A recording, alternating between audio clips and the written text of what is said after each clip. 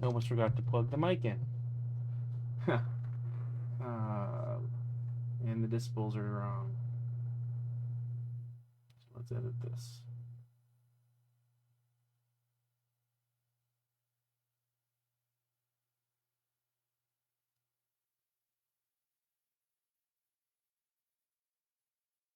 Okay. Looks like the filters are working. Good.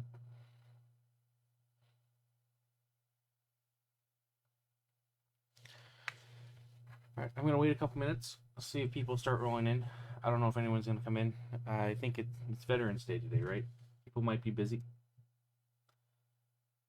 but either way, happy Veterans Day for anyone who is here or anyone who sees this later on.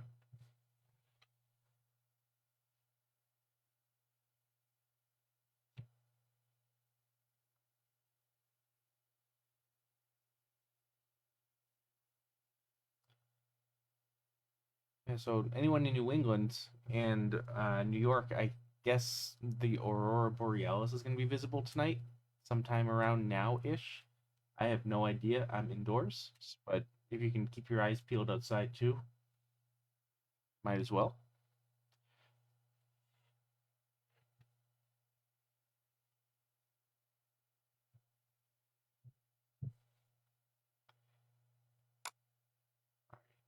And while I wait for people to show up, I'm just going to get my directories all set.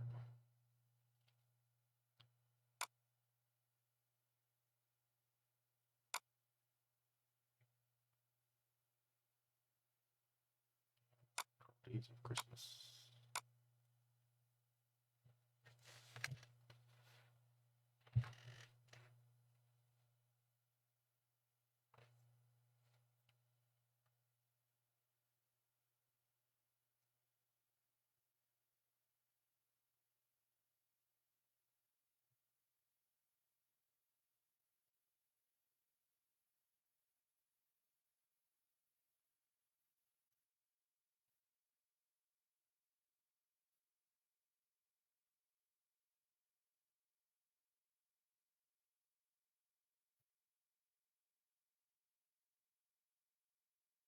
All right. I'm going to be trying to complete this as much as I can today. Hopefully, I'll get it all done.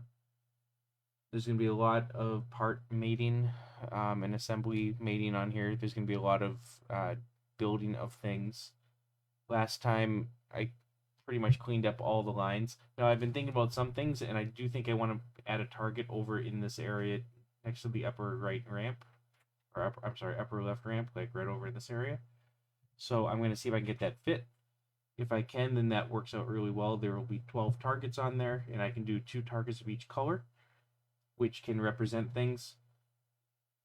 Previously, I was thinking like these 3 targets would be for the left orbit, these 3 targets would be for the ramp, these 3 would be for the right orbit, these 2 would be for this ramp. Then I wouldn't really have anything for this ramp, which is not good. So I've since decided, since I already have just 2 colors of everything anyways, and I have 6 shots. If I had 12 targets, I can just kind of dot the colors around the playfield, and that forces you to shoot more than just one shot or one area for a shot. So, for instance, this like these lower left targets would be green, blue, purple, red, yellow, uh, white, I think, and then these targets over here would be like green, blue, purple, red, yellow, white. So it would be scattered around a little bit more, and you would have to hit one of each. That way, these 3 targets and these 3 targets would be different, and then these 3 targets and these 3 targets would be different. And it would require someone to make some shots. And of course, this middle target or this target in the middle, when you hit that, it will light one set of targets for you to then hit and make the shot based on what the rules say. So that's why I want to try and fit another target over here, which that should be the first thing I do, I guess. So flipper guides. I don't want to edit them. I want to view them. This is going to be somewhat important for this upper flipper so I can make sure it still can be shootable once I add this upper target. So let's create our trapezoidal, trapezoidal guide here that I've done for everything else. And that way I'll know what my sweet spot is for this when I try to add that other target in. And this is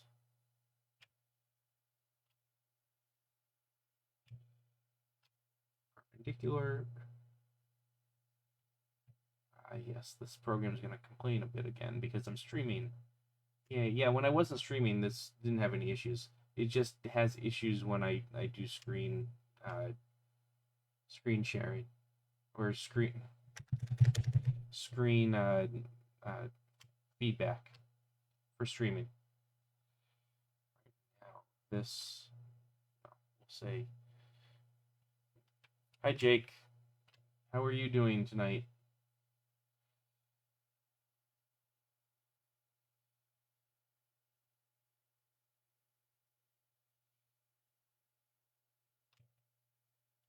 Equal to this one. If I can click on it. There we go. Oh no. Oh, why is that? I don't know why it's stuck. Oh, you're stuck at work? That's not fun. Well, hopefully this will give you a little bit of entertainment. Is this equal to something that it's not supposed to be equal to? Oh, it's because this is, yeah, I don't want this perpendicular. All right, so now this will work. We have this and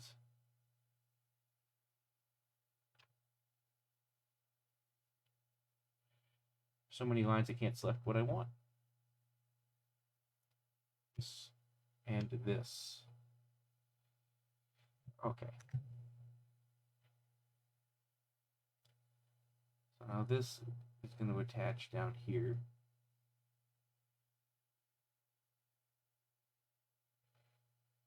Onto the flipper.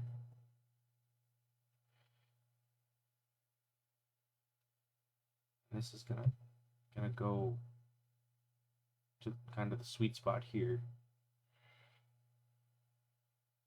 Let's see, if you flip there-ish, it's gonna go there. It's actually gonna be a little lower.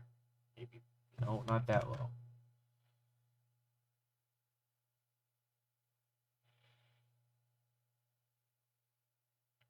There-ish. I don't want, yeah, okay. Yeah, so that's going to be there. So there's a lot of space here, so I should be able to add that target without an issue, which is good. Street guides are going to get pulled below the flipper. Show the flipper. And the street needs to come up. Knowing that's 1 1/4 there, I can take this, unfix it. Oh yeah, I should do that now. Let's see. So you're saying I should go to my C drive, right click, and click format. Oh, I sorry, I don't see any format on here, so I can't do that. Shucks. Maybe you're thinking of a different operating system.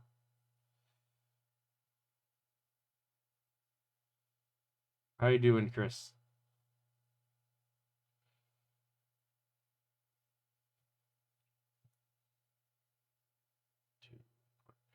Yeah. So that should give me enough space for this target here. Now let's copy paste to this target, this one of these targets.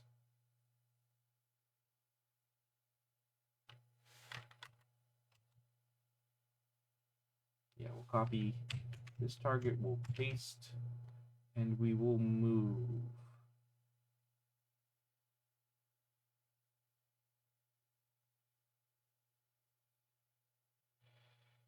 Water cool. Water cooling is a good idea.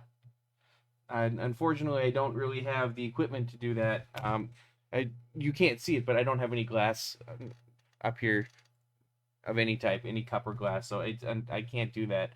Thankfully, it is what, like 30 degrees out right now, 40 degrees out, so it's pretty cool. I think my computer will be okay. No, that's not safe for stream. I mean, it's a stream, but it's not safe for the stream.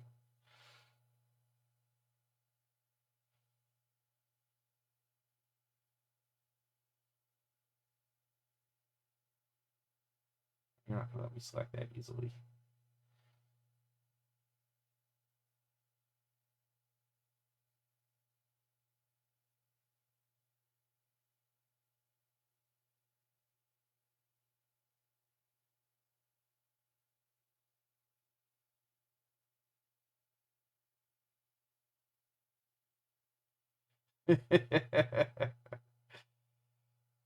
Oh boy, are we gonna get Waterboy references now, Jake?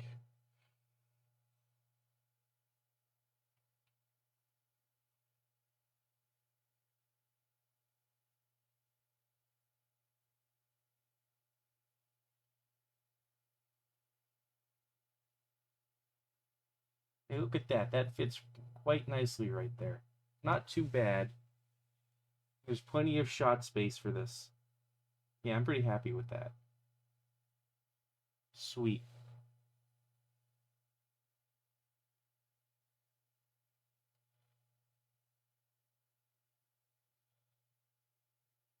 Yeah, I'm happy with that. All right. So now I need to put that target in with targets. And solid rubber post. This flipper should go in with devices. Okay.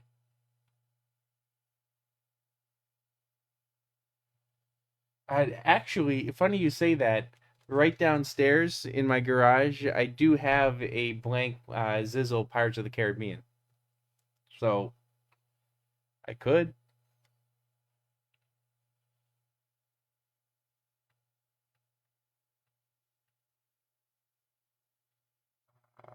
Yeah, I need. So I want to add a guide over here. This is definitely kind of where I want it to be, I think. Um, so I'm going to fix this. And I need a guide coming this way. There's going to be a guide kind of coming off of this guy, or a metal guide coming off of this guy. And go about here. Which means I might start the ramp a little bit further back.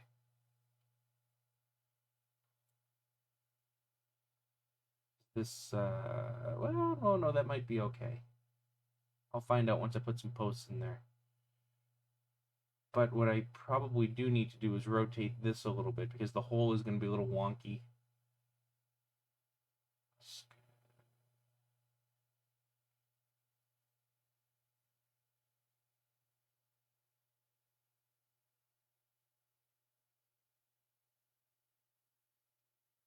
Something a little more like that.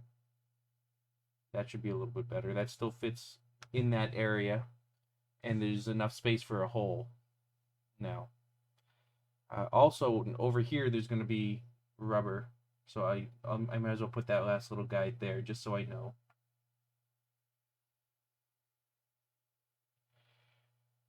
It's right around, yeah, like kind of like this is going to be like a rubber post of some type. So it can kind of bounce a little bit better.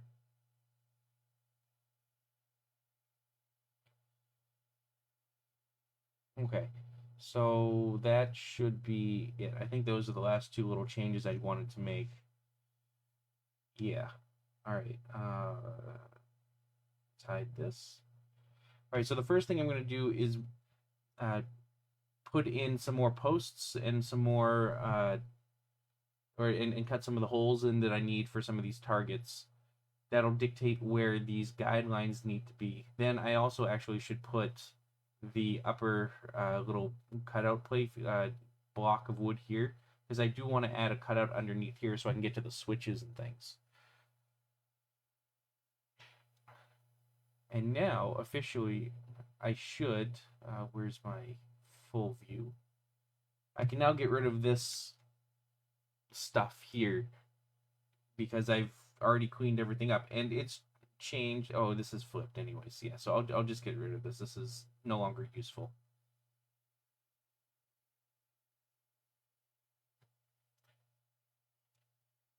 So let's get rid of that. All right, so now we have a nice clean playfield blank. All right, good. So I want a black rubber post here, I think. Everything except for the flippers and the ball. Yeah, well, that might make the game a little boring. I'll consider it. I'll consider it. No, I won't consider it.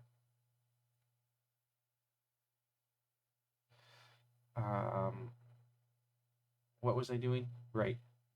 So I also need a black rubber post over here, because there's going to be slamming on that potentially. Not targets. Solid rubber posts.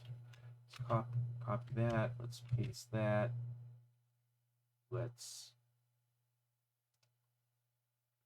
move it. We're going to need to remate it, and then we're going to need to move it in place. Let's move this. Let's make sure it's mated properly. Because even if you copy and paste something that's already on this playfield, the mates don't exist. And you got to redo it.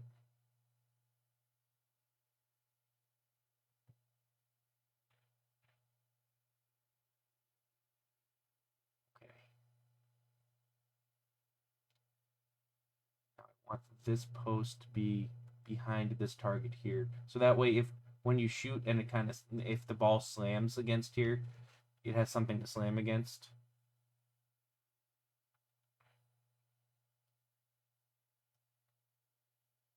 Yeah, that'll be about there. All right, I need a couple posts here. Now, I was using these thin posts, so I guess I should probably continue using those. And that'll make those fit more easily up there. So let's grab one of them and move it around. So those are post plastics. Let's find one that's nearby. This one's nearby. Copy, paste, move.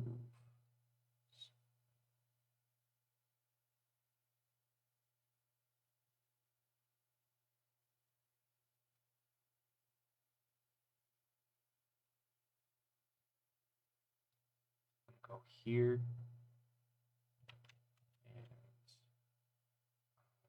And another one is going to go right above it.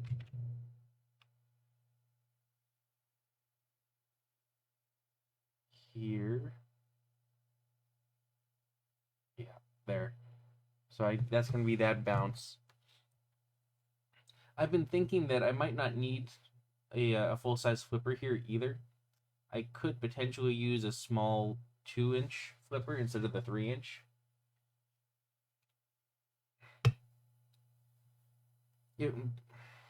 I mean, the full-size flipper might be overkill, but I don't know. I mean, it could be fine. I mean, these shots aren't that far away from it. Whoops. I don't know. I just don't know. All right, are there any other posts that I'm going to need? Not really. This game doesn't really have a lot of posts. Yeah, lightning flipper could work. I don't know. I'll design it for the full 3-inch. You can always put a different size flipper there later on. This thing underneath the flipper is going to be a metal guide anyways, so it's not going to have any issues if you put a smaller flipper there. I don't know. We'll see. One of the problems with a really small flipper, though, is shooting this ramp, because I definitely want this right ramp shot by this middle flipper. That's really important to me, and that's one of the reasons why I have this. And if I have a flipper that's too short, you're not going to have the oomph you need to get around this ramp. And the lightning flipper might work, but with the mounting hole here, that would throw the end point kind of here-ish, which means it really needs to roll off the end of the flipper to get up and around, which might make that too difficult. I don't know. That's going to be kind of a once I build it, once I make it, I'll figure it out. But yeah, lightning flipper is a possibility. Yeah, I don't need any more posts. All right. Well, I guess this is gonna be a little bit of busy work, but I should flesh out this whole bottom because there's a whole bunch of posts down here. There's a bunch of guides and things that need to go in. And then I can just kind of work up. So, yeah, where's my guides?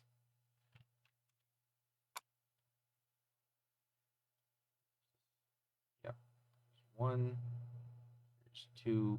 Then I'm gonna need a whole bunch of those posts. Oh, I'm gonna need slingshots. So I need 1, 2 slingshots. I'm gonna need rollovers. 1, 2. Which side is this gonna be on? Yeah, it's gonna be on this side. 3.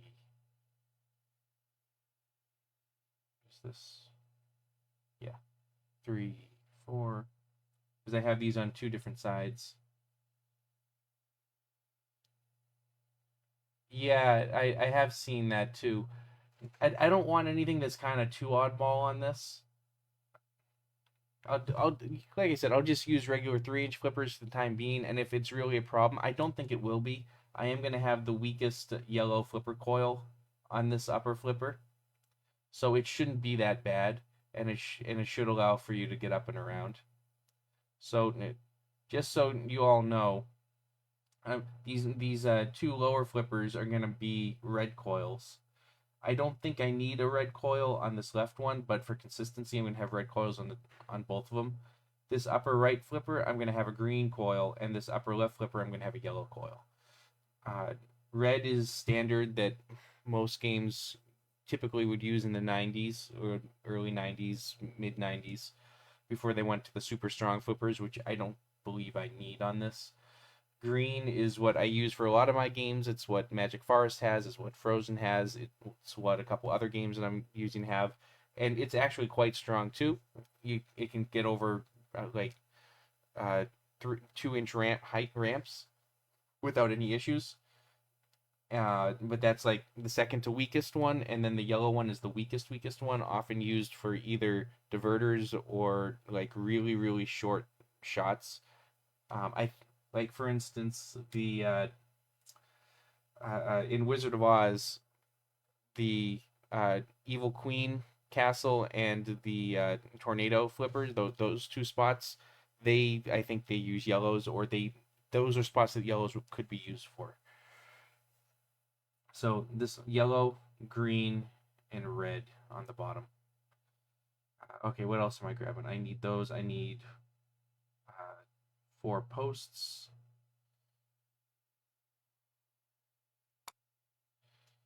Which I'm just going to grab and pull right in because it'll be easier that way. And these again are going to be these thin plastic posts. Not 4, 6 posts. 3 on one side, 3 on the other.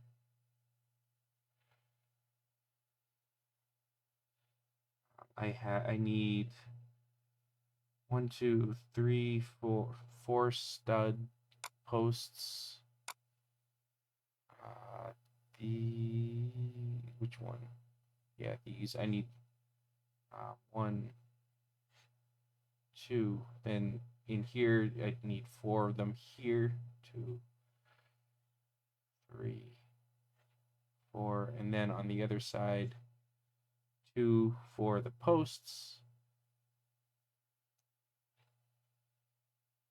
That is out of the scope of this table, of this layout, Chris.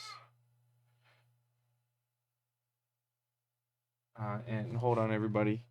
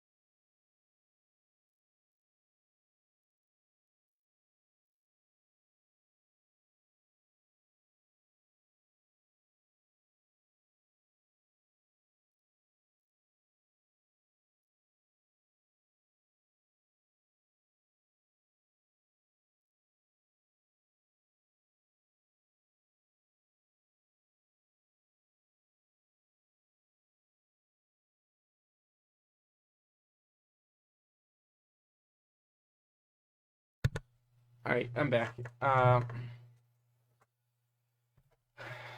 daughter had a question, so I had to take care of it. So what was I doing? I have three. I need three more. 2, 3. Okay. Let's start mounting these things.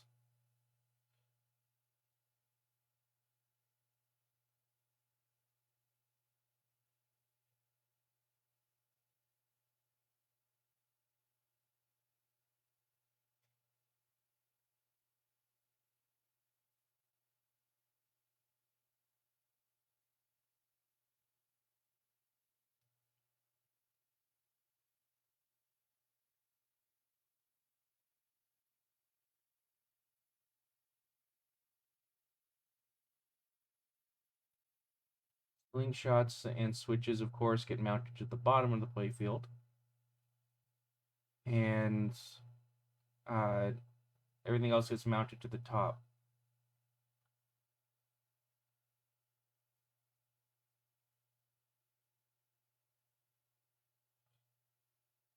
Well, most other things. Some of these things are going to be mounted on other components, like these studs are going to get mounted on other components. All right. And these need to be parallel with the side facing the other direction.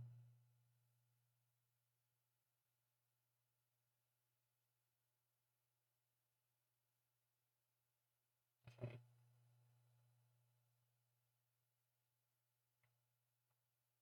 Let's put those in place. I'll fix the position in a minute. I just want to get them roughly in place while I'm zoomed out.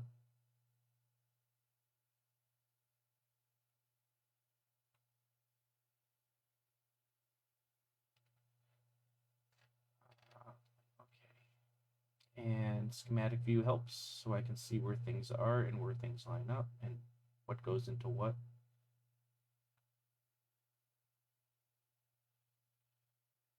Yeah, huh.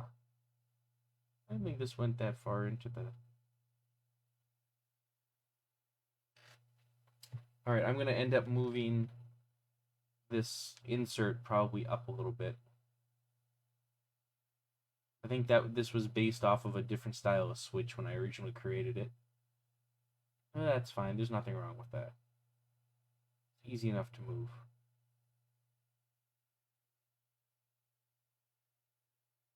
Yeah, it's interesting how these are overflowing on top of this so much. Huh. Okay, and then this goes over here.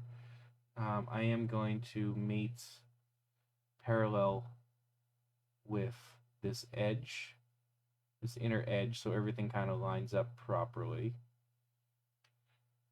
Actually, it would make more sense if I made it parallel with the leaf switch, wouldn't it?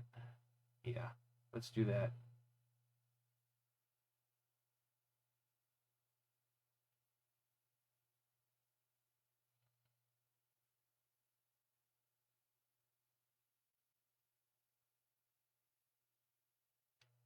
That's parallel, and then I move this into position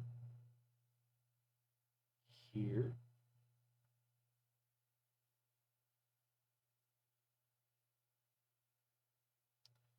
Yep.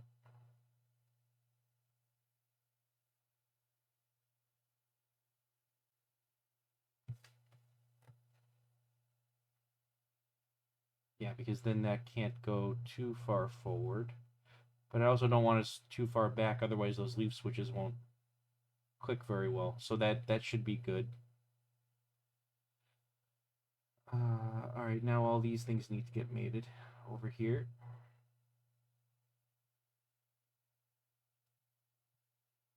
And I'll start off with these studs.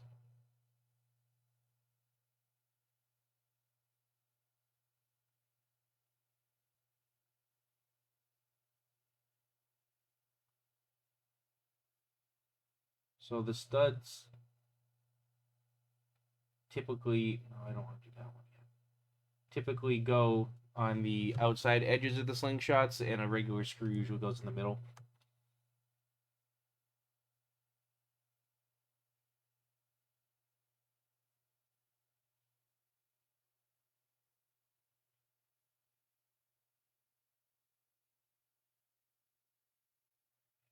Rebuild because that ran away from where it was supposed to be. All right, now these things need to be made to the play field.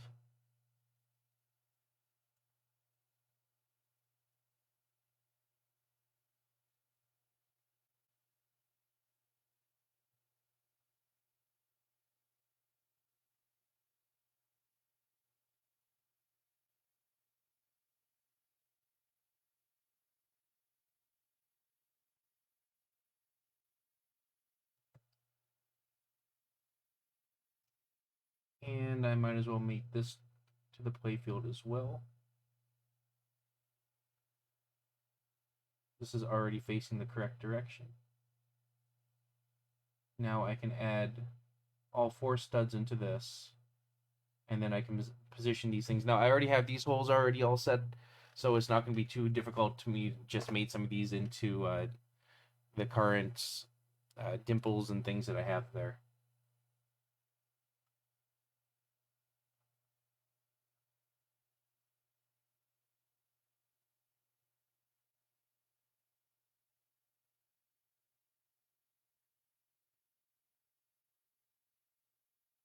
There's going to be a lot of this type of busy work tonight, and there's not much I can do to avoid that.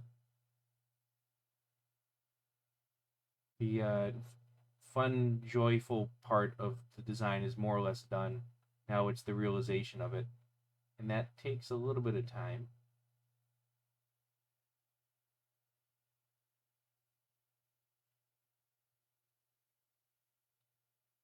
Now, what I really need to do at some point, I wish it wouldn't do that. What I really need to do is just pre-make some of these assemblies because they're very common, and there's no reason why I shouldn't. I've just been kind of lazy on it. I don't even know what that is, Chris.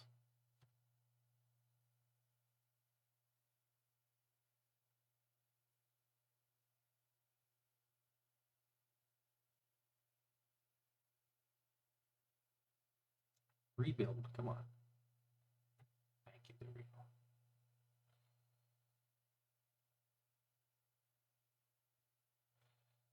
Ah, I haven't seen the Muppet movie in ages, so I would not have recognized that.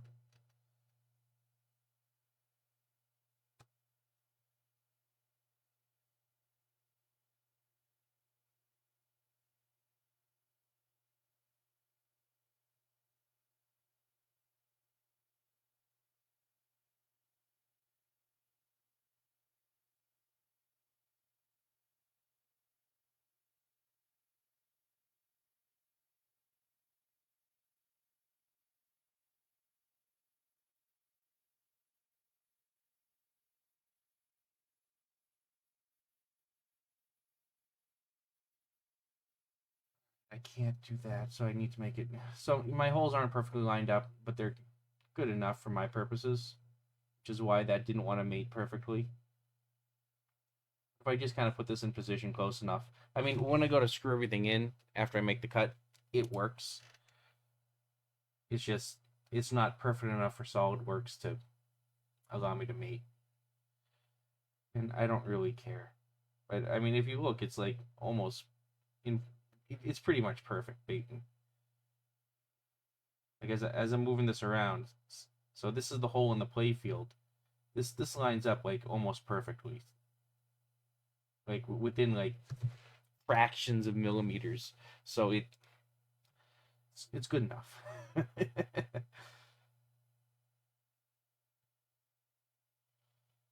And I can always just take this. No, I can always just take this.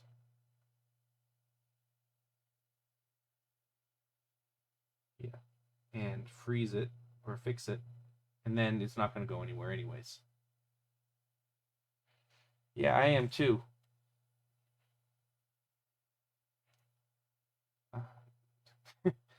You know, that Dairy Queen sign really is tempting, Jake. It really is. It's cool.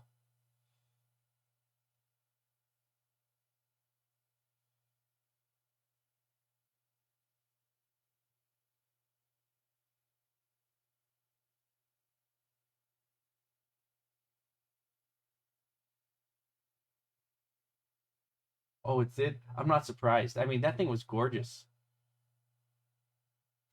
I mean, whoever got it, I mean, that's going to be a really neat fixture in their house.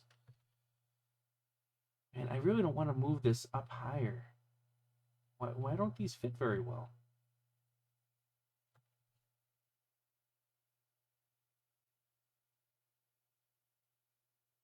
Oh yeah, yeah, those signs are neat too. Why doesn't this fit the way it's supposed to? I really don't, I don't get it. My other playfields, this works fine. Unless I flipped them upside down, I might have, I might have flipped them upside down. Yeah, I might have attached them from the bottom up to make it fit. Oh well, that's a problem for installation me. I mean, the holes still technically on this don't disrupt the insert, and with an LED there, it really doesn't make much of a difference. I might just leave it. This can come down a little bit more to that. Yeah, I might just leave it because I think this will work fine. Yeah, that's not gonna be a problem. Okay. All right, so that was one side. Uh, and these I also want to fix.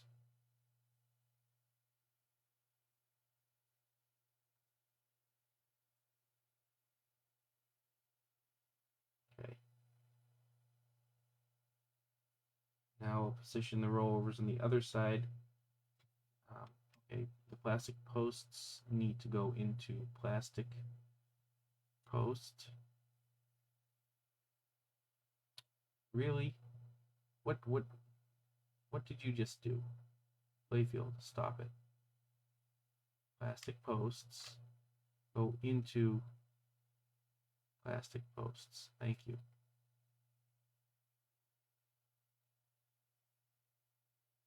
The stud needs to go into metal posts.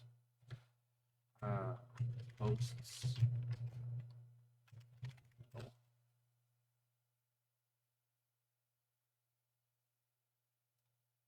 These solid rubber posts need to go into posts metal. Slingshots need to go into devices.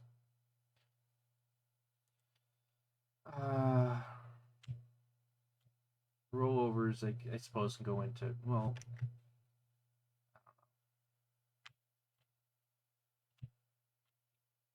these plastic posts need to go into plastic posts.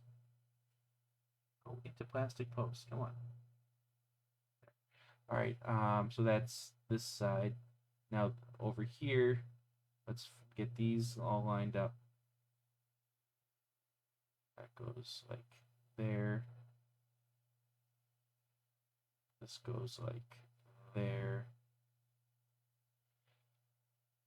Why is that one so much lower? Oh, yeah, that needs to go a little higher. Yeah, all right. Now we can fix those two things. Where are they?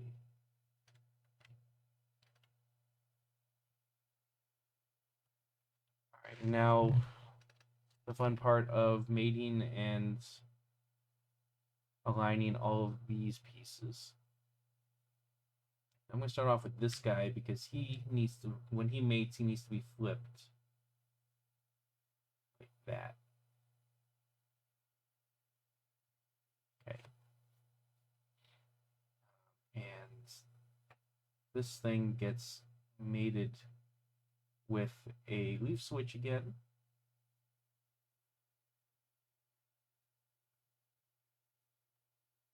And I can then use these to make dimples on the bottom. I'm not going to do a bottom cut when I finally cut this thing, but just for posterity, I'll make dimples on the bottom.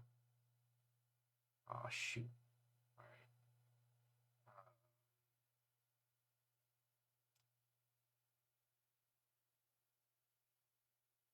Not want to mate. I didn't want to do a hard mate on that. I just wanted a parallel mate. So you mates this thing. No. Edit the feature. Thank you. Yeah, you just need to be parallel. There we go.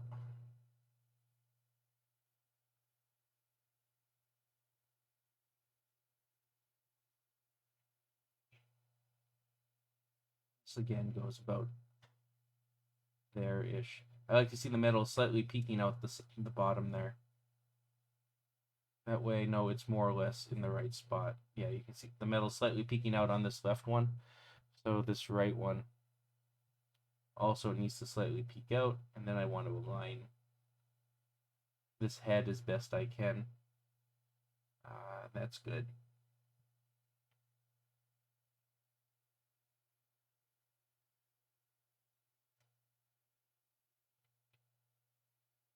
All right, now the, ouch. Now the posts.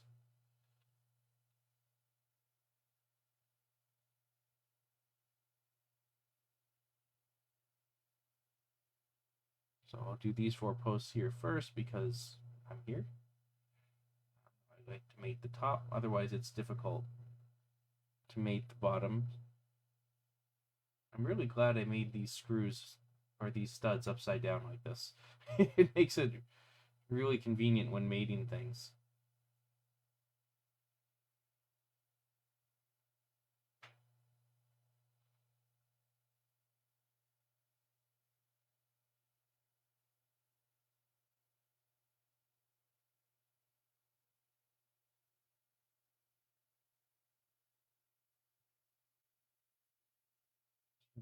Go on here, then I'll put this in place.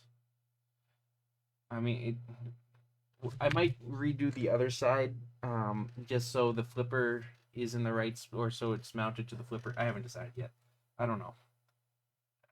Maybe I don't care enough about that with this, because I really just want to get to the upper part of the playfield. Like I said, I'm working from the bottom up, and there's a few more things on the bottom I need to put in before I'm satisfied. I still have the arch and trough and a couple other miscellaneous things down there. And I forgot to reverse that. So this thing makes, yeah, this needs to reverse. Like, yay. Okay. And then, yeah, I'm just going to mate the same way I did last time.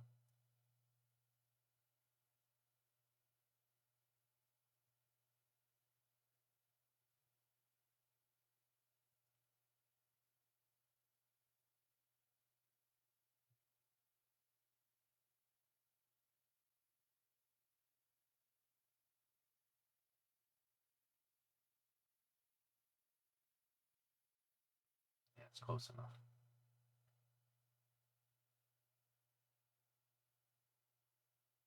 And this will get fixed in place. There we go. And now out.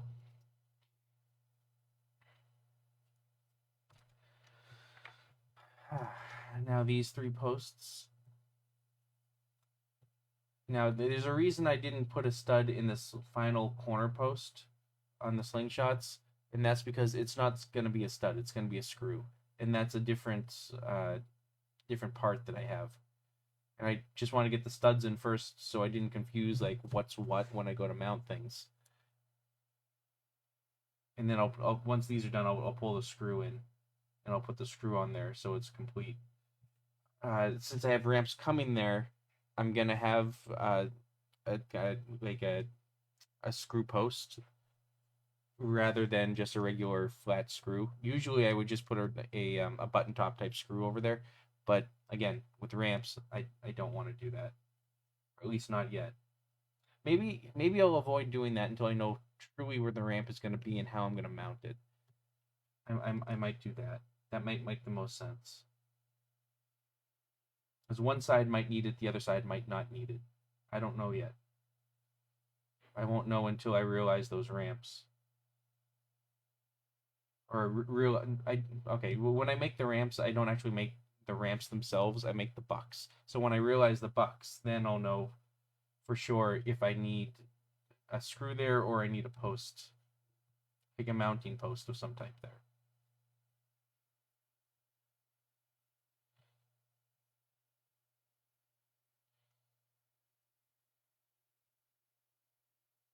Come on, click. Thank you.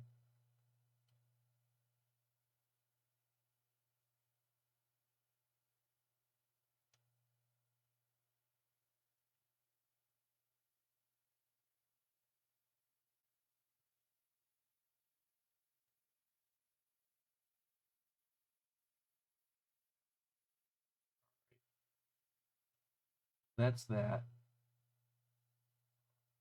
Now, if I really, really wanted to be picky, I could put those solid tube, light tubes in here. Where are they?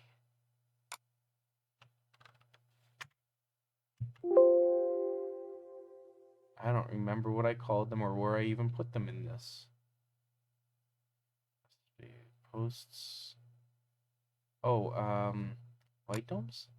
Yeah, all right. These little GI light rod things.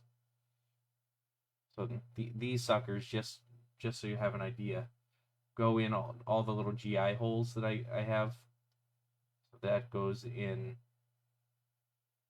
there, and it gets mated on the bottom. I'm not going to add all these guys in yet. That's going to be one of the last things I do, because not only do I have that, but I also have the lamp PCBs somewhere. Under sockets, question mark? No. I have lamps. Target stars. Oh, electronics. Yeah, fast LED. Yeah, here we go. Oh, I can't do that in mate mode. Okay. So this would mate with, where is it?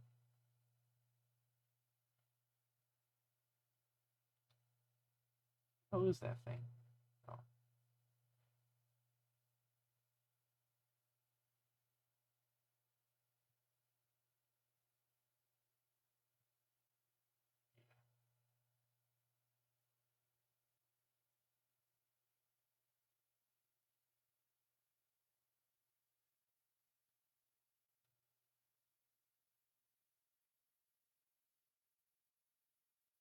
Where did it go? Come on.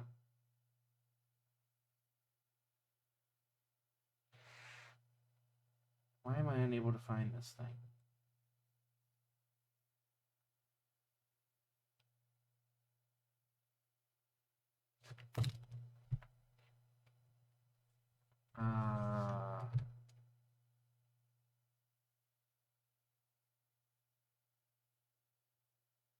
Oh, why is it over there? No.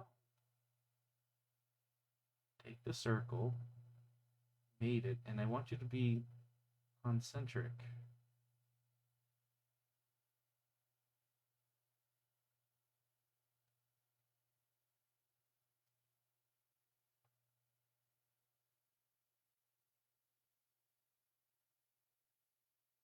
To this. Okay, and then this mates to this. Not the point. Christ.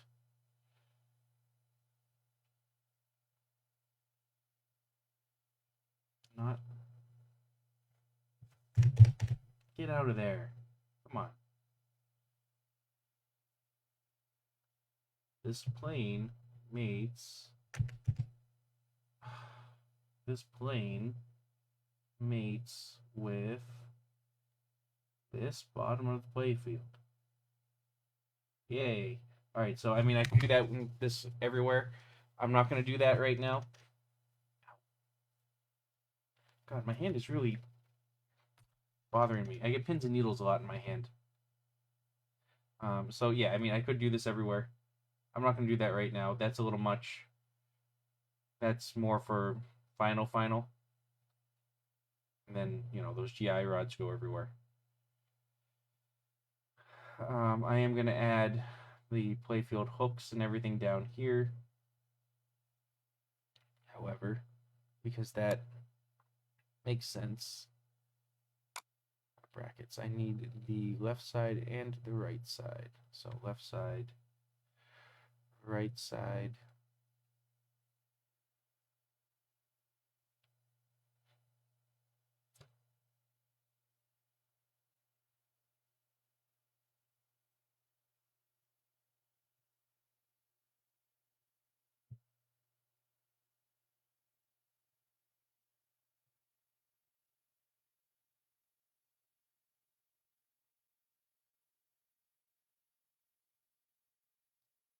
And they go in the holes.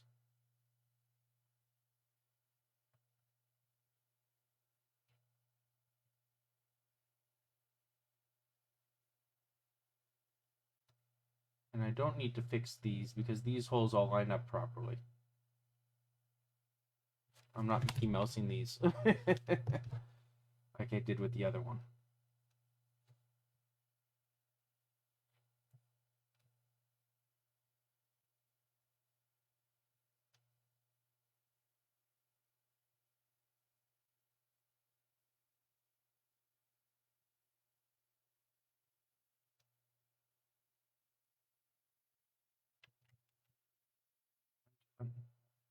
That is not... Is that concentric? That's not concentric. There's no way that's concentric. It is concentric. Oh, it's concentric to the wrong thing. Oops.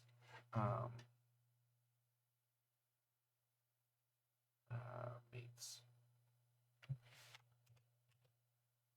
That was to the wrong one.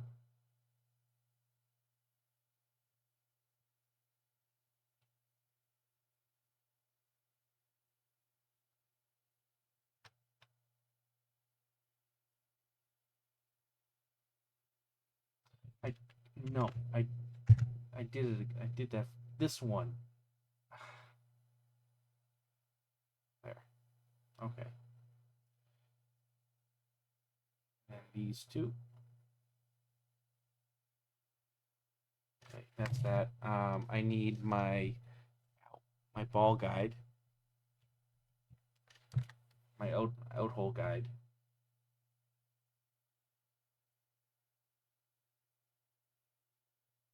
I think I have that defined. Metal guides and scoops. Yeah, out hole guide.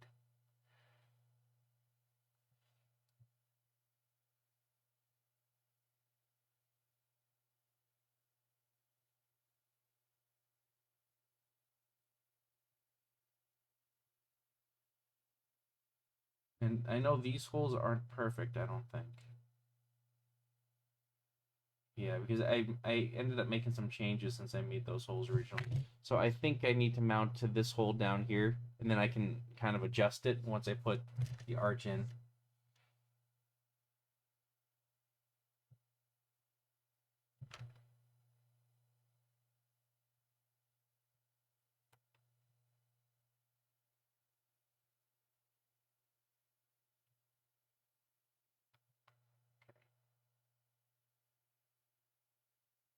Let's throw the arch in and make sure everything lines up. So that is you.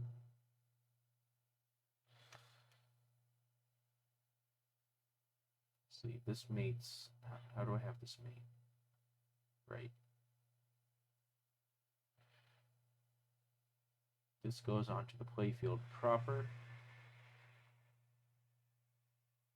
Oh, I didn't need. Shoot. That goes onto the playfield proper.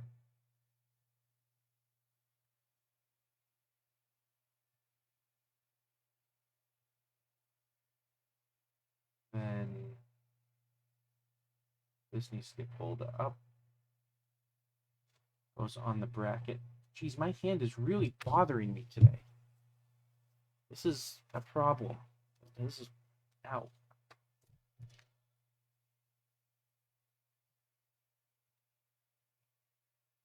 It's going to get mated over here.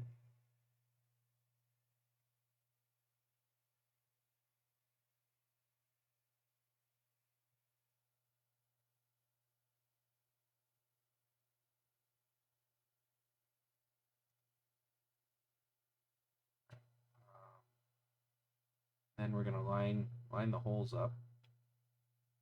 So they don't mate perfectly. Like the plastic doesn't mate perfectly on the sides. It's hovering a little bit from the sides. So that's there, and then this is gonna fix. That's where that goes. Right, there's the arch, and now I can fix the outholing. The outholing. Why is this so incorrect?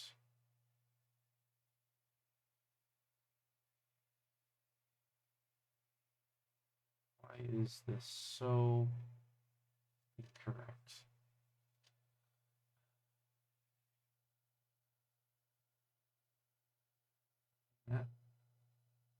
That looks right there.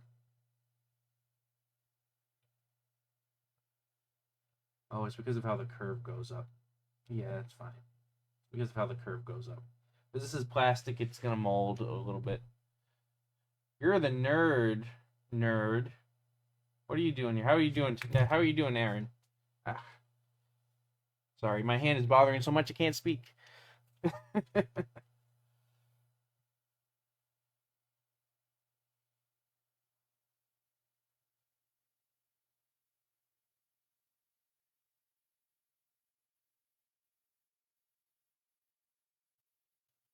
Arch. Hanger.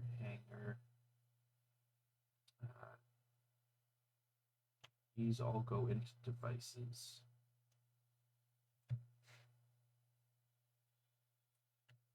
Outhole guide. This should go into metal guides.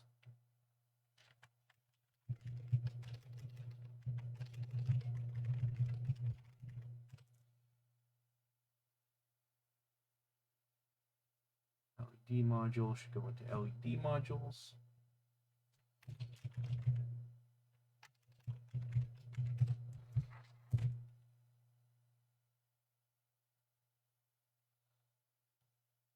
Light rod should go into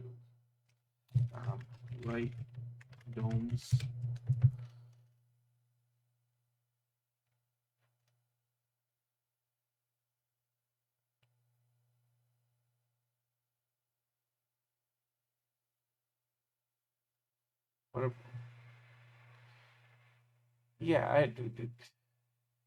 What else am I gonna do on a Saturday night? I mean, come on. I need to get to bed reasonably tonight by like 1 o'clock, and I got things to do tomorrow. I'm starting theme park work on Sundays again tomorrow, so I can't wake up with a hangover. All right, so that's all this shit down here. All right, so now we got that. Next, I'm gonna come up. Let's see what holes do I. All right, I already have those holes done. All these holes along here. So I'm gonna make these target holes after I save.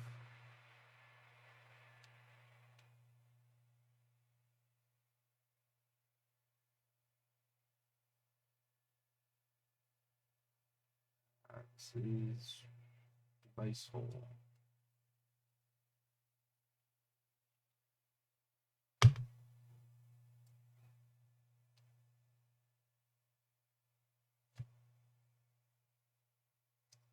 Yeah, Aaron's being quite lazy. So I don't know, man. I don't know. Can we really trust him when he's taking so long and yet his company name is Fast? Burr.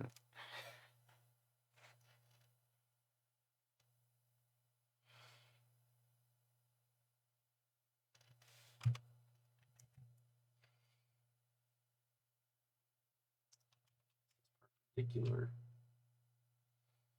This is perpendicular. This is perpendicular.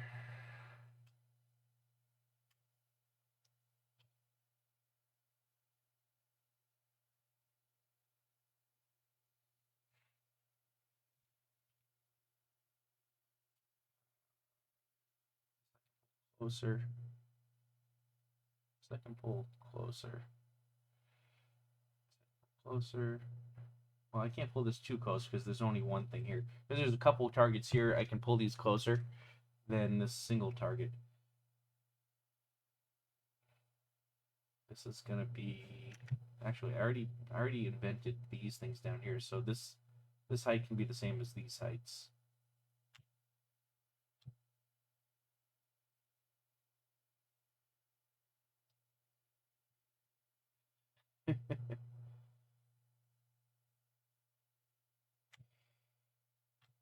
These are collinear.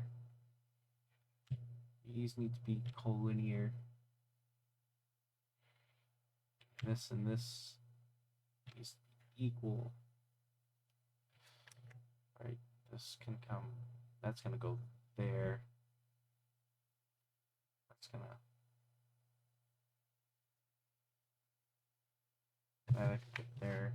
I don't know if I really like, nah, that's gonna look bad. I'll put that similar to this on the other side.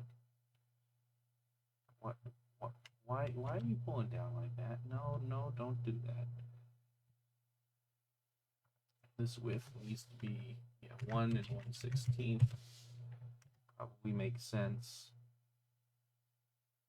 I said that this was collinear with this. Why are you not collinear? Thank you.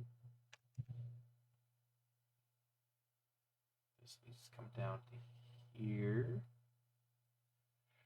Yeah. And you go up.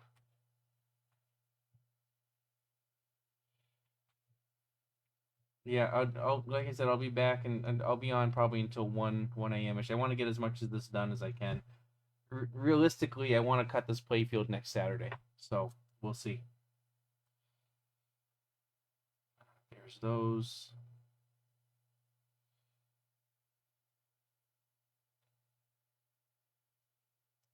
These.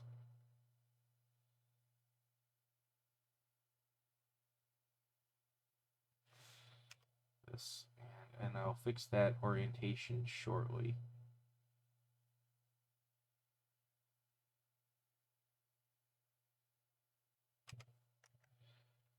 These need to be perpendicular as well.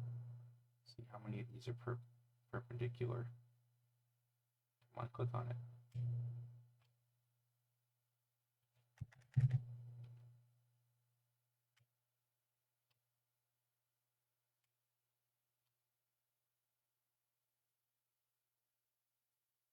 All right, talk to you later, Aaron.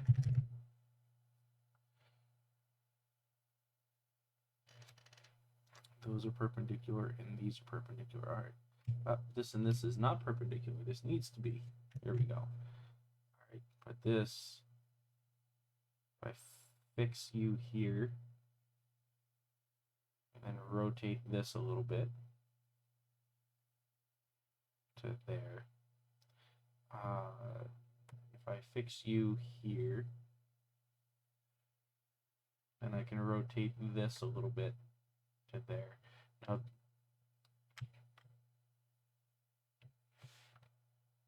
that's no longer fixed.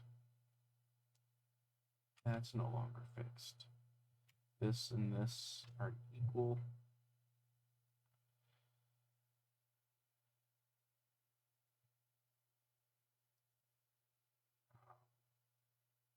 this and this are equal. This and this and this are all equal. Okay.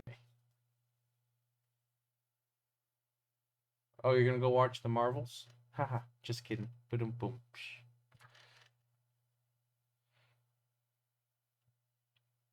Okay, those are all set.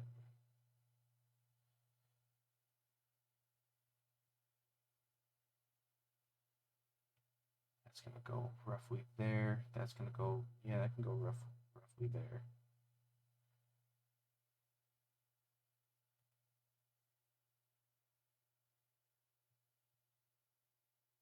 I can't go too far up because this has a ramp guide here.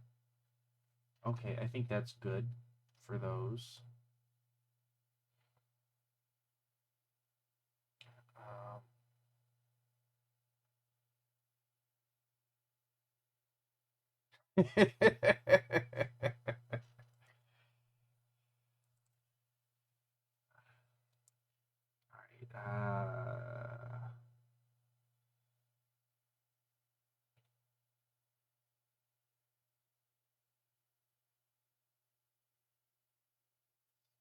Up and over.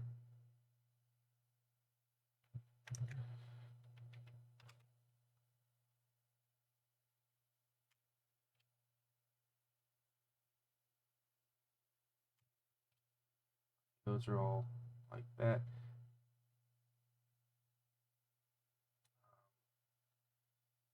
This is equal to this. This is equal to this. Goes about there.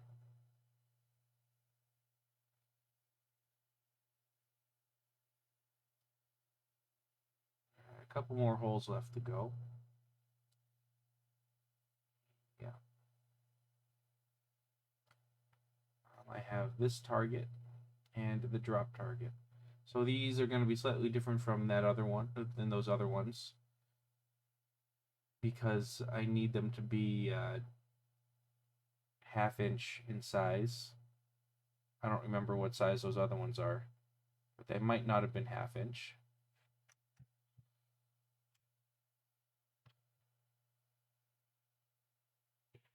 I really didn't want you to rotate that way. I want you to rotate this way. No, not that way.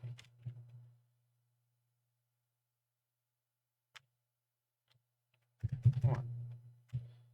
This way? Question mark? Why are you constantly doing that?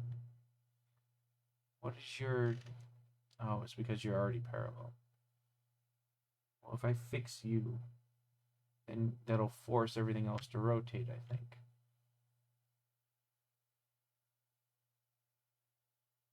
Yeah.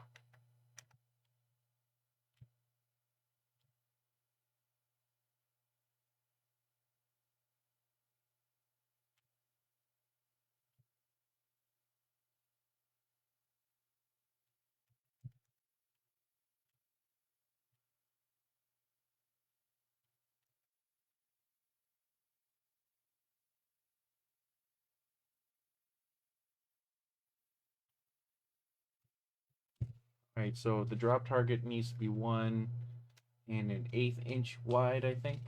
1.5 tall, but 1 1/8 inch wide, I think.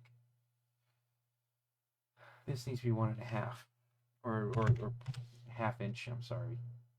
And the length of this, 1 3/8, I think. Well, actually 1 1/4 might be. Okay, let's see, does that work? 1 1/4 is too small, so 1 3/8 will be fine for this. And this is half-inch. And then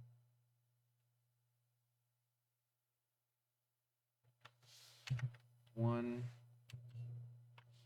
inch. This is definitely going to be too small, I'm sure. Yeah. So 1 1/8. Yeah, 1 1/8. There we go.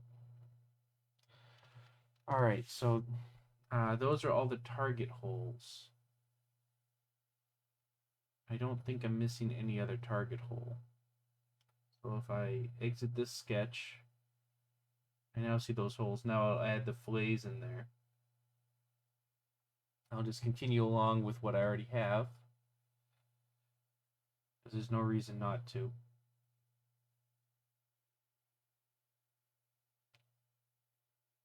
I don't, no. Get off of that, thank you. I don't want to fillet the entire play field. Ugh. Just these corners.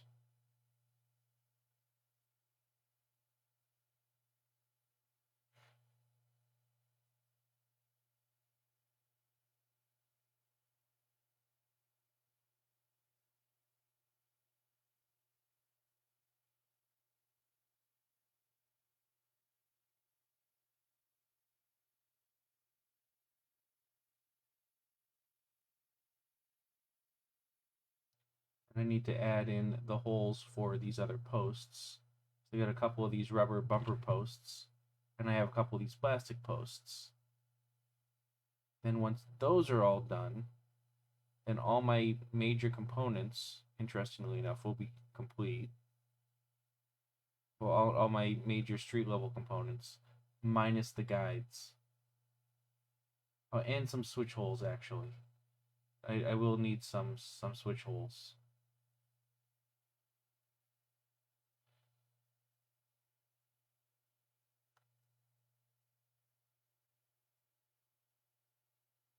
Okay. That takes care of that. Now I need top dimples. Edit this. Let's add these 2 dimples here.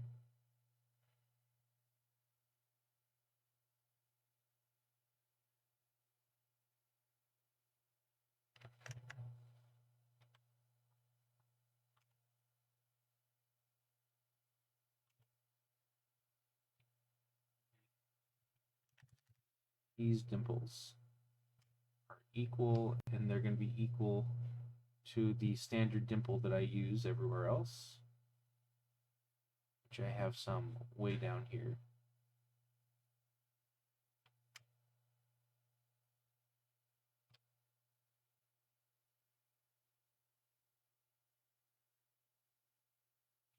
And then, oh, I need, those are still in device holes, so I can add those here. Yeah, those are in device holes, so I can add circle here, circular cut there, and a circular cut up here for this bumper post. These guys, first off, are going to be fixed like the other ones.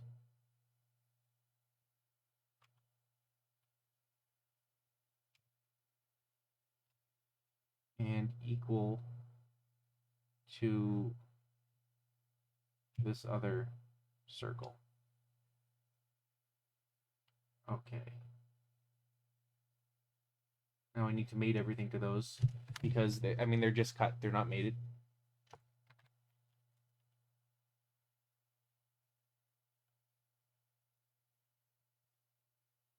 No, don't rotate that way.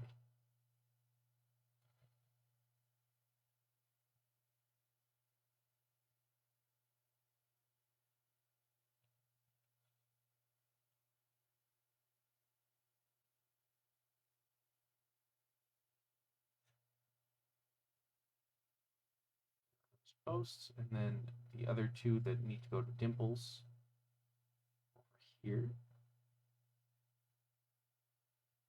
Yeah, I'll move them out of the way too. I move these guys just so it's easier for me to grab the inner shape of a cut. If I just grab the outer like circular shape perimeter, then it doesn't always mate the way I want it to. But if I choose the actual cut itself, then that more or less mates it concentric properly instead of tangent or some other weird thing. All right, so all those nipples are done. All those holes are done. All right. Now I know where my guides can actually, for realsies, go.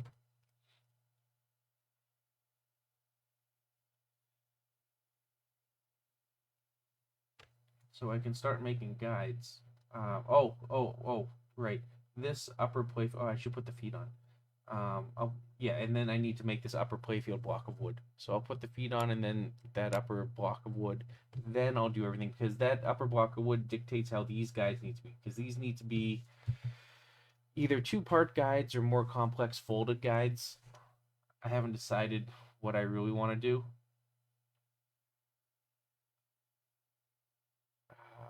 Those are in brackets, I think. Yeah. There's one. There's the other.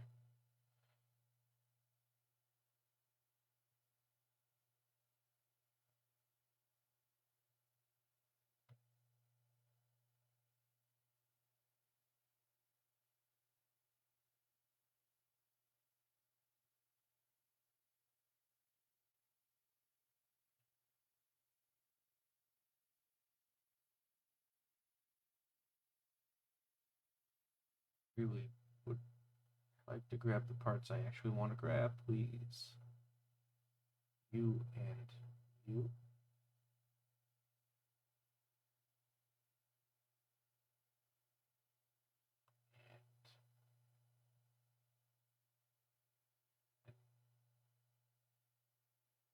You and you. Good. This goes on this side.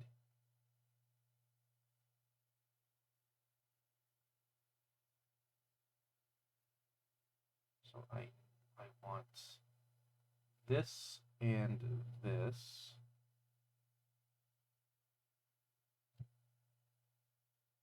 Then this and this. Okay, good. We have the feet.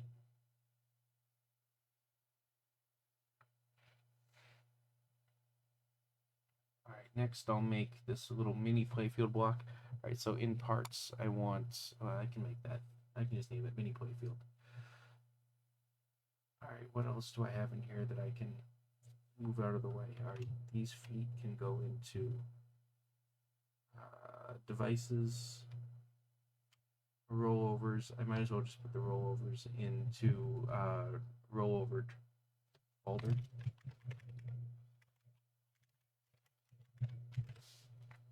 And these lane guides I'll put in devices too. They're not really a device, but it's, you know, it gets it out of the way. All right. Okay, so now I will create a new component. Insert new part. This is going to be called left upper left lift playfield. No, I'll call it left raised playfield.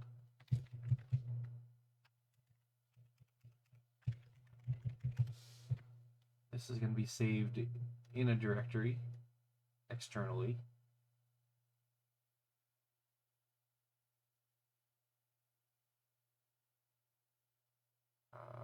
Just parts is fine.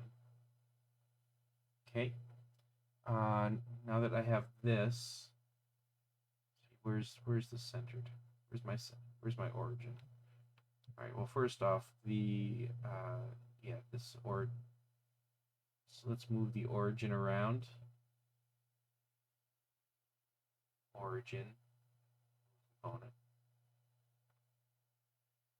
Where is the origin? Oh, okay. Can please. please. Origin.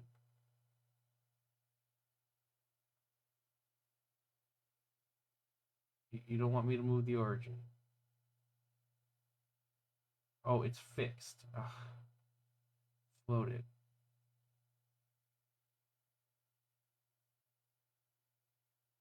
Alright, now I can move it. So I'm going to move the origin kind of over here somewhere. That way it's at least somewhat in the middle of where I'm making it. Alright, so now edit component. Top. Sketch. So I'll start off with a sketch that goes in this corner, comes out down to here. Now, of course, I don't want these to be coincident with anything, so I'm going to fix them like that. And then I will sculpt my playfields out of this. This curve should be roughly the same as this other curve. So that's the best way to do that. I guess the best way to, oh yeah, these are two curves. If I convert entities, then I don't want you on edge. I don't want you on edge.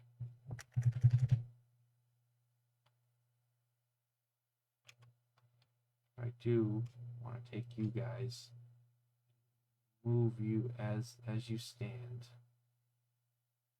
to here.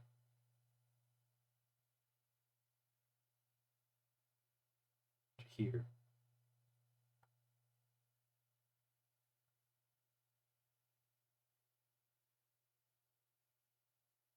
Yeah, I'll move you to there. Then I can trim this. Yeah, all right, good. That's going in. That's going in there. I can trim down there. All right, and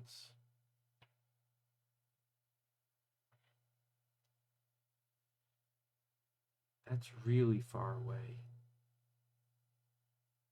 That's really far away. I don't like that.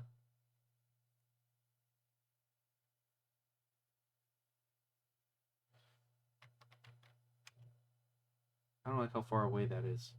So this is not going to be fixed anymore. Because I need to pull these things closer.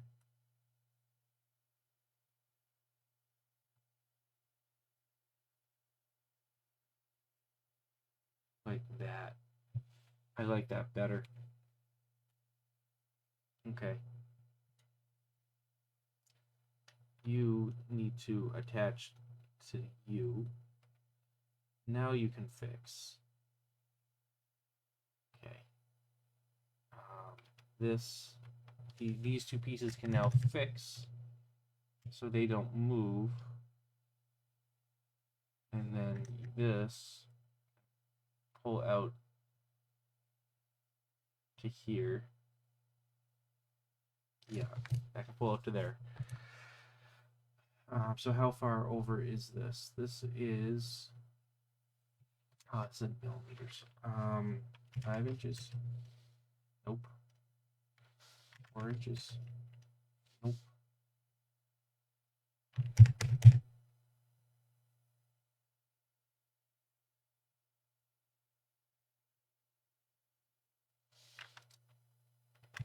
.25 inches. Yeah, 4 1/4 inches is fine. Okay. And did I refixed you? I don't want to fix you, but I do want this to be clamped to a certain height. So this is what is this in inches?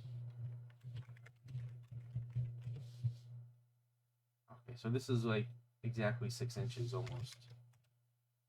Yeah, that can be like exactly 6 inches. That works out well. So we have this basic sketch.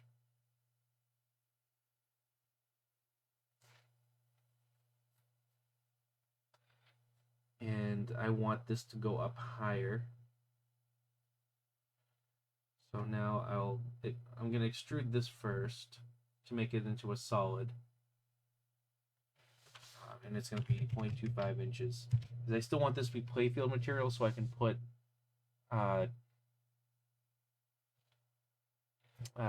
like switches and things under it. I think. Do I even want to do that?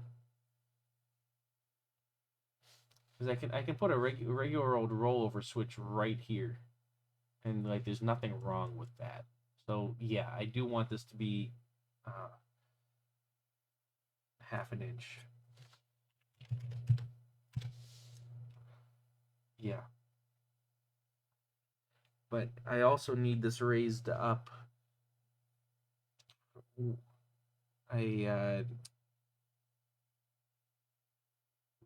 Like 3/4 of an inch high. So I'm going to take this playfield that I just made that I now can't access. I'm going to mate it to the top of this playfield, like the bottom of it to the top of the playfield, but offset. It's going to be offset 0.25 the other way.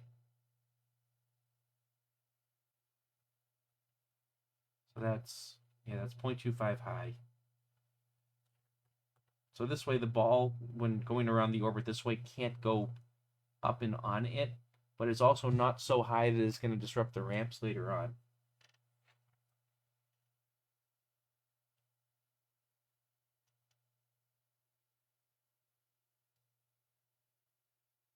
Okay, the other thing that needs to be done is this needs to get a little bit of a cutout.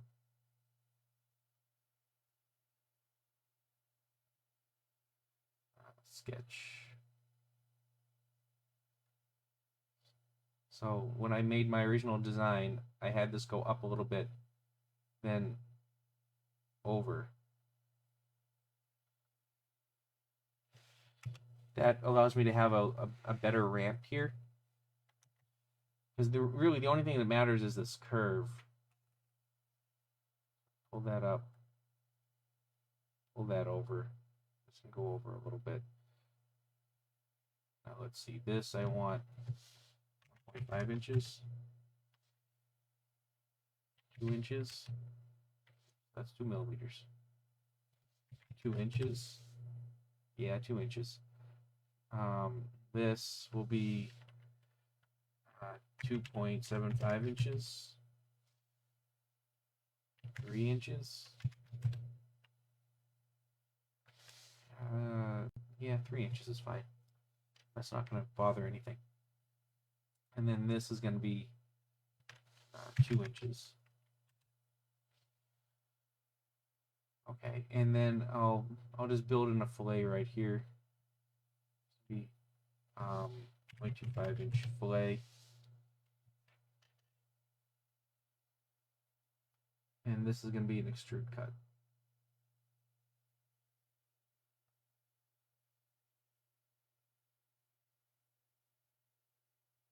All right. So there's the mini playfield right here, kind of the raised up playfield. Now the other two things, like I said, I need to cut out here, but also because this is raised up, I need to add a couple places to mount it. So a tripod mount is probably fine. So a hole right here, a mount hole right here, and a mount hole right here will probably all be fine. I do have this ramp that swoops around also that needs to get mounted down, and I haven't really decided. Well, maybe I have. So if I trim this playfield down a little bit, actually, yeah, if I pull that playfield down by an inch, because I really don't need this full amount. If exit that component. If I measure from here to, you're not going to tell me what I want. Yeah, all right. So from here to here,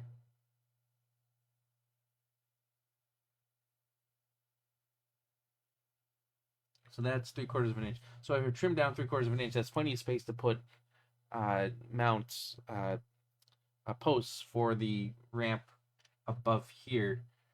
Actually, no, the ramp doesn't get mounted there, does it? The ramp gets mounted over here. This is all just a bend curve. That doesn't make any difference. I don't need to do that. I do need to make sure that over here I can mount things. So this section actually is probably a problem with the ramp. Interesting. Yeah, because that ramp flattens out. Well, if that ramp flattens out right here, then I need the mounting points. Nope, it's fine. It's fine. I'm okay. So I will add mounting points now to this thing. Edit, sketch, new sketch. So it's gonna mount here. I can't mount it there, can I? I can't mount it. I can't mount it right there. I can mount it here. So I'm gonna mimic a T-nut for a second. A T-nut has 3/8. I'm sorry, 5/8 diameter. So if I put that T-nut, like, I can put a T-nut there safely. Yeah, all right. I can put a T-nut there safely. All right. So a T-nut goes there, a T-nut's gonna go there, and a T-nut's gonna go there. And that should have enough rigidity for this thing. All for construction and equal.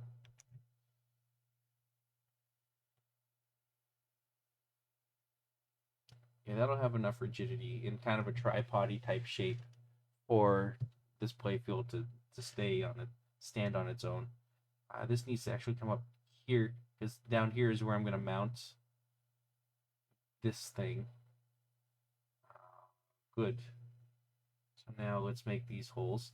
T-nut holes are 1/4 of an inch on the inside, but I'm going to make it a little bigger just so I can grab these things. Equal. These are going to be 1/4 inch on the inside. And while I'm at, well, no, I'll just keep this as T-nut holes. And this is going to be an extrude cut through all. This is T-nut hole. This is mounting hole. And then finally, I need the switch hole, which is going to be right over here.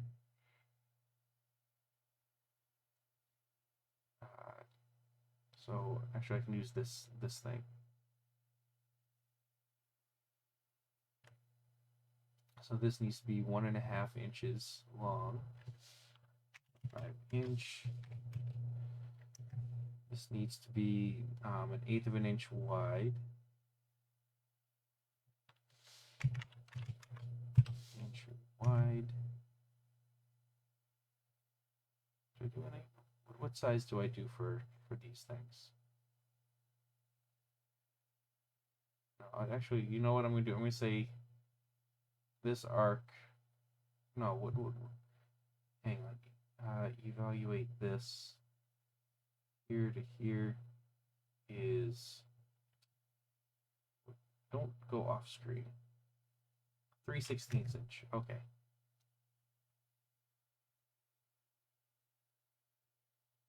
This is 3/16 inch. And I want this to be in the middle like this. The ball is going to roll over it like there.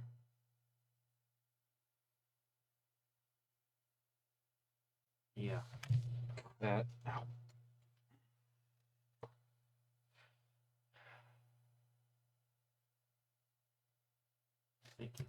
I want this pulled down a little bit. If this switch is here, that should be okay with the ball goes around. That shouldn't bend the switch. Now, just for funsies, I'll pull it down just a little bit more. Yeah, then there's no way the ball is gonna damage that switch. That's too close to that edge.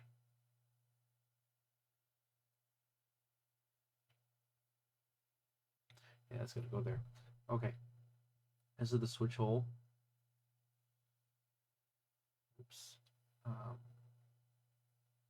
We want to close out the component.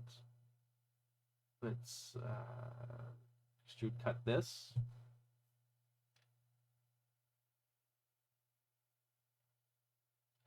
All right, so now we have this mini play field with the things on it. But now I do also need to make this accessible. So the switch is going to mount up here, so I definitely want to make it so you can get to that switch from the bottom. And I also have these holes I need to take care of. So I'm going to go modify device hole, and we're going to create some holes based on this, and this. These are going to be the T-nut holes down here.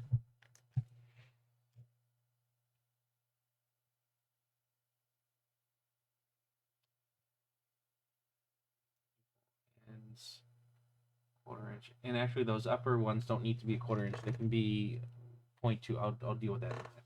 So this is going to be 1/4 inch because this is actually the T-nut hole. And then I need, let's see where all of this shenanigan is.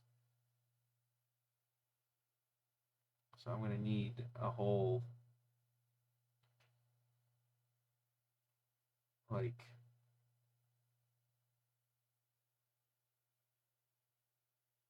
I don't know, this. I'll make it a little nicer in a second. I don't want the point, I want this. So this should, oops, should be vertical. This should come down a little bit. Let's make this vertical again.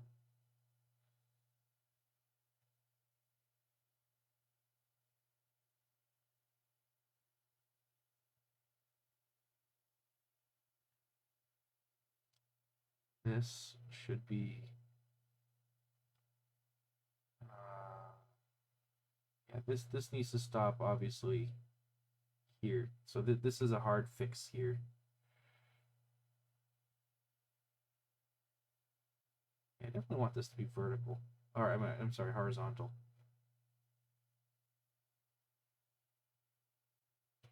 And this can't be a hard fix there, because that's still cutting in over on that playfield, and I don't want it to. So this can go right here.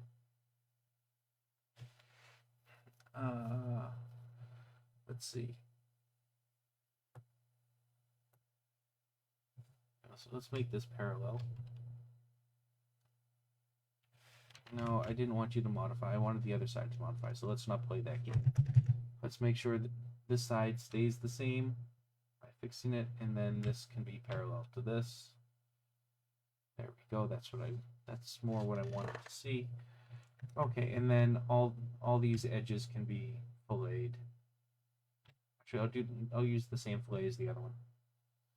Okay, let's exit the sketch, and let's go to fillet.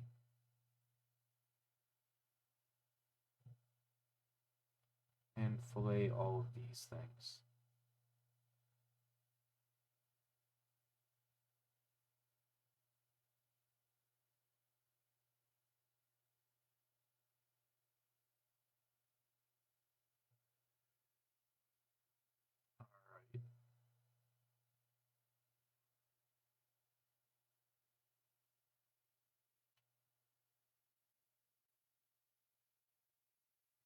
Okay. So now we have this hole here, which we will be able to access the switch that's under here. This is raised up. And, oh yeah, I'm not going to be able to put that there because that would require bottom T-nut. I'm not going to be cutting bottom T-nuts. Ugh, that's right. Well, I might make the exception here, and I might just manually route the bottom T-nut on this. So we'll just say I'm doing that. Now, the nice thing about this mini playfield is I can do a bottom cut on this because I'm not. There's no. Well, there are dimples on the top, but I can make like dimples go through, so I can fudge it on the bottom. So the mounting holes, as I said, they can become 0.2 inches. They can be a little smaller. Oh no, not you. Mounting hole. 0.2 inches. They can be a little smaller. Okay. And on the bottom, I still want to do that. On the bottom of this, it's a 1/4 inch high, but if I route in a 1/4 inch, or if I route in from the bottom 3/8 inch and route in, you want to do 3/8? Yeah, if I route in 3/8 on the bottom and then 1/8 on the top of the, no, that's, I'm sorry, 3/16 on the bottom and 1/16 on the playfield itself, the main playfield, then I'll have like guide holes to kind of put this stuff in. But I'll deal with that. I'll deal with that later. I don't think I actually have these standoffs. Spacers. Oh, I do. Oh, I do. So yeah, I have a big ass spacer that I can use. Let's exit out of this for a second. So this big ass spacer, I have a bunch of them. So if I get 3 of them and I mount it to the bottom of that playfield, actually I can't mount it to the bottom. Yeah, okay. Let us edit the playfield and make it. Come on, make a new sketch. Then on here, it's going to be 3/16 on the bottom.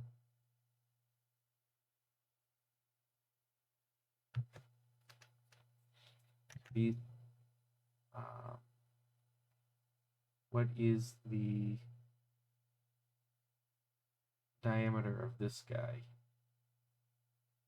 You are not to there, just to this. 0.3 inches. So if I make it 0.3, yeah, if I make it 3/8 inches, then that'll fit in. It'll have a little bit of leeway, but it'll more or less make sure the thing is centered where I want it to be. So this sketch can be I'll make it 3.2 inches. This and this are all equal. Yeah.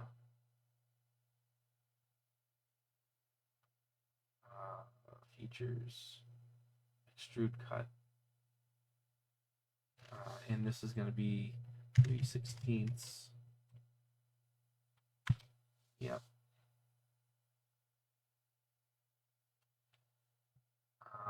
Okay, so now I can mount these on there.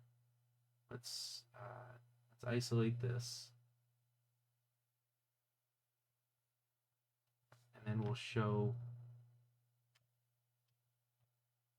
Oh wait, these are that's a 1/4 inch height. Wait a minute. I don't have a quarter. Wait. I don't have 1/4 inch spacers. What am I talking? I think I mislabeled these. Let me just double check. Here, come on, measure from here to here. No, that's actually a 1/4. I don't have 1/4 inch spacers. There's no way I have 1/4 inch spacers. No, I've got like 1/2 inch spacers.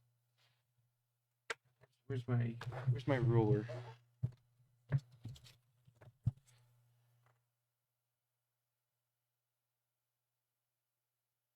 No, they're half-inch spacers. So this is wrong. This is wrong. I don't actually have those other spacers built in. So I'm gonna stop with that because I don't have the right part.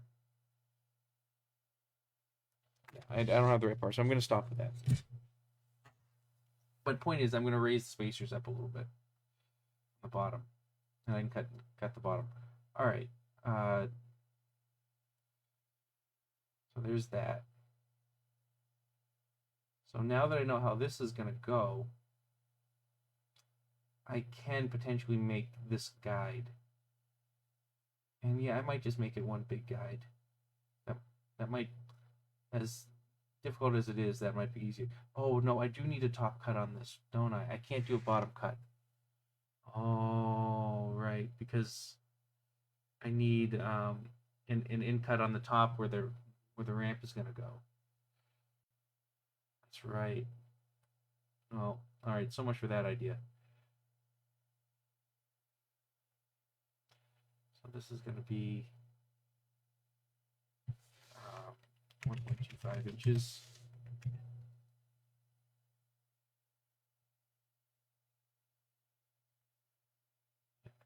It's gonna be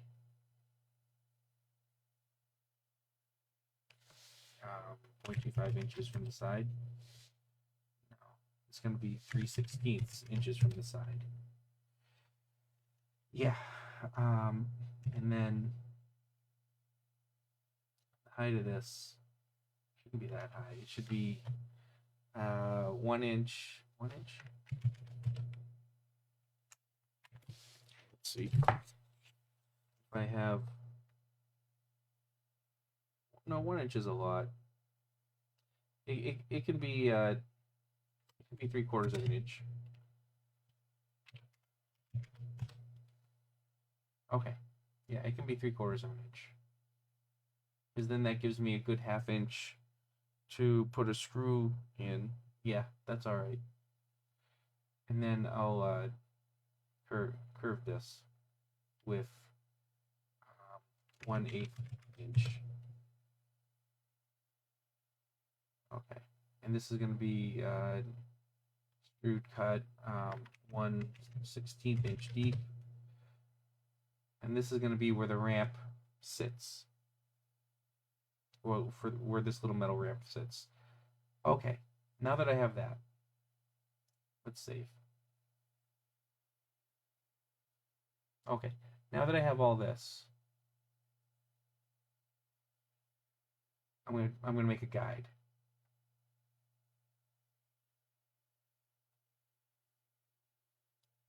It's finally time to make our first guide. All right, insert new part. This is gonna be left orbit, left guide dash metal dash left orbit outer. Okay, and this is going to be saved externally.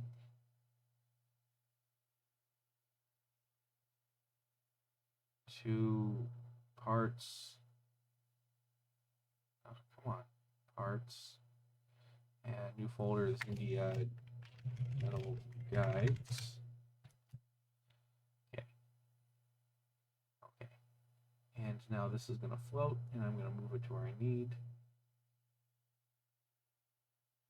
This can be fixed now. Make sure that doesn't go anywhere. All right, this origin move component. The origin is going to be way down here, and it's going to loop all the way up and around. So the origin's down here, and it's going to loop up and around. This is going to be the left outer orbit.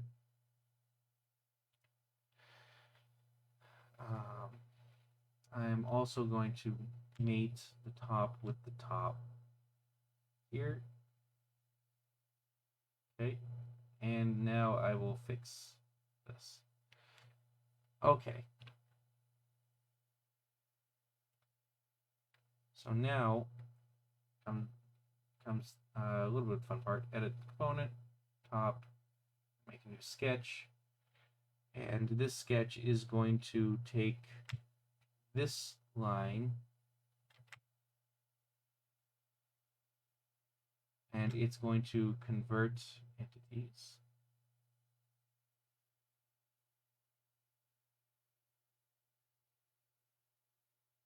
There we go, that's good. Then we're going to take, we're going to create another, well, let's, let's isolate this now, because we have our sketch, and you guys can all hide.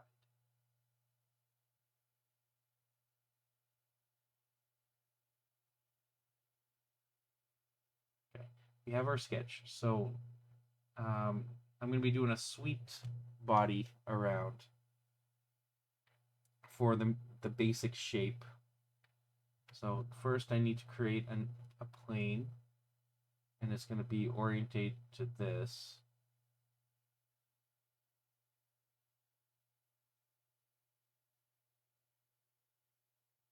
You didn't make the plane. Come on, let's do it. Plane, plane. Good. All right, so now that we're fixed on that 3D plane, I'm going to make this guy. He's going to be a 1/16 of an inch wide. And normally he would be 1 1/8 in, or 1 1/8 inch tall. But remember, I have another height to me, so I have 1 1/8 inch plus 0.75, which becomes 1 7/8 inch tall. So I'm going to do this 1 7/8 inch, and then I'll just trim the lower part I don't need.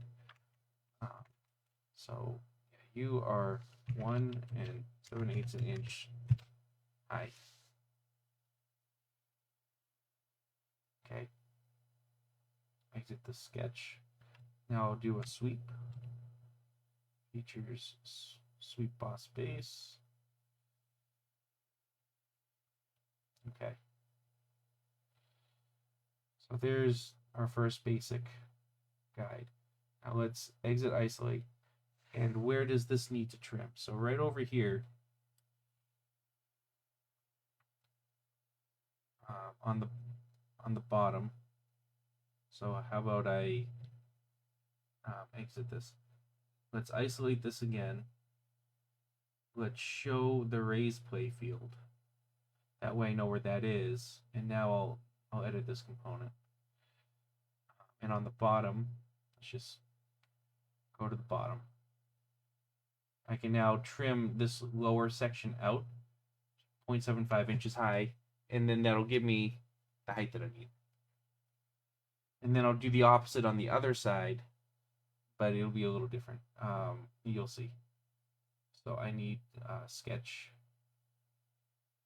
So this, I'm about here-ish, because I want a little bit of space. I mean, there's a ramp there, but I still want a little bit of space there. So exit the sketch. Features, extrude cut, 0.75 inches. Okay. So now that we should cut it right up to where that sits. Yeah, right there. Now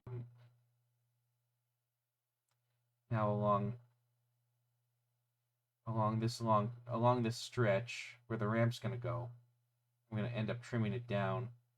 So let's rotate. Let's create a sketch on this plane.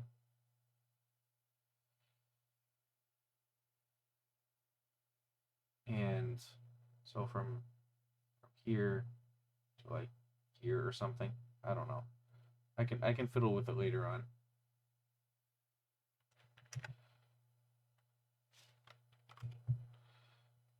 Be horizontal. And I might as well fix you onto here. Okay, so this needs to be 0.75 inches down to get to the point where I want.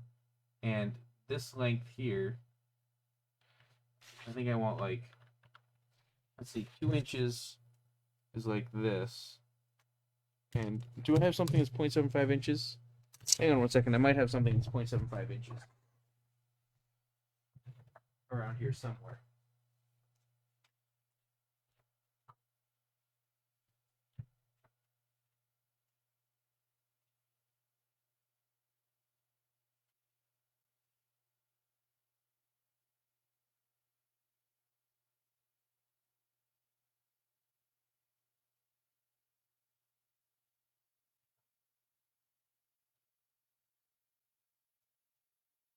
Well, I used to, but I don't know where it went.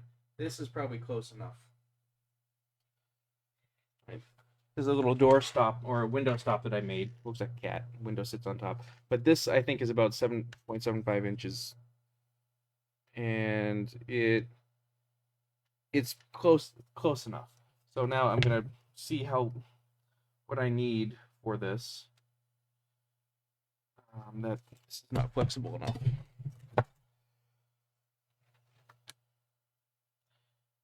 3 inches. Yeah, I'm gonna need at least 3 inches, I think. No, 4 inches. I'm gonna need 4 inches for this.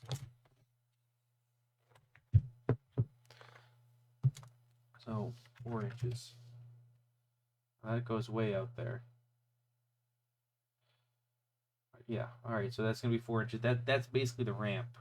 But this is the edge of the ramp. And why are you? Oh, because you're.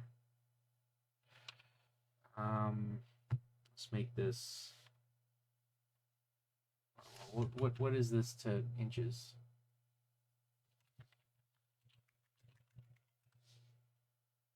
All right. So we'll make this 15 inches.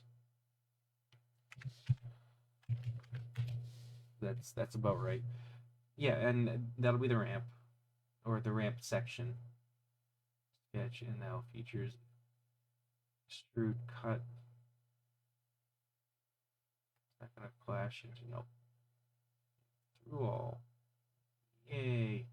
All right.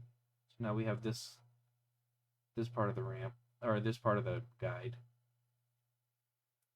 So this over here doesn't really have a place to mount. Oops. But the good part is I can pull this board out more.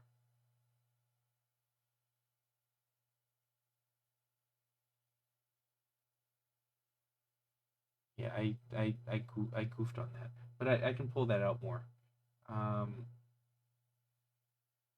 Okay, edit this, exit this part. Let's go and edit this part. Let's this thing here. This needs to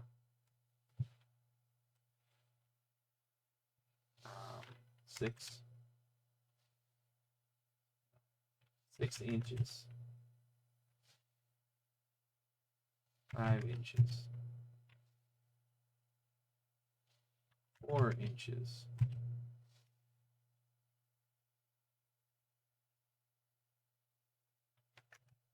Let me select it. 4.5 inches. Yeah, let's do that. Let's do that. Okay, so now this guy, I can now start making the mounting bits. I'm going to need a couple different mounting bits, I think. So this one, okay, so there's a couple ways I can do this, and a couple ways I will do this. What is going on here? I'm completely lost. There we go. There's a couple ways I can do this. First off, I'm going to have a screw mount here, but this back section, because it's curved, so I can't really add a screw, but I am going to add a piece that sticks into the play field to ensure the curve stays where it needs to be. And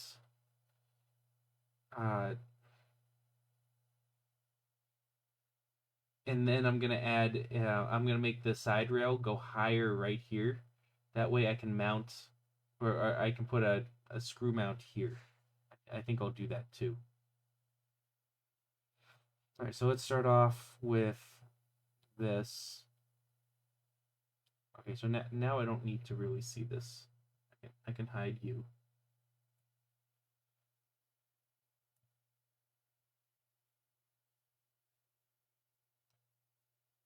So sketch.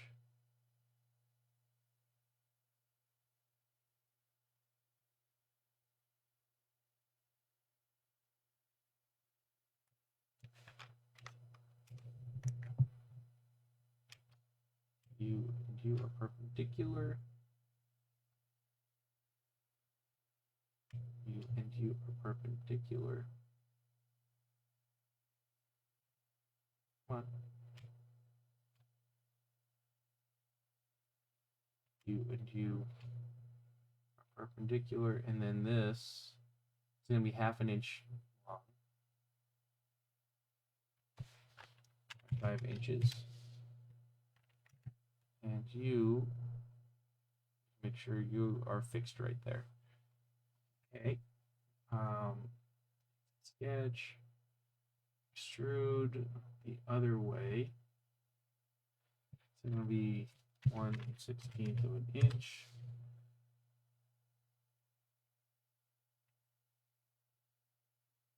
Now let's see, how does this look with this?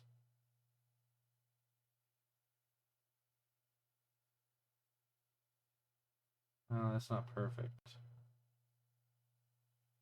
It's not perfect. But that should be fine. I mean, it's just how the curvature goes. Because what I also do is I chamfer point or 1/8 inch 45 degree on the corners, so that will kind of,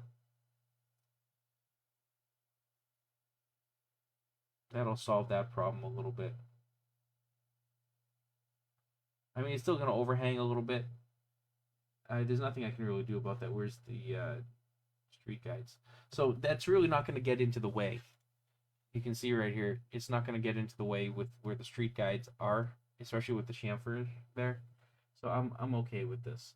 So let's get rid of the chamfer. Yeah, let's get rid of the chamfer for now, because I need to add this in a couple more spots. I need to add it down here. I do need to exit isolate to see where I need to add that. Okay. Now I need to isolate again.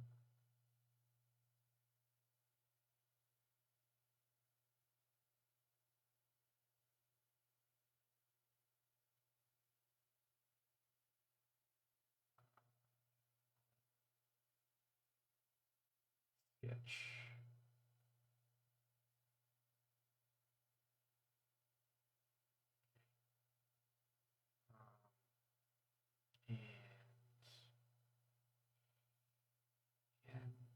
Do you? Oh no, I didn't want it at the edge. I don't want it at the edge. Sorry. I don't want it at the edge. I want it in a little bit. Because the post. Really? Because the post is right at the edge. So that won't do me any good.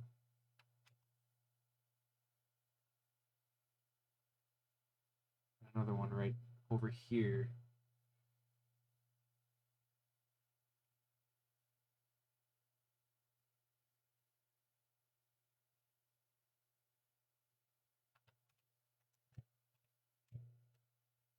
These are horizontal, not horizontal. These, okay, undo that. These are collinear. Thank you. This is 1/2 inch. Not there. Not there. Not there. This way.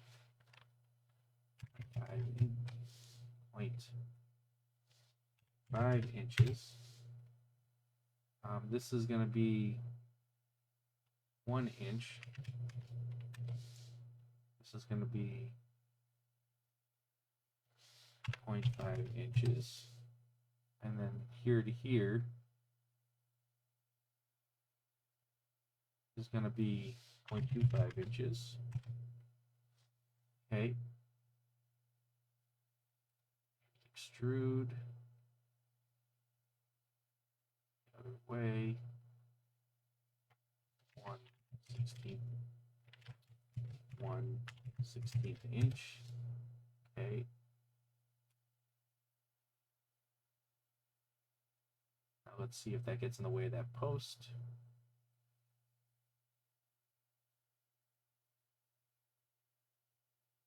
does not. That fits great over there. Now I have a small pad and a big pad because there's going to be 3 screws here. There's going to be a lot of abrasion when the flipper shoots the ball this way.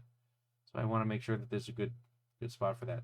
All right, and right over here, there's going to be an in-play field cut right here for like something to kind of go down and dig in. That way it doesn't really move around. And this isn't going to move around too much over here anyways, because also there's going to be this ramp. And the ramp will help keep everything kind of in place. And I'm also going to do another, this is going to go straight down, over and up as well. So I'll add those in now. Edit. So I need to isolate again.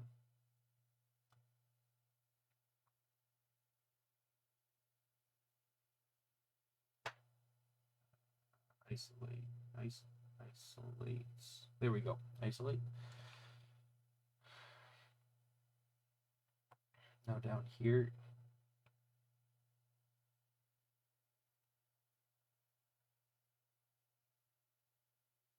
should I cut it? No, I'm not going to cut it yet. No. Okay. So edit component and sketch. So right along the bottom here be a thing, and right along the bottom here there's going to be a thing. Now I left space on the edges because I want it to sit on the playfield a little bit too.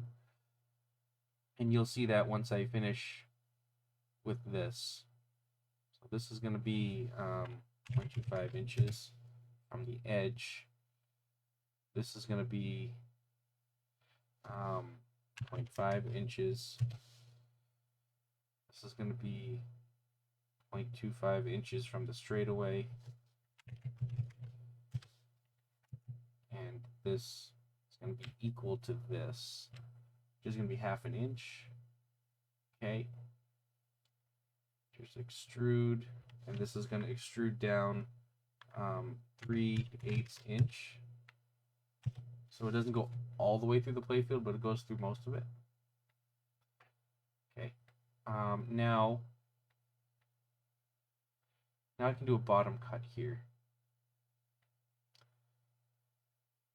So let's again choose this plane, sketch, and we're going to go all the way to the bottom. So let's see, you need a thing that goes across here. You're not horizontal, you are perpendicular to this.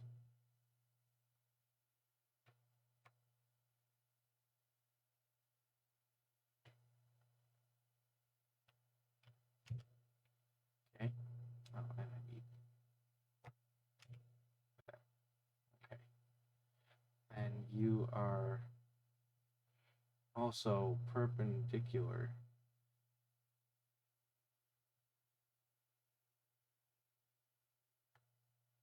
Okay. Perpendicular. Then these I can convert entities. This goes to there. Further down.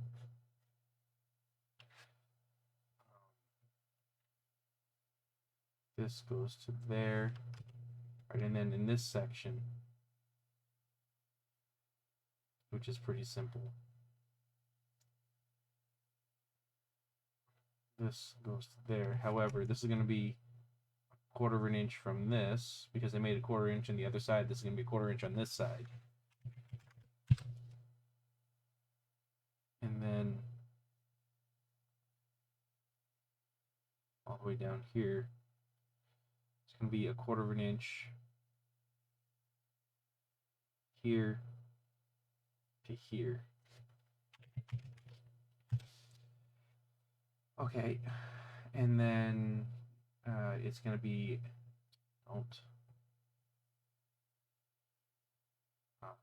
extrude cut. It's going to be 1/8 inch cut.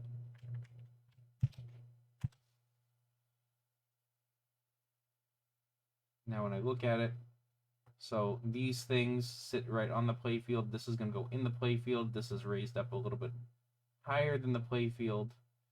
You can see over here how these things curve around and they're now sitting up above on the playfield.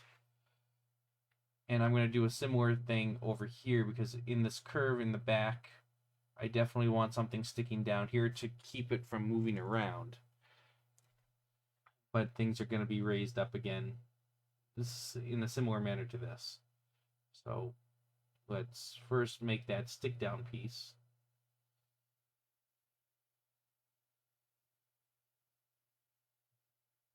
It's going to be on this plane. It's going to be right along the back here. Sketch. Okay, so I'm going to convert these entities. And I'm going to add lines. I mean, this doesn't have to be perfect. It just needs to be close enough to what I kind of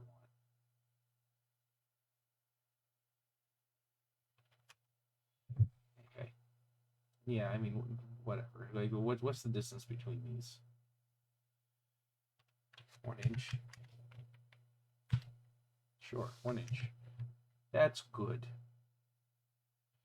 Now let's see if I zoom out here. I kind of want this a little more centered, like there, in between these 2 points. And then I can trim and I can trim. And then I can extrude. And it's going to be, I said 3/8.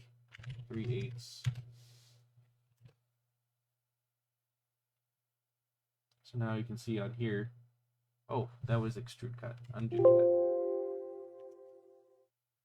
I don't want extrude cut. I want extrude. Extrude. 3/8 inch. Yeah. Okay. So now you can see that sticks down just like those other ones. That'll go in the playfield. That'll make sure it doesn't wobble around over there.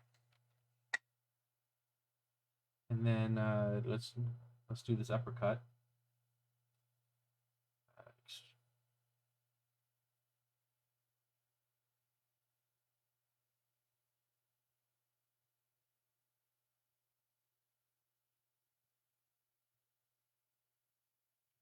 I will convert these, convert these, and convert these. Okay. This attaches there. Then I also want to have a little bit of a footprint here, so that can go there, and that can go there. And then I can trim these things.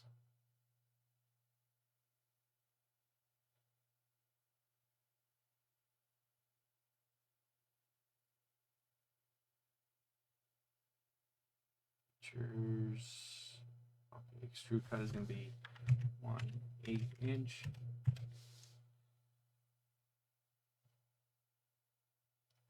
Okay, and then that gives me that curve. So the other thing I wanted to do was add a mount on top of this because this really isn't going anywhere. So, well, I suppose that would complicate things a little bit. But then I wouldn't need to make another, make a raised side rail. So let's show the side rails for a second. That's the left wood border. show it.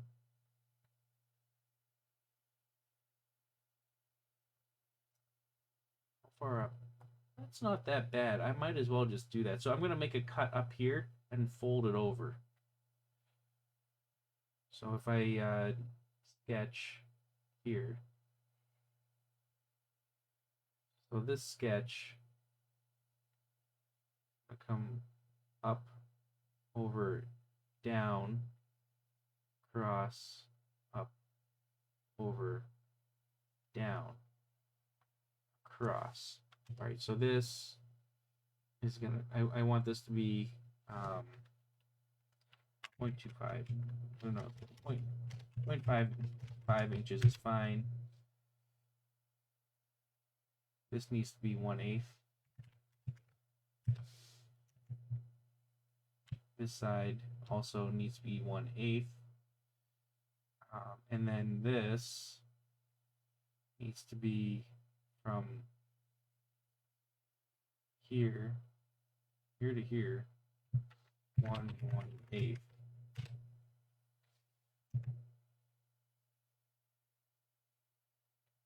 This and this need to be equal. They need to be 1/8.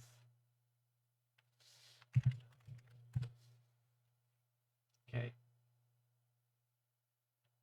This is going to be features extrude cut.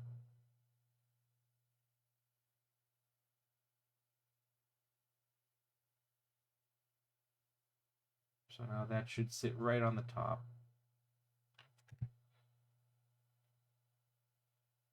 Of this, and it does. And that's going to fold out this way. Sketch this guy.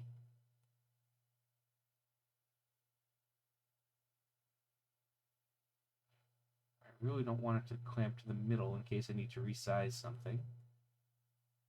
But this is going to be a 1/16 of an inch tall.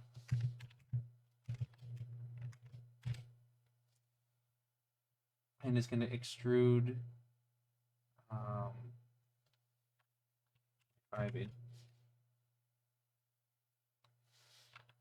5 inches.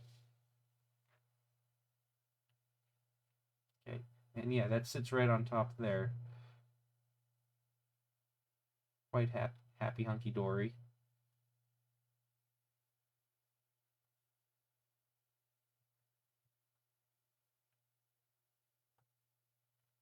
That sits in there, that sits on top of there. All right, so now I need to make the holes. Yeah, this guy's a little more complex than what I usually do, but that should be okay because this is, let's see, how high is this? This fold to the playfield surface is 3/8, and the ball will roll along like the 1/2 inch, so the ball's going to be rolling up here more. So that shouldn't get into the way of the ball roll.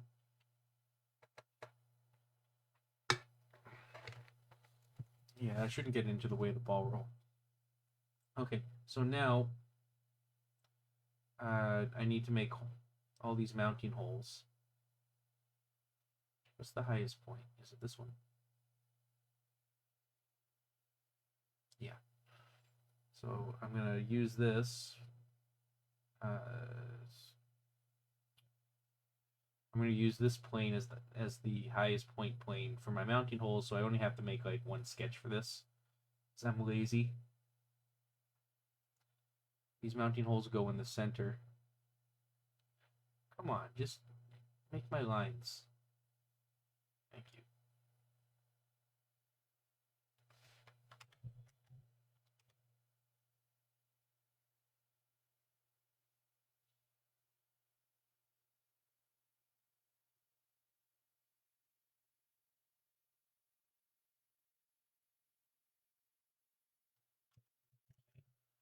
And these two guys are equal. We're gone. And this stuff can all go right in the middle.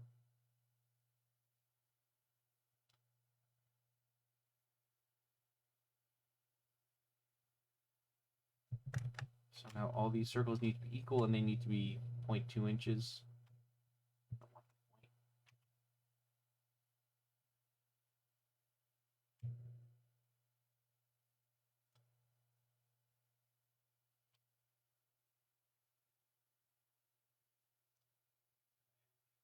Two.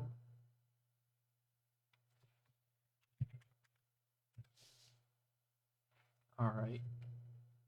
So there's that. Features extrude cut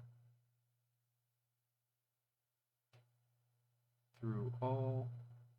All right, so there's my holes, my mounting holes. I'll now add that chamfer back. And I'm going to be chamfering a whole bunch of things. Like these other screw holes, of course, but I also want to chamfer the in holes because it'll just make it easier to push them in.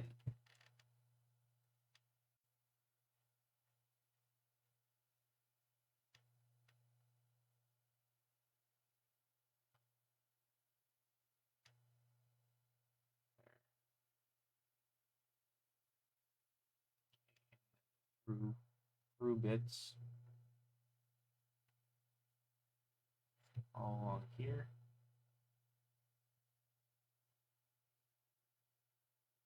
I'm not going to be able to get all those sides from here.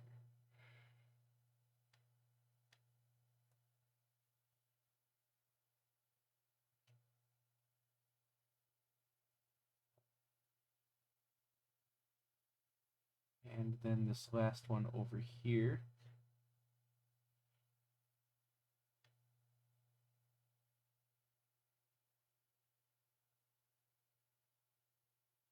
Okay.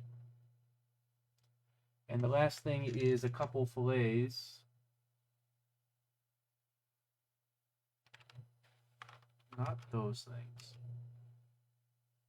So this is going to be 1/16 inch on the outside of these things. And the inside is 1/32 inch. Since they're 16th inch long, or since it's 16 inch thick, it'll be half. Now, fillet 2. And if you don't do this right, then you won't be able to convert entities later on into your sheet metal parts to flatten it out. So you need to kind of make the correct in rolls. All right, and that is the very first guide on this table. No one was watching this live, but people will see it later on, I'm sure. That worked out pretty well. And now that we have this, I can also add dimples on playfields and those in cuts as well. So let's exit this. Let's exit isolate. Let's save all. I don't want to lose this. This was a lot of work. This also, you can see, it gets right in the way of. Well, actually, no, it doesn't. Oh, it doesn't. Come on, zoom in. That is after that. So in theory, I could have a different mounting bracket that goes there. Huzzah.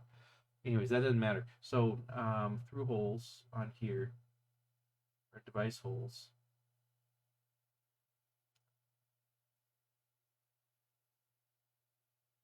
So now I'm going to add in these things, and I tend to make it as small as possible. So my tool is 2mm. So if I make it a little larger than 2mm, like 3mm. Oh, I didn't want line. Like this. Oh, let's see. Here to here is 2mm, so I'm going to make it 0.1.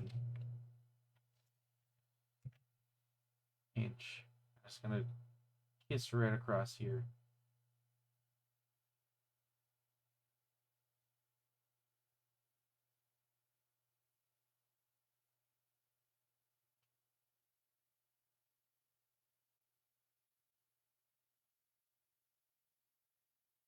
Why won't you move?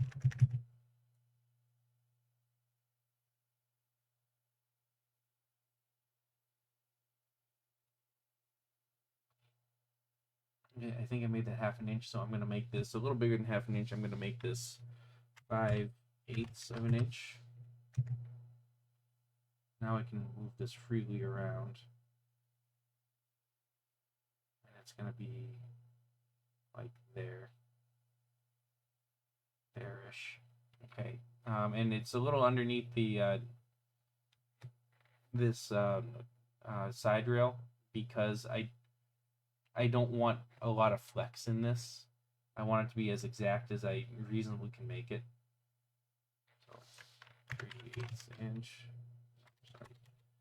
5/8 inch. This goes over here.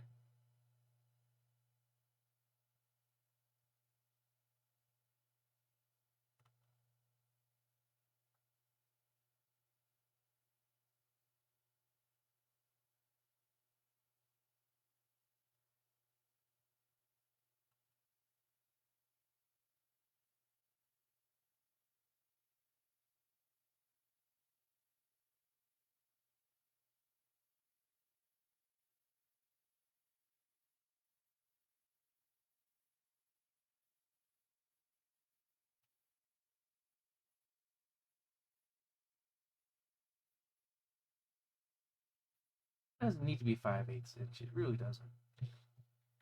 What does point? What does 1/2 inch give me?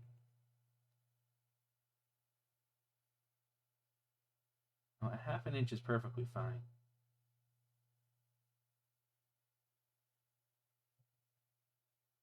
Half an inch is 100% perfectly fine. So this is gonna be 1/2 inch hole.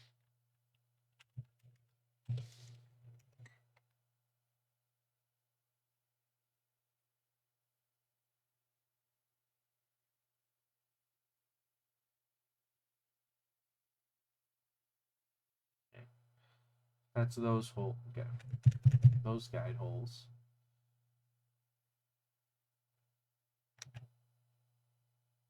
Why are you not? Oh.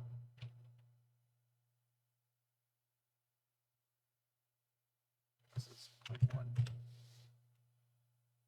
Okay. So now that should go right through there. Yep, that fits right through there. Okay. I'm gonna add the dimples.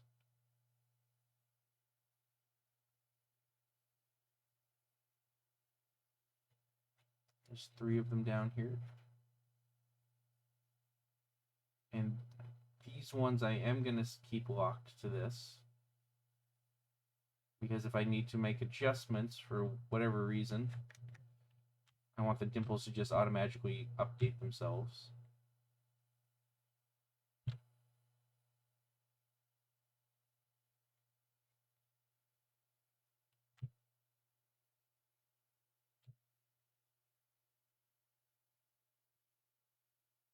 Okay.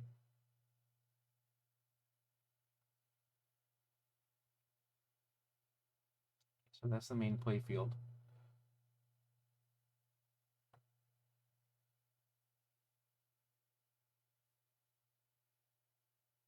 Yeah, as I expected, that did go over that a little bit, but there's still, I mean, it didn't fully cut into where that T-nut is, right over here.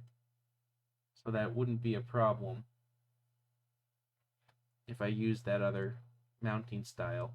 And it doesn't go all the way through either, so even if there's a bracket down there, it doesn't matter.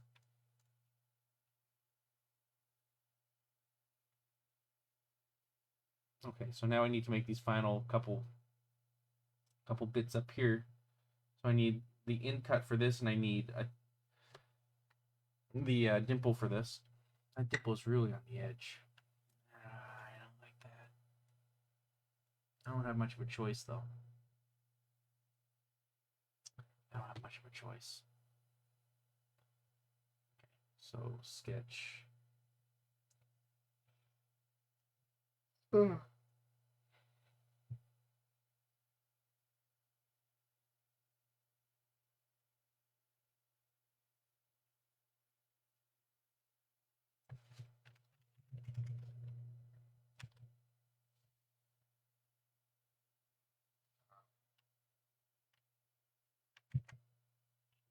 Points. 0.1 inch. Yeah. Okay, so this is dimple. Extrude. Cut. 1/16 of an inch.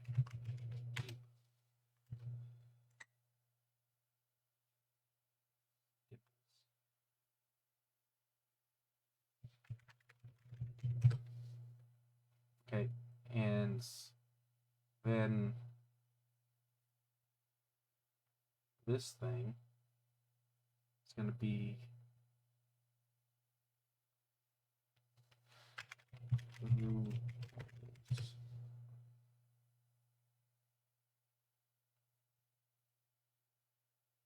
on here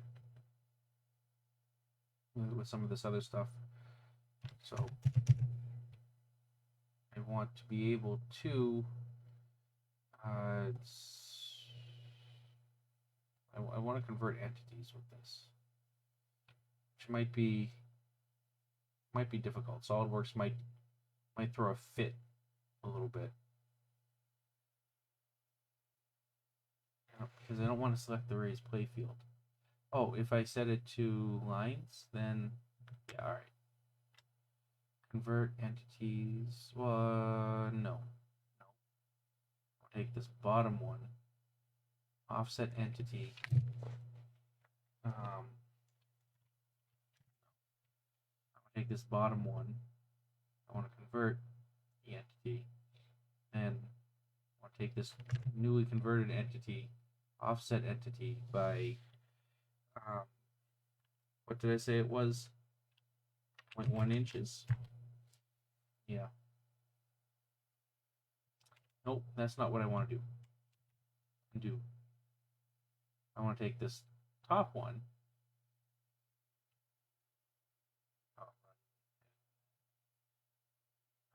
Edit the sketch. I want to convert entities there, because I don't want it to get pushed back.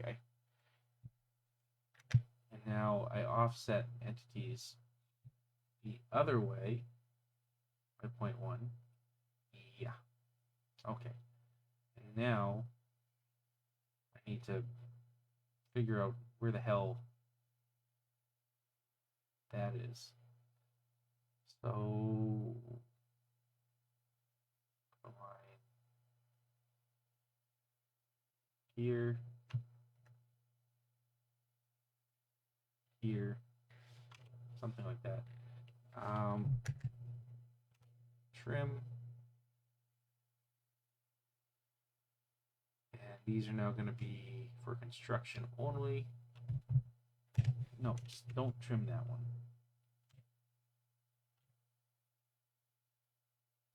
And then I can do this. Make tangent lines.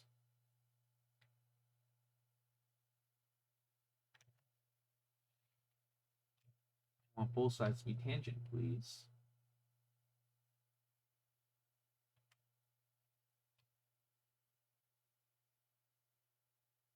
Okay. So now I think that cuts where it needs to cut. Yeah, that cuts where it needs to cut. Awesome. So that can fit in there. Okay, cool. So those cuts are done. So this, I think this guide is done now. Yeah, that took like an hour plus for the guide. really was going to be the most complex guide. No, there's one more complex guide. It's this inner guide here. Darn. Oh well. Well, let's do this inner guide. Just get these the hardest ones done. And this inner guide, I do need to change now a little bit. I can't have it curve as much as this. Now that I know that this needs to be flat to here. So I'm going to go to my street view and I'm going to take this and I'm going to have to pull this down.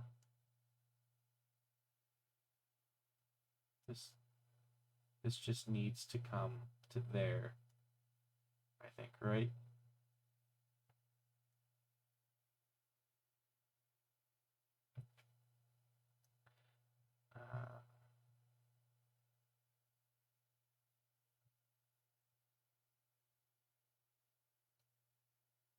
Here to here, make this horizontal.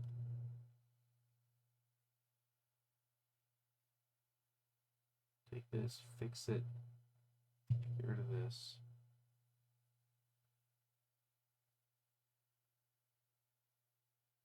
Get rid of this piece of crap that I don't want. Yeah, alright, we'll get rid of that 1/2. Now that I have that. Okay, so that can still be nice and curved, which is good. I was a little worried about that. I really don't want it to be so sharp like this. Well, I'm sure that's really not that big of a deal. It can be like this. How long is this? Actually, this piece down here does need to move.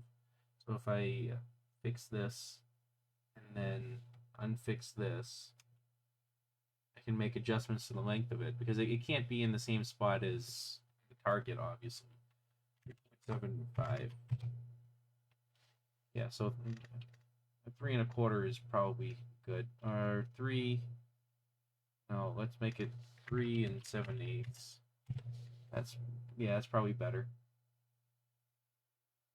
Okay, so that's now the guide for this. And it's just the same process. Time to make this guide. I think all the other ones are actually going to be very straightforward and easy because I don't have to do all kinds of weird cuts. Actually, this one is going to be easier than the other one because I don't have to worry about cutting things out for this upper section. And down here, there's a lot of straightaways, so I don't even have to cut into the playfield like I did previously.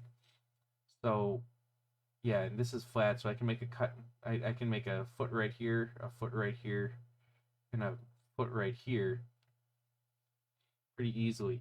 Oh, I should change the shape of this. Yeah, I really should. Okay.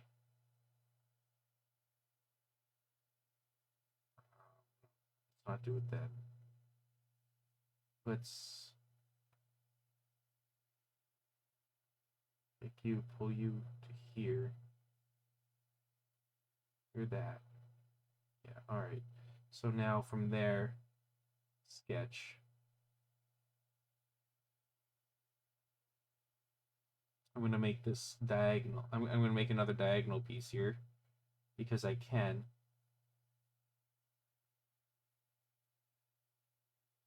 This way I have some place to screw this edge piece into because I really want this to be attached on the edge so it doesn't deflect and start moving the ball in weird ways.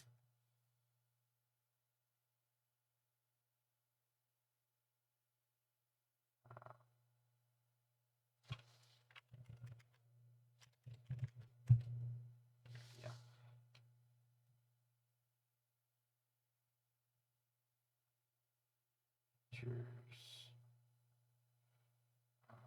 Extrude up to surface, not offset, up to surface. It's going to go all the way to the bottom. Okay. Okay, and then I can do all of this.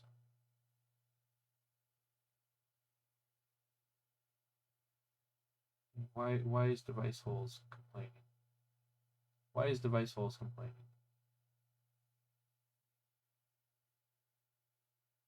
What are you complaining about?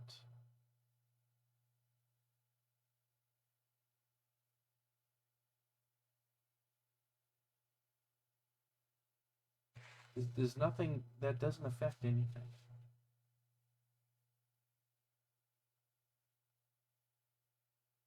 Edit, rebuild. What are you complaining about? What's wrong with this? Sketch contains dimensions or relations to geometry that no longer exists. Oh, wait, is it because... No. There's nothing that doesn't still exist. Vertical, horizontal, parallel, vertical, horizontal.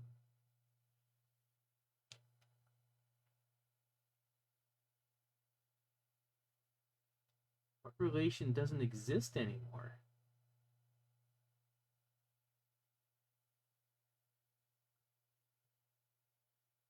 Why are you a problem?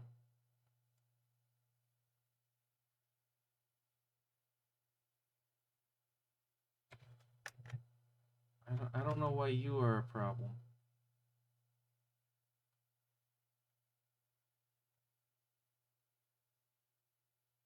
I don't know why that's a problem. Okay. Well, all right, so now I have that extra piece so I can mount that thing. So, time to make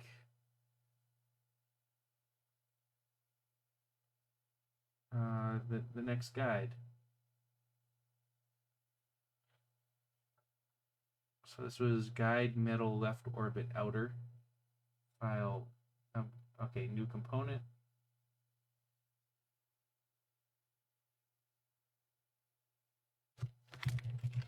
Guide metal left orbit inner.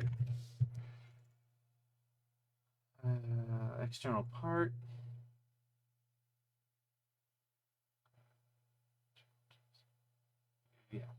Yeah. I must be getting tired. SolidWorks parts. Metal guides. Okay. So we got this. I'm going to float it. I'm going to move it.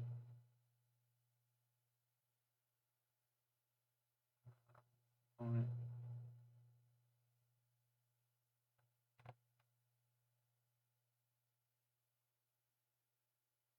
How am I moving this? Move this there.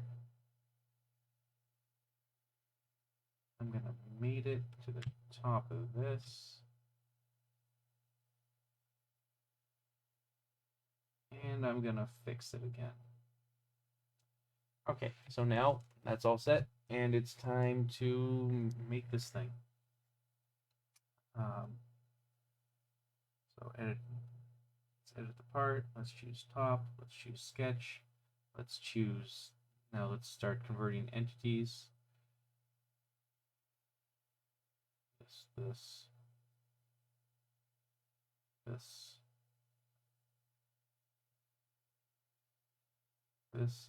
this. Yep, that's all good.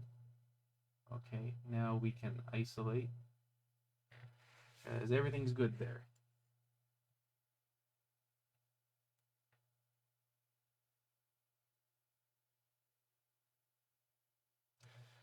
And again, I'm going to start from the bottom section down here. I'm going to create a plane, make my plane on the relation to this end point. Make a box, and the box is a 16th inch thick for our stock, and it is 1 7/8 tall, because we then need to remove 3/4 inch later. And we are going to sweep between this. Good. And we are going to trim the bottom.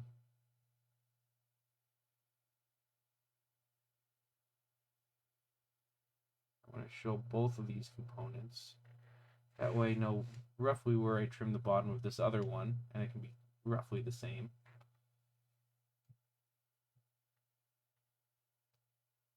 Sketch.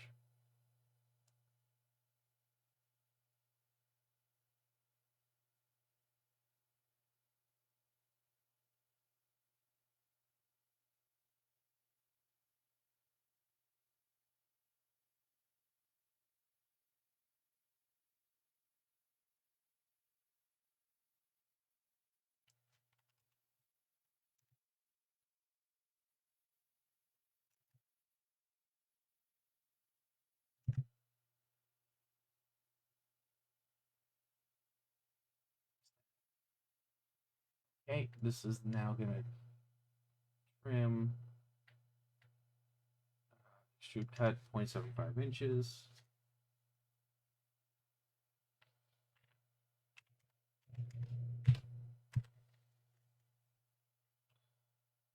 And on the top, right, like I did with this other one, I'm going to make a side sketch and I'm going to sketch through. I can't sketch all the way through this time because it'll hurt this piece, but I can sketch most of the way through.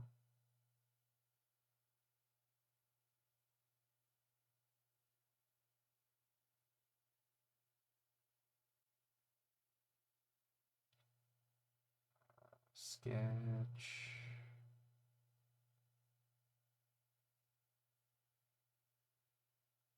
Since this is here, I can use this as a guide as to where I need to do things. Well, I mean, I know this needs to go here.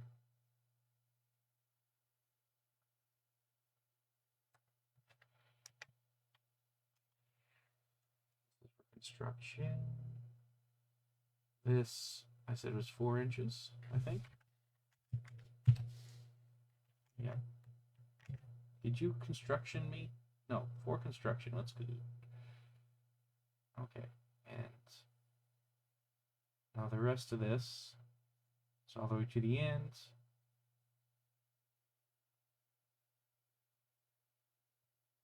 Down, over, and then it's 3/4 inch tall, or 3/4 inch trimmed.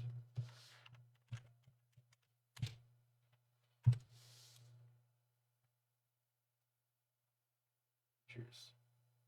Extrude cut. Let's see how much cutting I can actually do. Oh no, I think I might need to do 2 operations with this. Oh, bugger.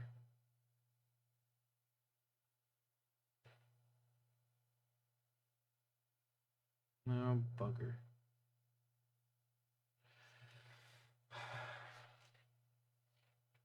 Yeah, I need to do 2 operations with this. Okay. Because if I go too far, I'll cut this upper piece, and I don't want to do that. Oh, this is simple enough.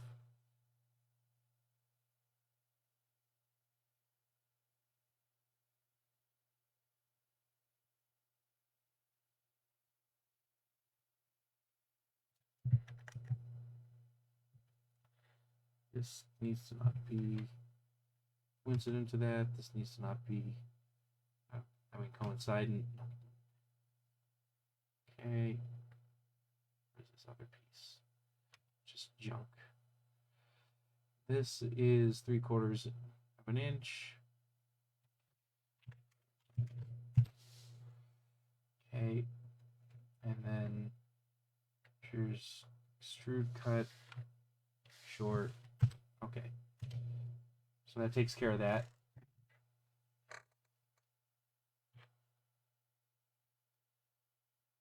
And like I said, I don't need to put any of these in cut, so that simplifies it. But I do need a couple mounting feet, which is, easy enough to do. So I've 1, 2, 3, 4, 5, 6. There's going to be 6 of them. So let's hide this guy. I'll do this upper one first. And I don't need an in cut here because this is so sharp, it's not going to get malformed. Also, the ball isn't rattling against it, so it should be fine. Sketch.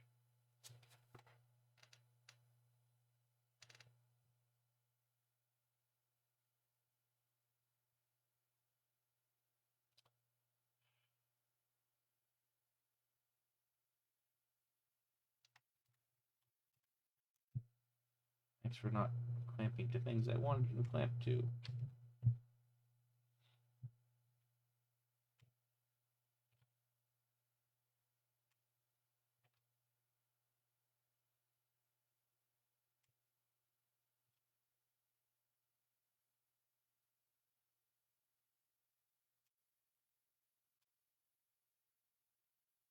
I don't need to show the mates all the time anymore.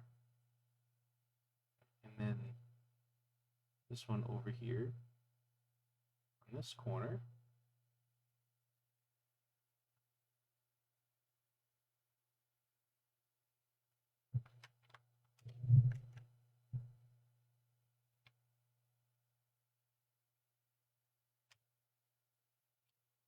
Perpendicular. Let me choose. No, let me choose perpendicular, please. Yeah. Okay. This and this is collinear.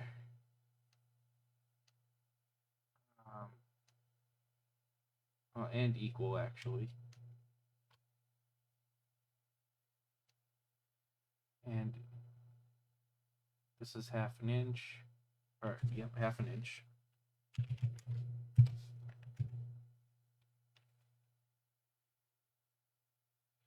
And these two things are equal. Come on, width and height are equal. They're both going to be 1/2 inch. Okay. And then this extrudes 1/16 of an inch the other way. Yay! All right. Okay, so that's done. Well, that section is done. Now the same idea on this other one, but these 4 pieces.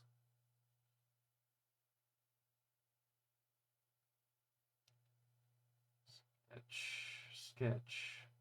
Let's do the bottom.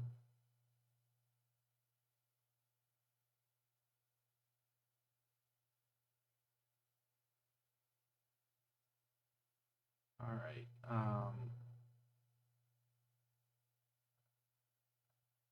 Cross over, and these can all be 1/2 inch because they're not getting any major ball rattle, unlike the other side where the ball is slamming into, as I mentioned before.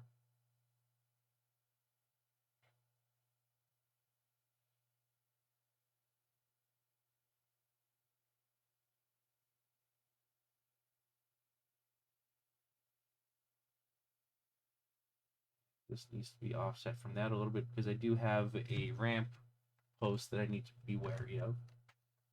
This, and this, and this, and this, and this, and this, and this, and this. These are all equal. Okay, and this is going to be 1/2 inch.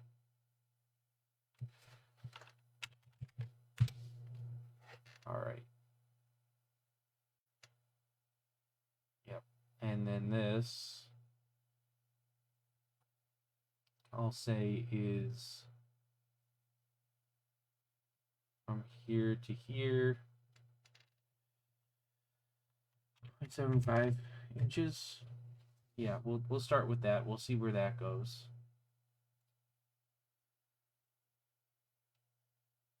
$1.16. Oops, that went the wrong way. This needs to flip. Okay, there's all our pads. I'll do the in cuts now. like I did with the other one.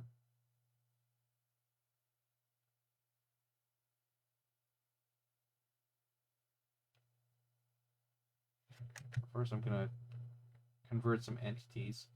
And this is a little simpler because I don't have some other.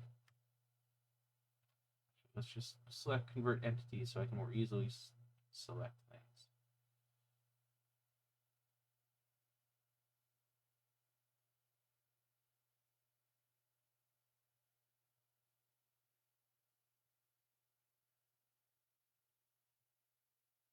Yeah, this is going to be a little simpler because I don't have all these weird little tabs.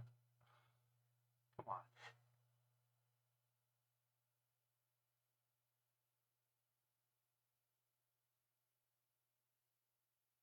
When you choose a different tool from the one that you're currently working on, like a different movement tool in SolidWorks, it oftentimes decides, oh, you don't want to actually complete the operation you were doing, even though that's not necessarily true.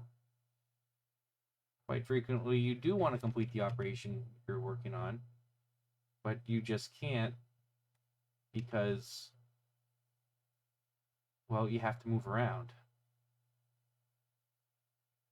One quirk with this program I don't really like. Same with that quirk. The snapping is a little too aggressive sometimes.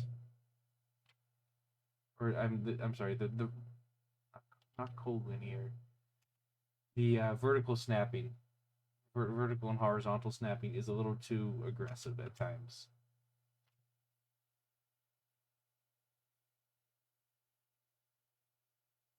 Okay, and this is going to be extrude cut, 1/8 inch.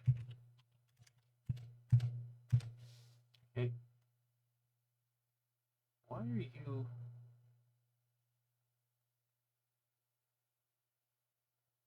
Why are you not combined? Is merge result not? Oh. Okay. Weird. All right, and now same thing with this sketch. Let's convert some entities, some common entities that we don't have to worry about.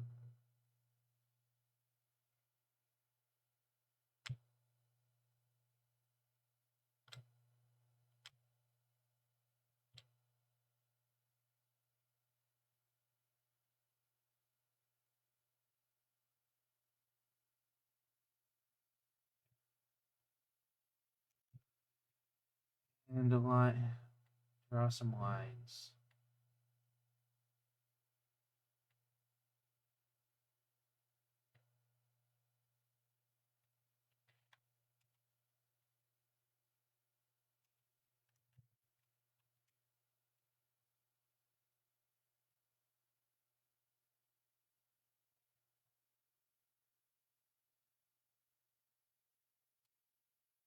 Someone has returned. I've been talking to myself for quite a while.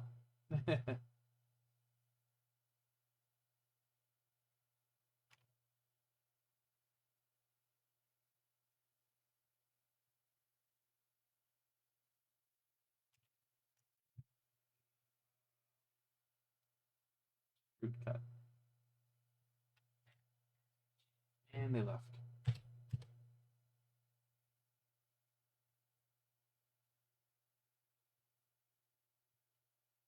Alright, now I've got holes. I'm almost done with this rail.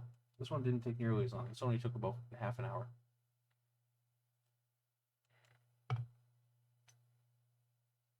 Again, these are the most complicated ones because of all the lifts and everything.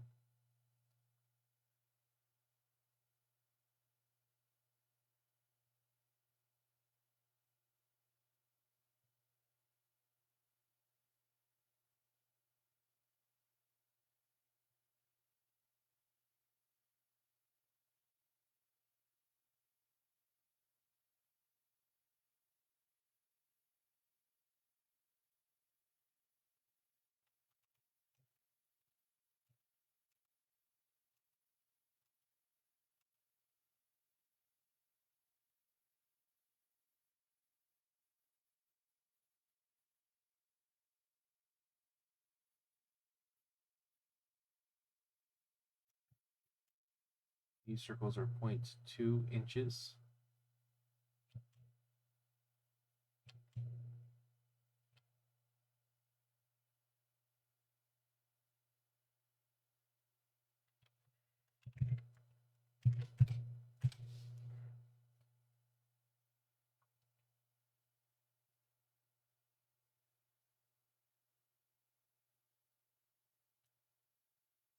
Okay, fillets and chamfers. Let's just take care of the chamfer first.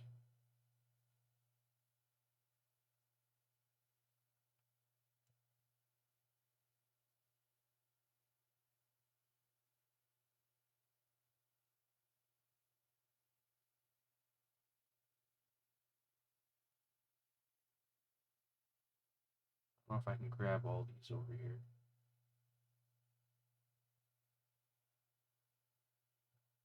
No, I can't.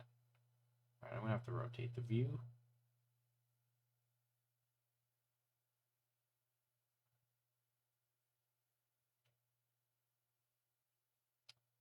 Yep, I'm gonna have to rotate the view.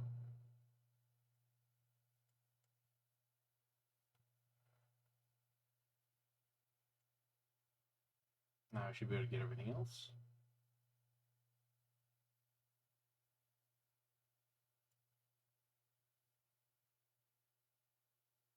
All right, good.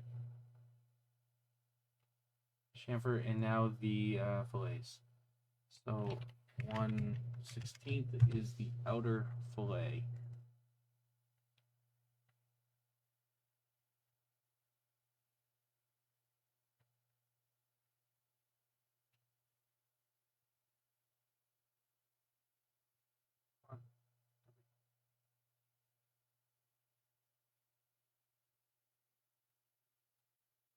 And then 1/32 is the inner fillet.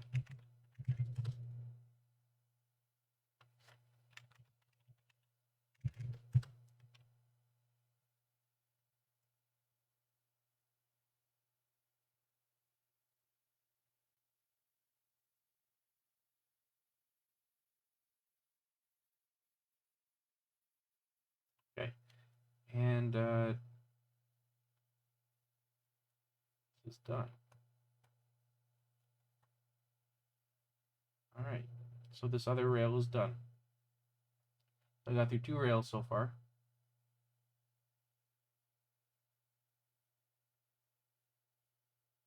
That's what it looks like on the playfield. They line up pretty well.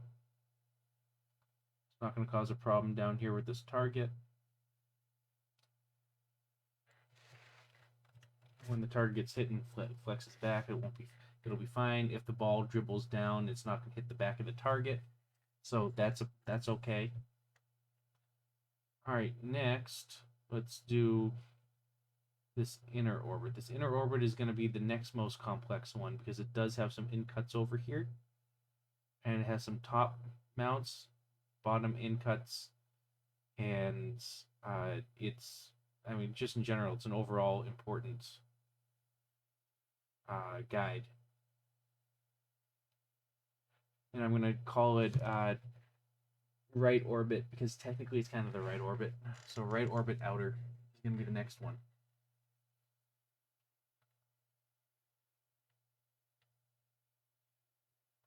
These guides can go in guides metal. This playfield can go into devices. It's not a device, but close enough. My hand went right in the middle. Close enough. I keep looking at like where the text is, where the stream is, not where the camera is. I need to get better at that.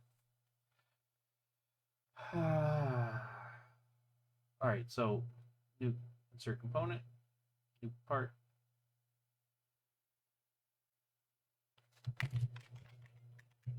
Guide metal right orbit outer.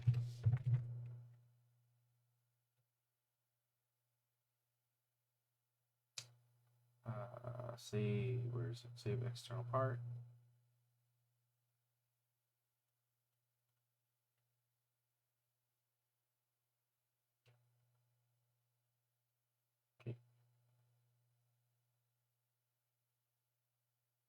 Load it. Move it. Well, actually, that could be kind of there. Because that's kind of in the middle anyways. Mate it. Fix it. And then go. Alright, so opponent. Top. Sketch. Okay, and let's convert some entities.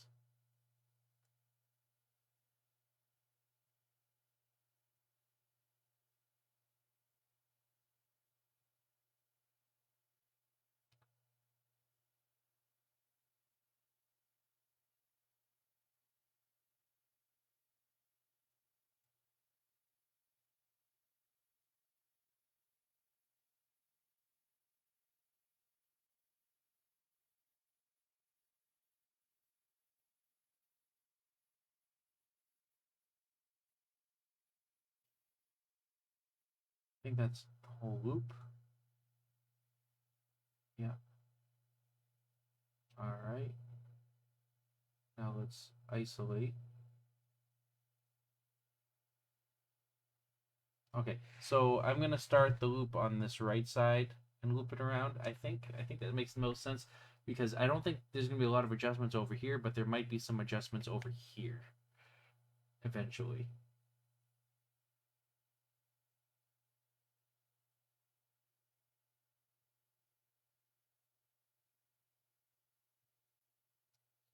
Make our handy dandy plane so we can then draw our guide on there.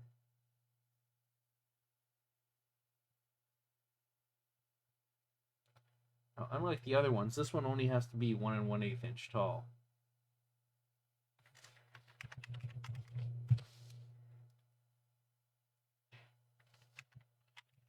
One and 1/8 inch.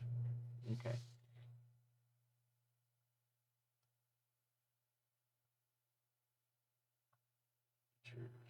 Sweep. You and you. No, come on. Come on, sweep. These things. Sweep.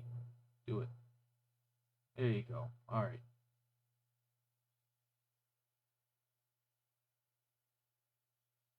All right, so there's our basic guide.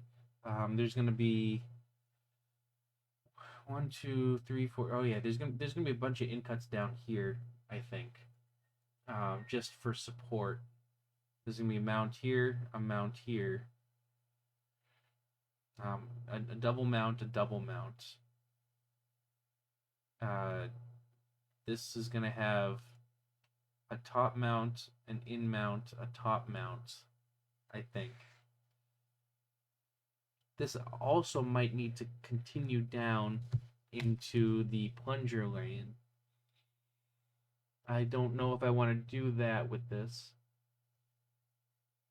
Maybe I do. Maybe I do. I don't know. But I should at least get the basic bottom pads in first on this.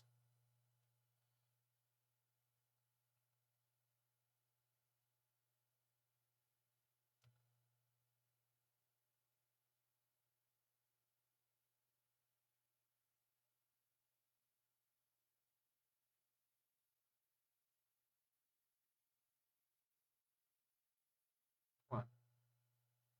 You're not going to give me lineup lines? Really? Pain in the butt.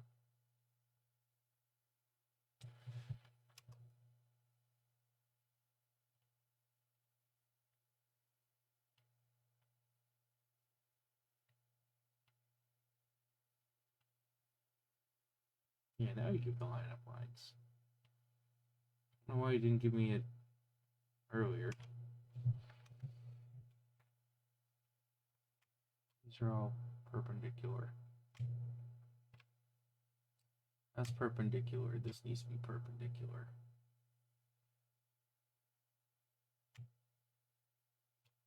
These need to be perpendicular. This needs to be perpendicular.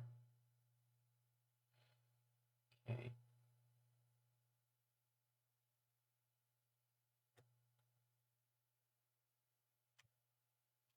These are collinear.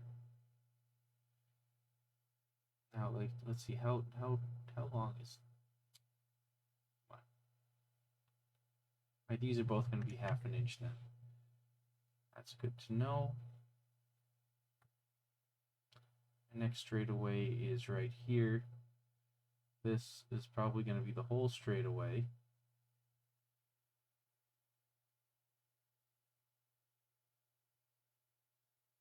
I feel like I made that 1 inch. And I did that on purpose. This over here I know is larger than 1 inch. So I'll make it kind of floating.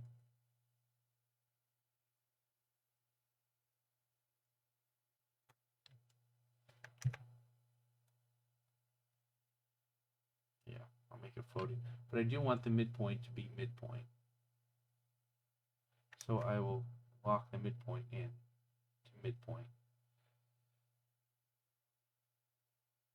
And that's the top. And this is the flipper over here.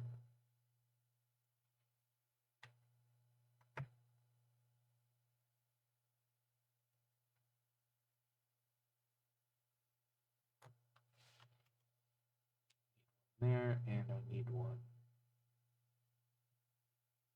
here. Let's see, these are all perpendicular, good. Okay, and this is collinear and equal. All right, so now I need all the half inches to be equal to each other, which are going to be these guys.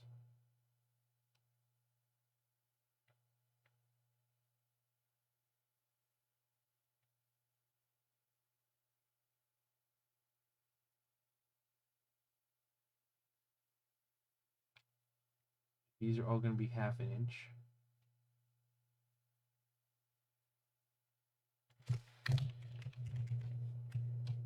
Not 0.6 inches. What are you doing? 0.5 inches. Okay. Yeah, that works well there. Then this is going to be the same as this.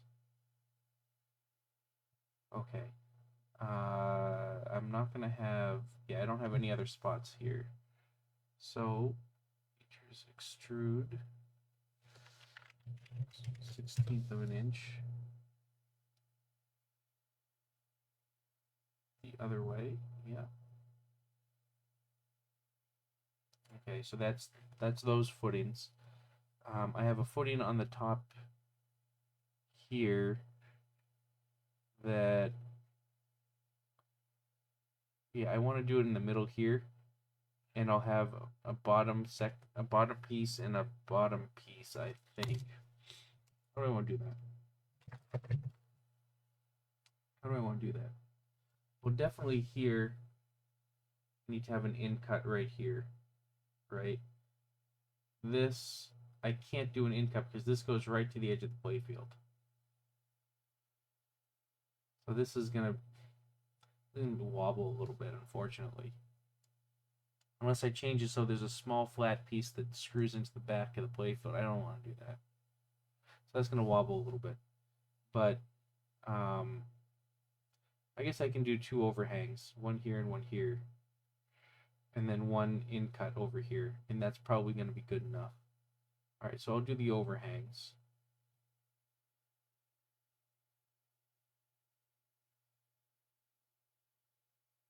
The overhangs are going to need a down cut. Because this is exactly 1/8 inch. Yeah, it's going to need a little bit of a down cut. Okay. So let's sketch.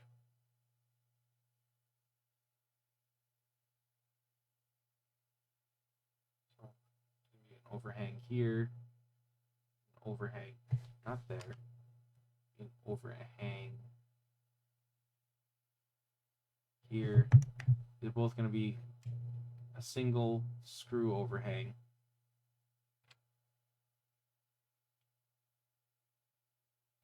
So that is 1/2 inch. Whoa, not 1 1/5. 1/2 inch. Thank you. And then because it needs to be cut in a little bit, I'm going to give it 1/4 inch from each side.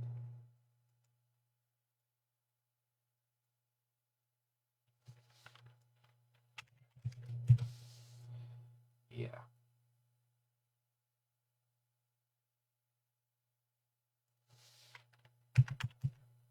One 1/16 tall. And this needs little cuts, like bend cuts, which is why I gave it a little bit of a height. Because when you fold, you always need to have a little in cut. I could simplify this on me. I could simplify this for myself. I really don't like doing all these teeny tiny little cuts in metal. It's not enjoyable.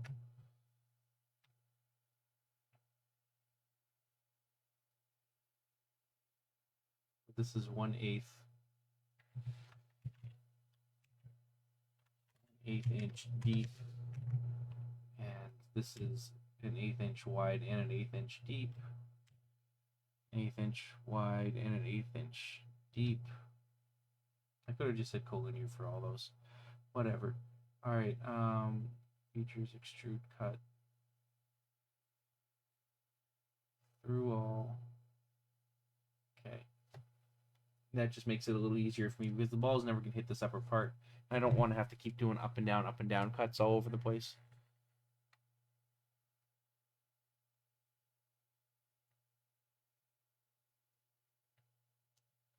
The ball is going to come in over here somewhere based on the plunger lane, so I need to take that into consideration.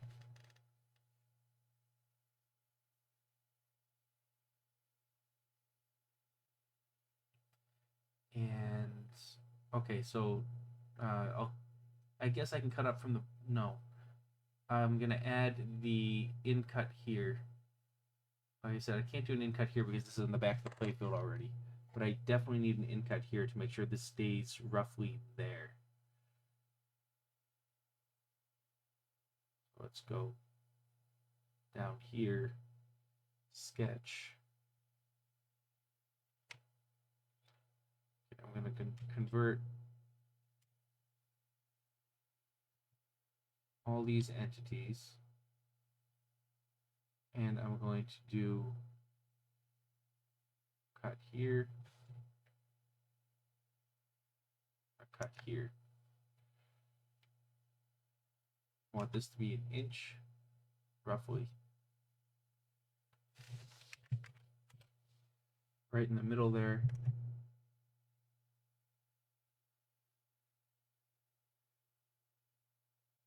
Yeah, that'll ensure that that's over in that corner. Okay. Then I can trim here. There and there. Extrude. And this is going to be 3/8 inch. Alright. So that's where that is.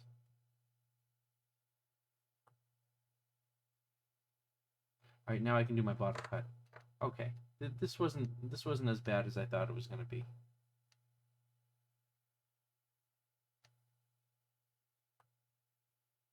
Bottom cut's going to be a little annoying, but overall this wasn't that bad.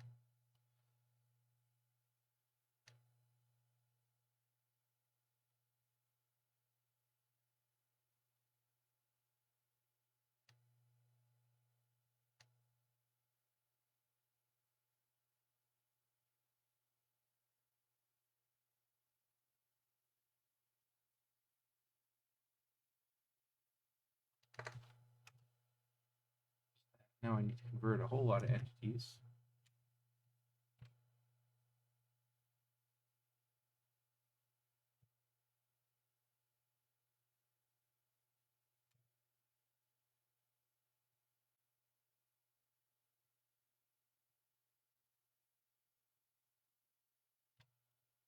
Don't, come on. Don't be a dingus this time of night. I really don't want to deal with it.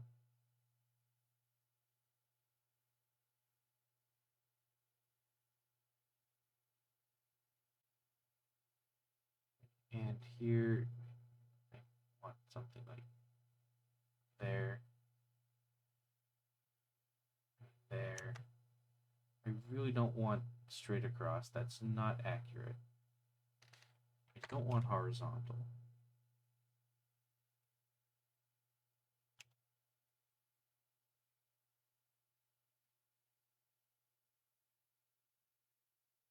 Don't want horizontal. Horizontal is not accurate to that curve.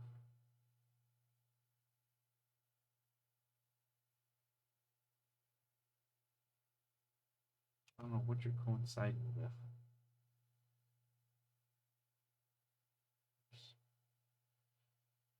Okay. You need to attach line. You need to attach here. And I do need to trim over here before I forget. Here and here. And then I need to attach down here in these points. Here. Here. Now on this side, I need to go in a little bit before I trim. Or actually, I don't trim at all. I just go in a little bit.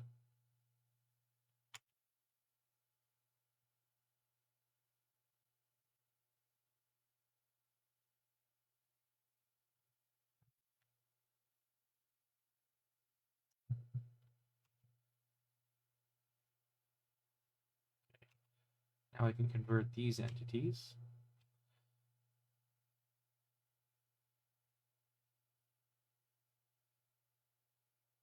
And okay, this is the question. The thing I do think I wanted to go into the playfield over here somewhere.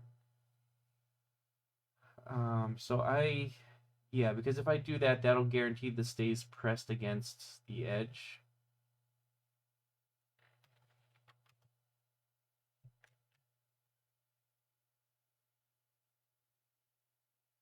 So I'm gonna do that. I think it's safest. Yeah, I think it's the safest way.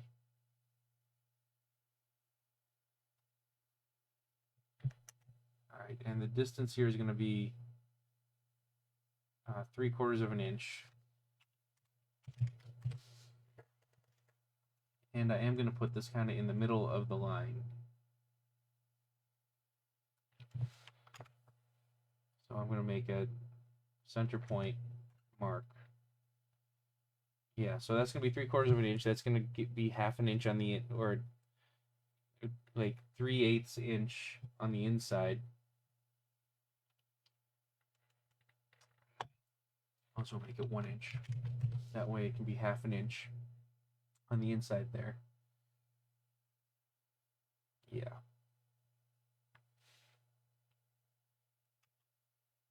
That's the safest to do. That guarantees it's pressed up against the wall. It doesn't move anywhere. Maybe just convert. And this is the last piece here.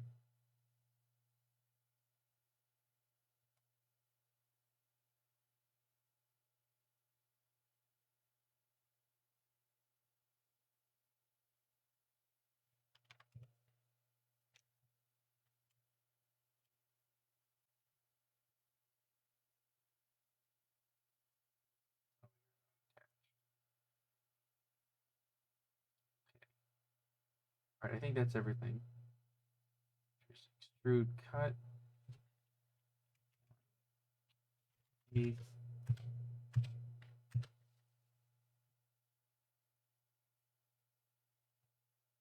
Yeah, all right.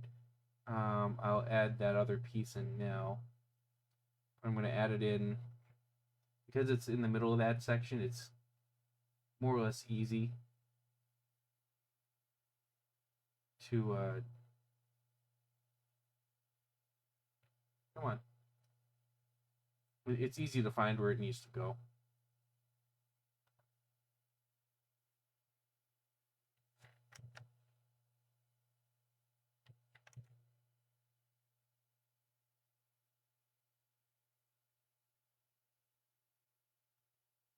Yep.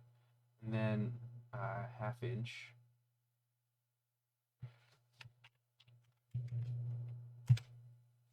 Okay.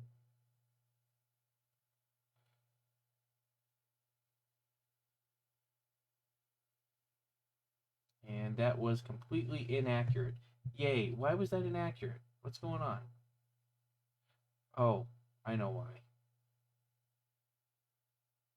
I know why. Okay. Never mind. It's because I moved that. That center piece is now not actually centered where it was. I get it. But at least now I can midpoint this. Okay.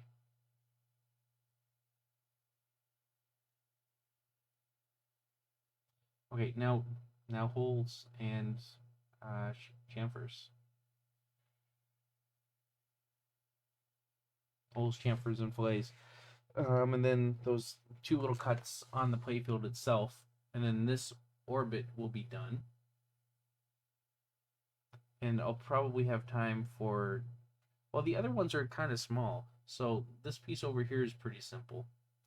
This piece over here, it's a little more complex over this side. But it should still be doable. And that would be like a good chunk of things. The ramps aren't that bad.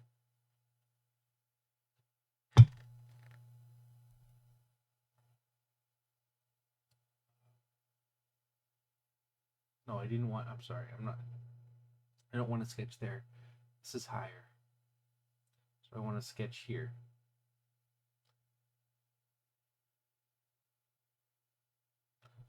What did you do? I did not double tap. I single click.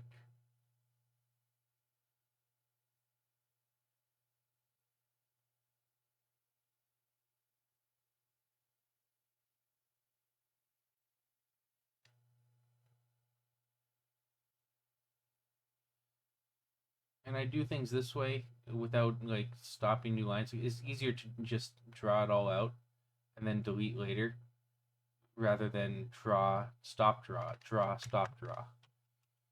You know, it's just a quicker way of doing things. These are equal.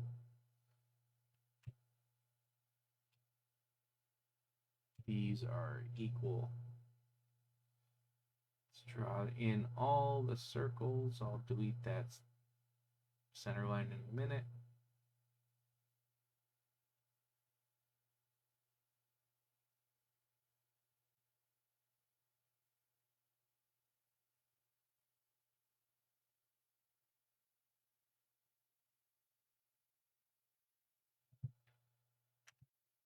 Now all of these are going to be 0.2 inches as always.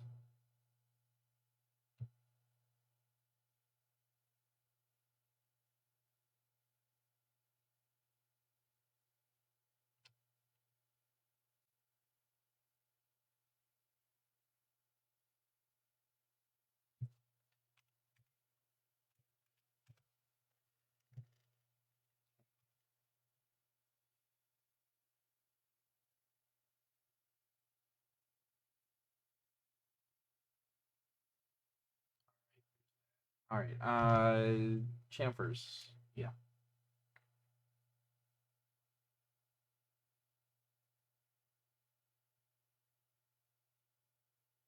A lot of little bits to chamfer in this. This will take a little longer than some of the... Stop clicking the wrong things. A little longer than some of the other ones.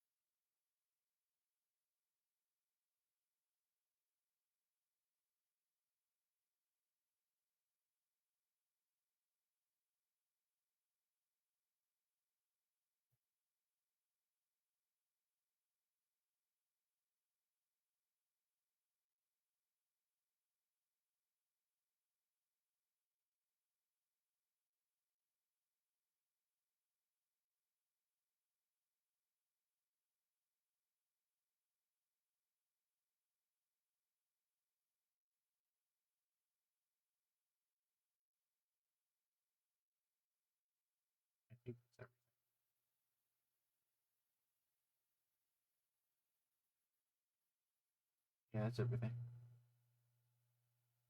Okay. Campers and fillets. This is still set.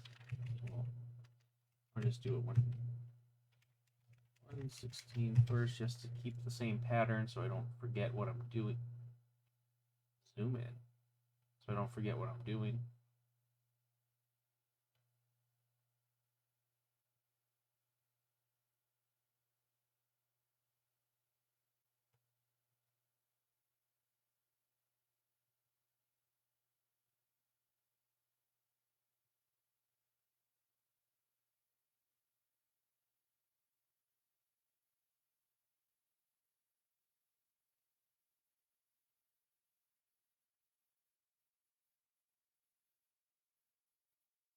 Come on. Stop.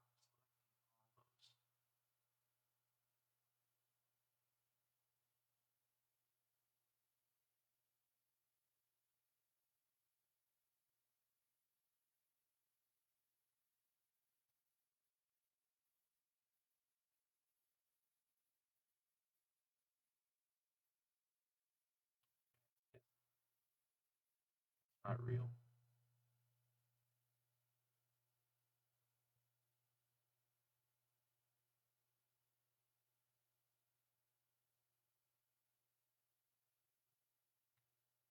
That was 1/16 of an inch. Got everything like properly. Yeah, all right, 32nd of an inch now.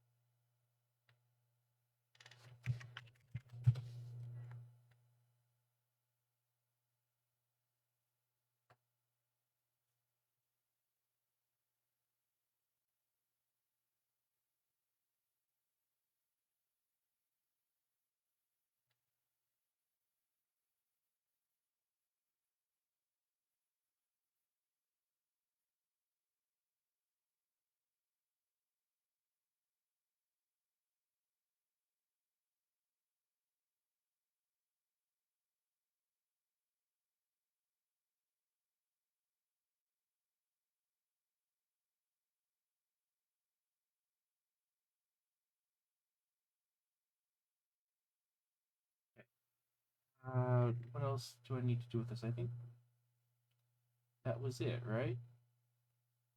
At least for this. Oh, I didn't do dimples on the last one. Well, anyways, I'll do dimples both that one, with that one and this one.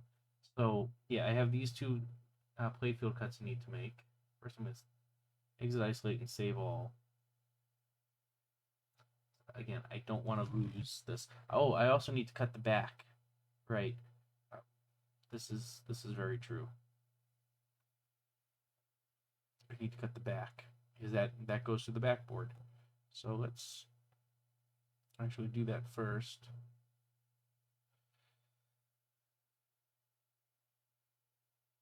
Sketch.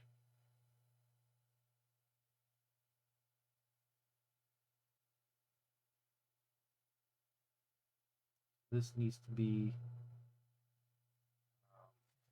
1 3/8 tall, then however long this is.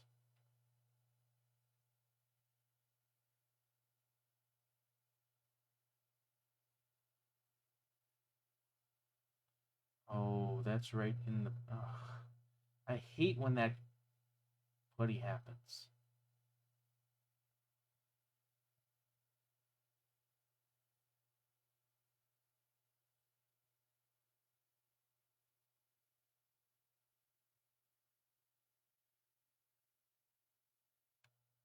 All right, yeah, this sucks. See, the problem is right where I need to put the screws in is where this bloody backboard is.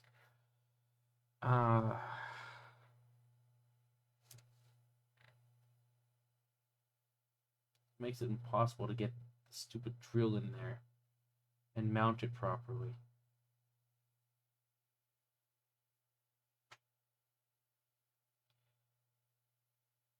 What does it really look like from the top?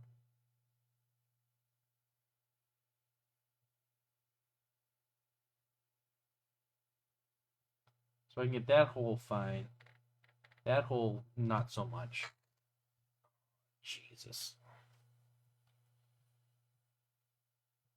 That hole, not so much. Yeah, I can't get these holes at all. Oh, for fuck's sake.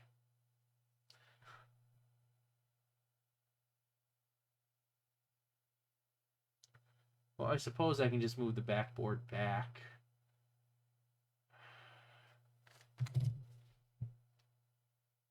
Because I can't really pull it forward.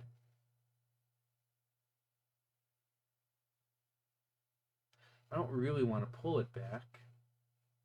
But I guess I have to.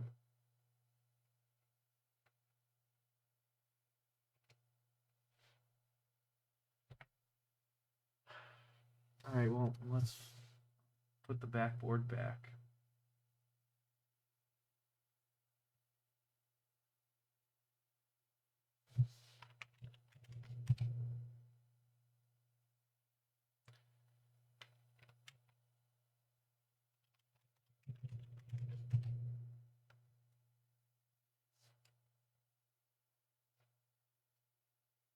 Well, it's gonna go all the way to the back.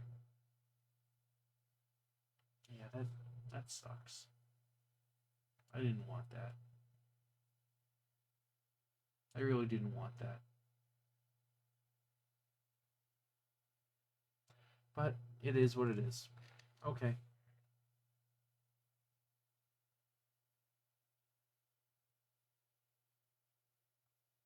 That also means if I isolate this and show this, I now know exactly where this needs to be.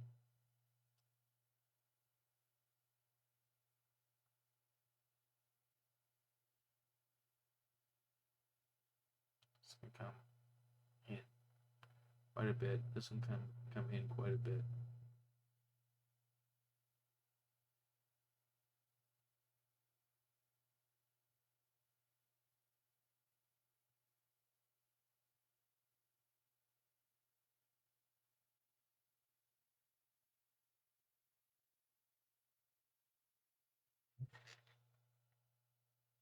Yeah. Okay. All right. Well, it is what it is. So let's solidify this a little bit more.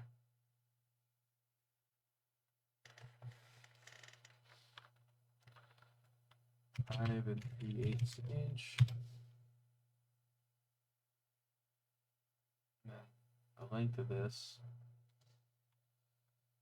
6.25 inch. And then I do need curves here for inner cuts. Would be 0.25 inches.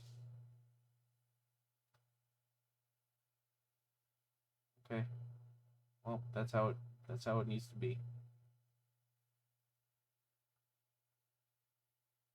Yep, that's how it needs to be. This also means I need to extend these other two bits by 1/2 inch. So, time to do that.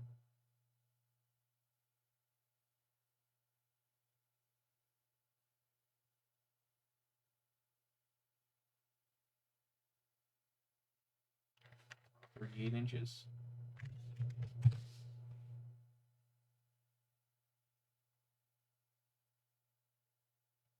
And the other one,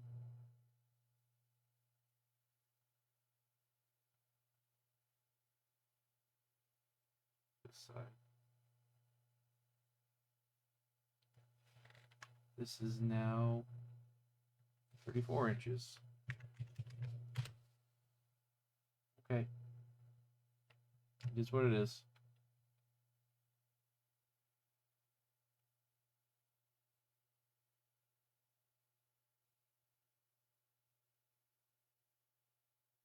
Now the $1 million question, should I push the, no, I'm not going to push that back. There's no point in pushing that back. There's no point in pushing that back at all. No, I'll just cover that with plastic. Okay.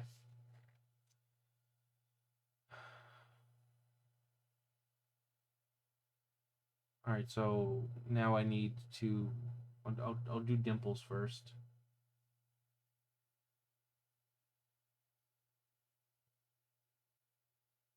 I have a lot of dimples that I need to catch up on. I'm not going to easily do it zoomed out this far. Of course not.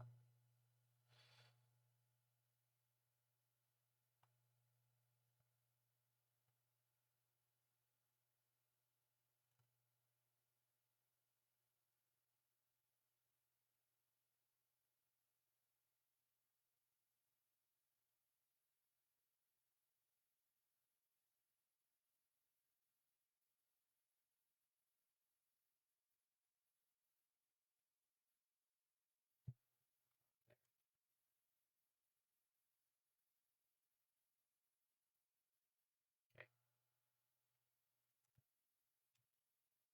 2, 3, 4, 5, 6, 7, 8. These are all equal. And these are all going to be. Why is there a. Oh, did I put a dimple down? Oh, whatever. Those are all equal, and then they're all going to be. Oh, I also need these dimples too.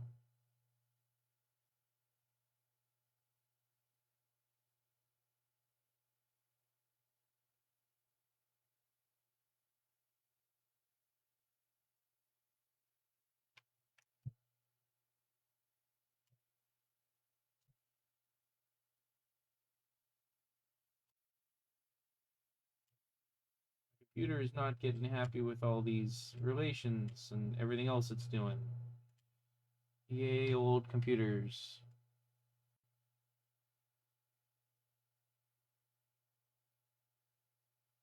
And they are going to be equal to dimple size. Okay.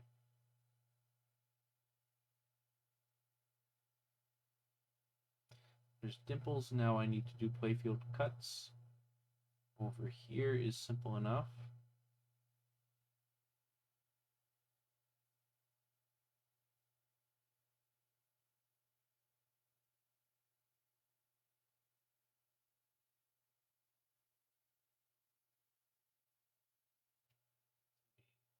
An inch. And it's going to be 0.1 inches.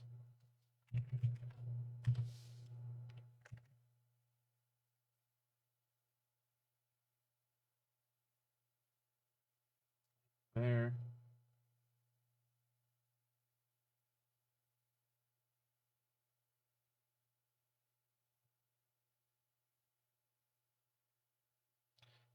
And this side over here is where I do convert entities again. So I can get the actual curvature of this.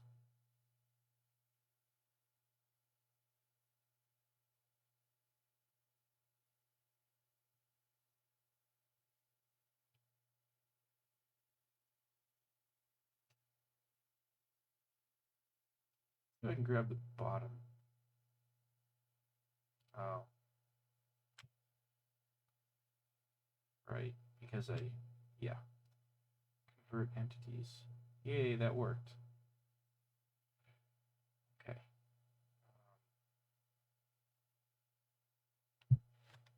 This side, however, is no, and this,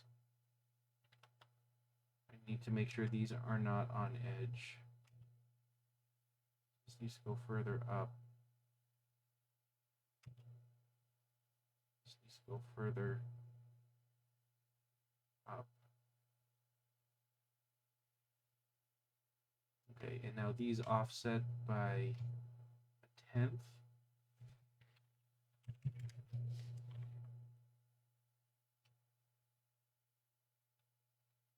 then this.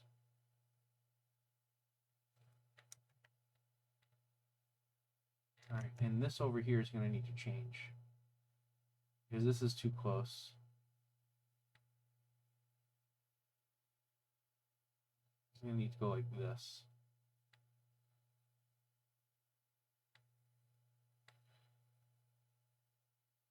Okay. That has all of those cuts, I think, that I need.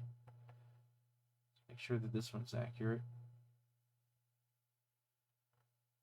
Yeah, that's accurate. Yeah, that's accurate. Okay. And this over on this other side, I think is accurate too.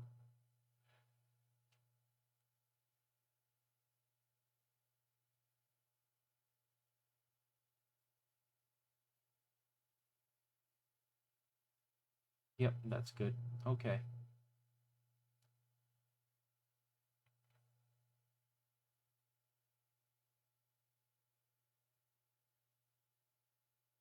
Save everything again. I really don't want to have to repeat all this. All right, I got a little bit of time before I feel like going to sleep. See if we can knock something else out. I mean, this was pretty good, all things considered.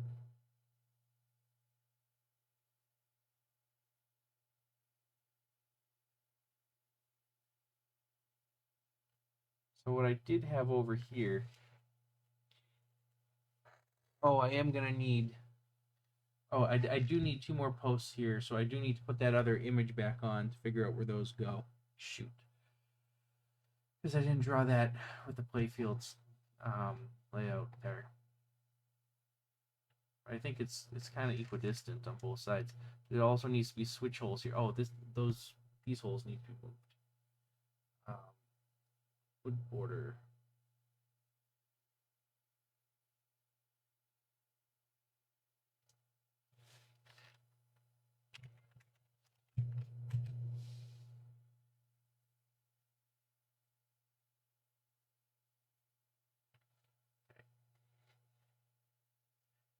And those aren't hidden behind anything, are they? No. Good.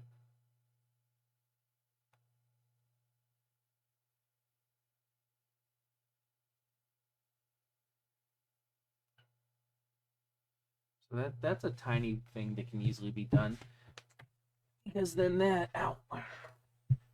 then that cuts across this way and up. I do need to copy those black posts. 2 more of those black posts though. I do remember this. So black posts. Actually, this guy can now go into metal guides. Posts, metal. Let's grab you. Edit. Paste.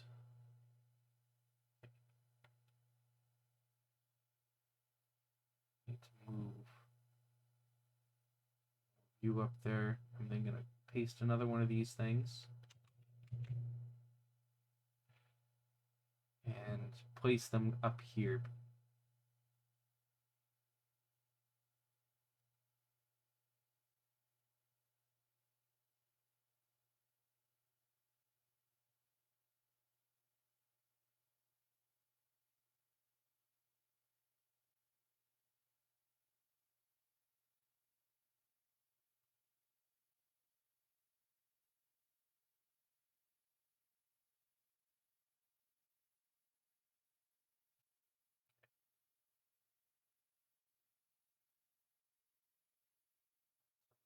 One of them goes here. One of them goes over here. They're basically equal across from each other, I believe. Is this because of where the switches are? Because there's 2 switch holes here.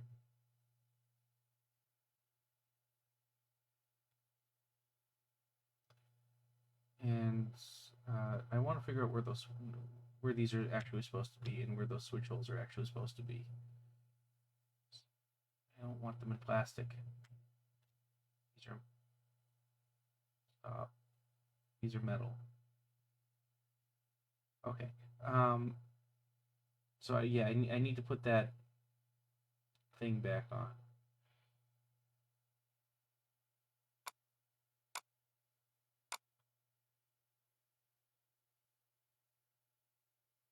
Yeah, so this guy.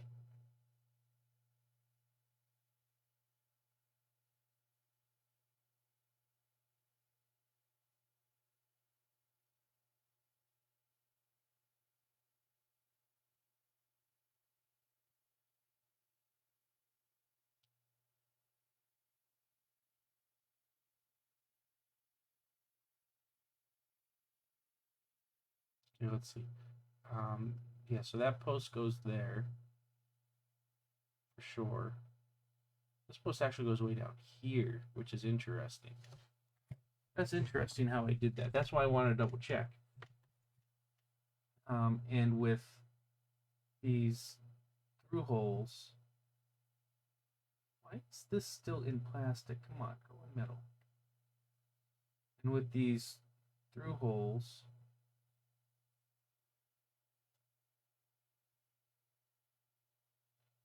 or with these switch holes, rollovers, one goes here, one goes here, and one goes down here. So these are all going to be 1.5 inches. I'll be selected, please. These are all equal. These are all going to be equal. That better have worked. It's going to be 1.5 inches. And 3/16 wide.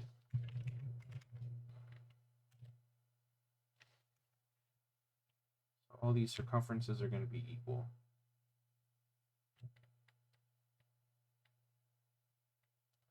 Now I do want these two to be on the same horizontal plane as each other. Yeah.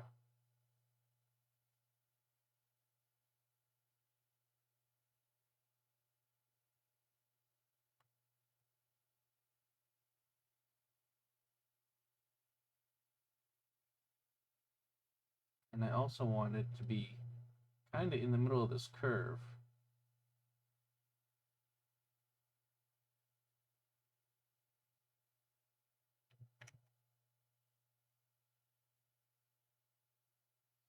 Yeah, so like that. And then they should also be not perpendicular.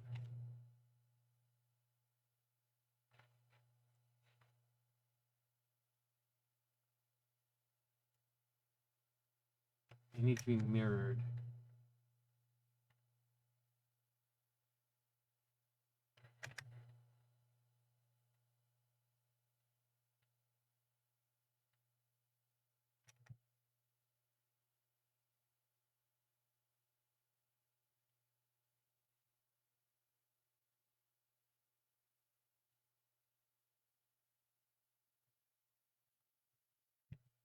Oh no, no, no.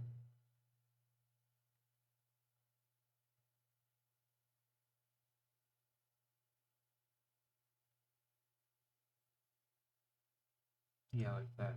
That's where they actually need to be, I think. Which is contrary to where this one says. So maybe they can't be like that.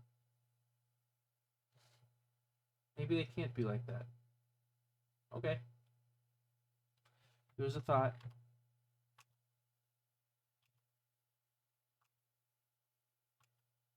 Because I don't want this. What do you? Don't. No. We want that kind of like there. And I definitely wanted this more like here.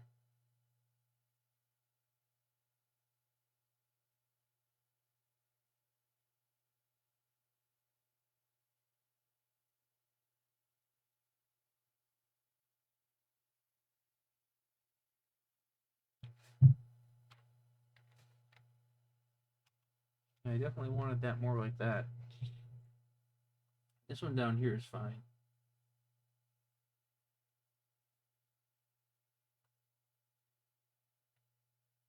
That one's fine. Okay, that's where these switches go. That's where these rollovers go. Other rollovers that I have around here. Well, I had one here. I haven't really defined this one yet, so I don't know the full extent of that. I think those are the only rollovers. Now, I do know I want another rollover over here. So I'm going to draw that because I usually have a plunger entrance and a plunger exit rollover these days for simplicity. Because that way I'll know, hey, the ball left the plunger area. 5 inches. And point. Now, 3/16 inch.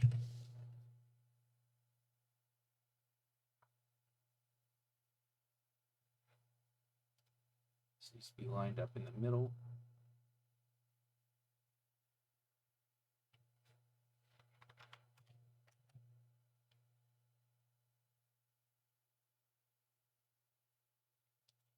See, where's that?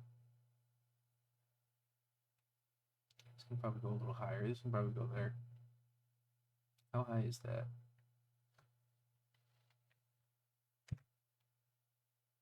You don't want me to.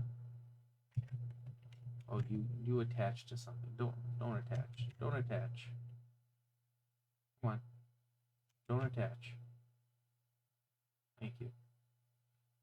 9 inches is probably fine. Okay.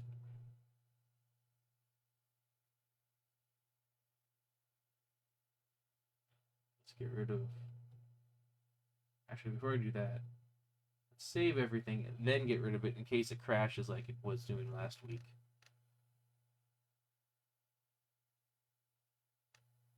Get rid of that. All right. All right. Well, it's 1 o'clock. This is more or less when I wanted to stop. It's been a good 4-hour stream working on this. If I hide all these sketches.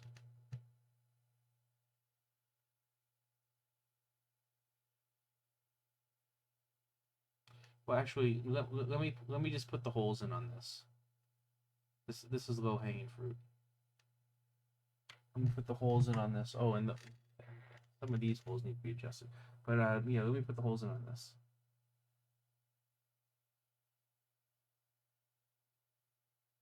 That way these can be permanently fixed to where they need to go.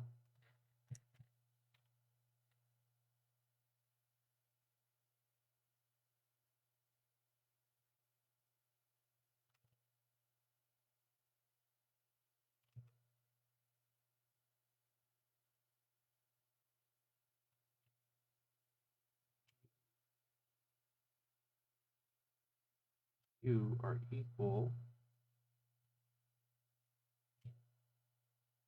you.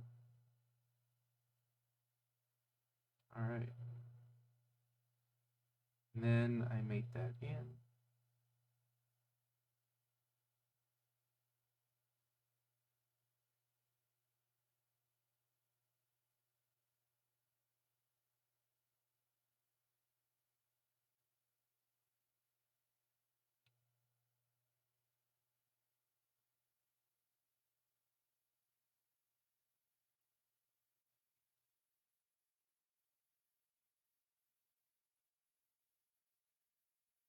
I made those. But now those are permanently affixed.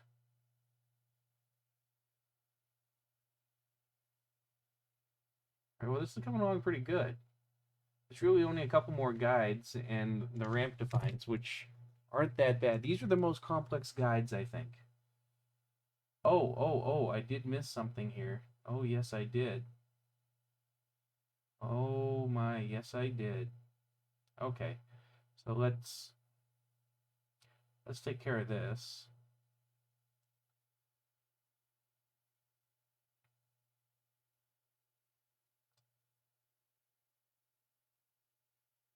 I need to cut a hole for the ball to fall through here.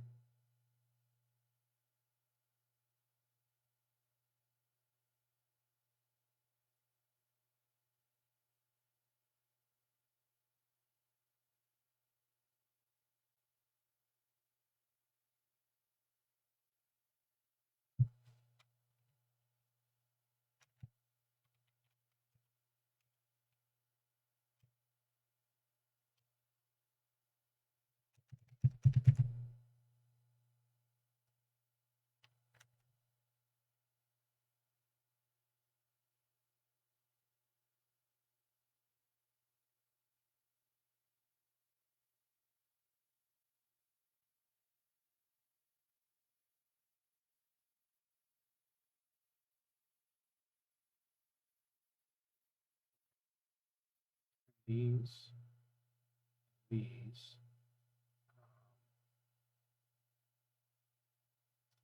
And this needs to trim down. Features. Extrude cut. That's 75 inches high. Then this needs to be 5/8 lower? Question mark.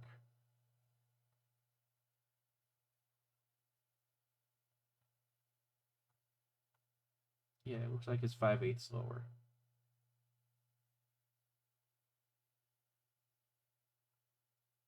And this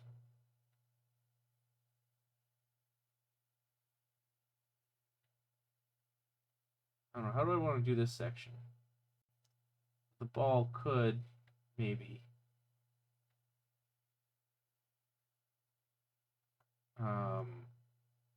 skip that.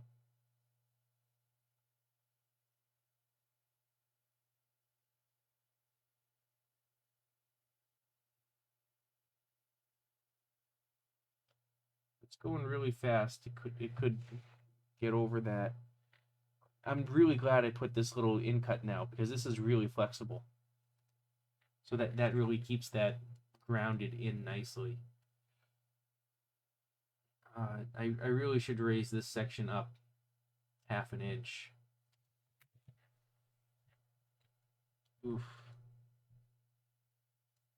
And then curve it down. Well, I only need a small section up 1/2 inch, don't I? Yeah. Just to make sure the ball gets to where it needs to be. Right over here. Alright, so let's extrude this. Not extrude cut. Not extrude cut. Not extrude cut. Stop it. Not extrude cut.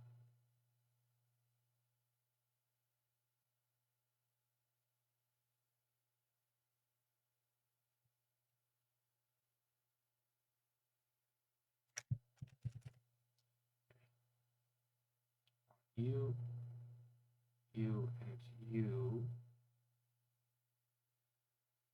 And then I need something down here.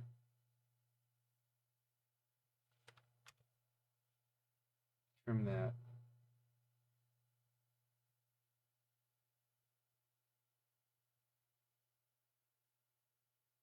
Not extrude cut, I said. Why was it still in extrude cut mode? Fucking dumbass program. Okay, in this I want to go up 0.5 inches. Let's see what this looks like.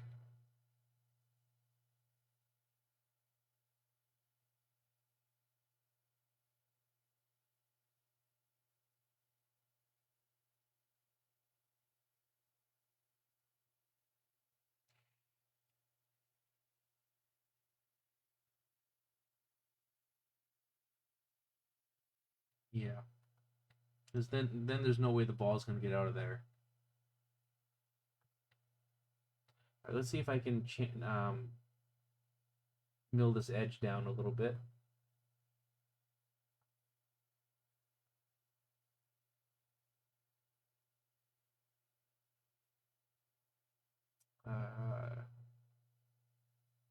Chamfer.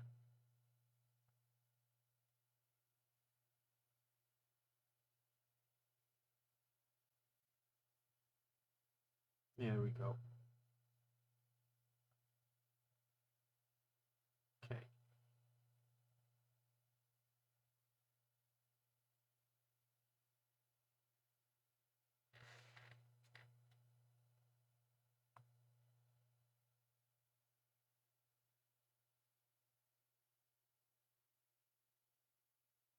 You know, what I probably really should do is pull this down a little bit more and have something come in. Like that bends behind this.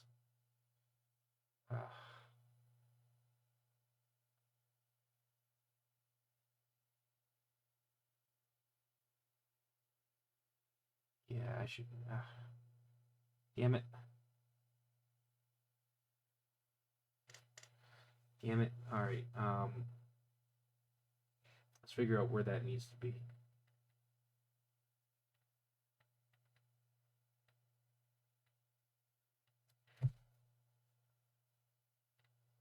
Because that's based off the extrude cut over here.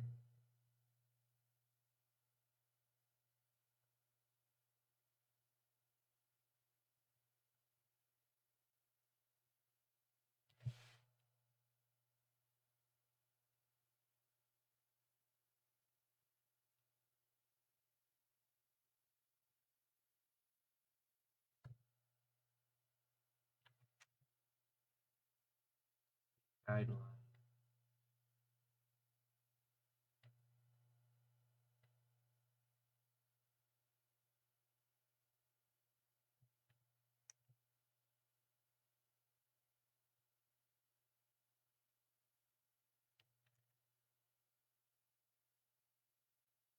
I wanted a guideline on this.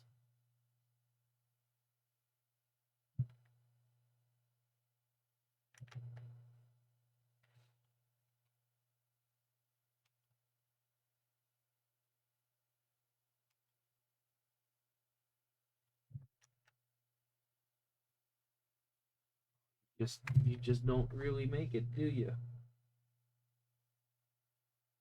Well, it gets close enough there, and then with a little bit of metal flex, it can go in. So, I guess, like here.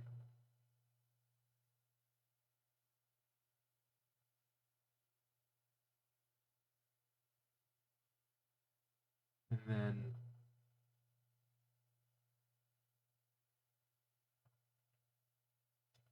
on this plane,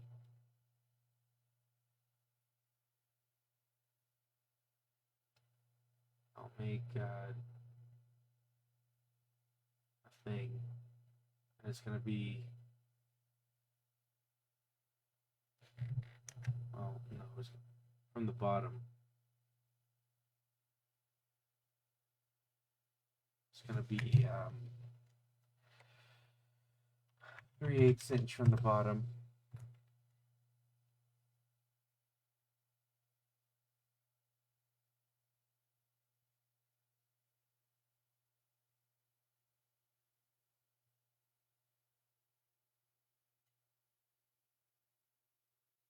I don't want it that far.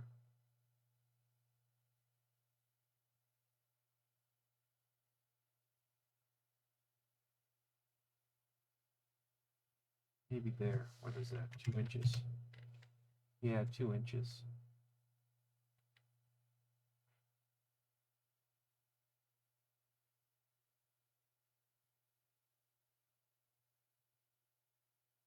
Yeah, now that guides the ball right in there. And it's definitely not going to hop over anything. That'll be good. It can't fit through that little gap. Actually, that doesn't need to be that low. What am I doing? I'm just going crazy. Let's see. That is this cut. It doesn't need to be that low.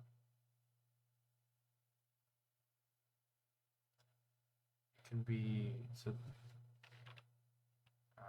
125 inches.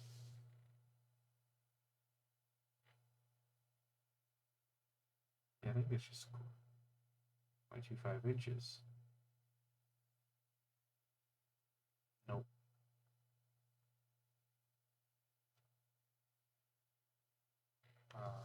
0.3/8.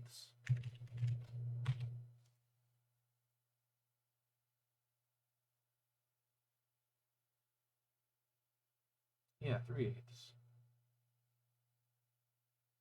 Yeah, it's 3/8.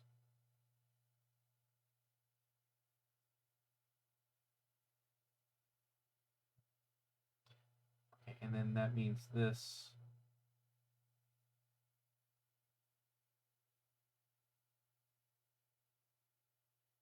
can be 3/8 plus 1/8 is 0.5. No. 3/8. Oh no, that's right on the HUD. So I just wanted 1/8.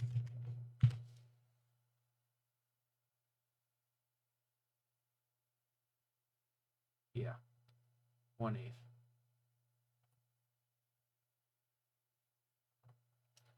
And I don't know. I guess for funsies, let's make this. So that was 1/2 inch. We'll make it 5/8. Is that up to the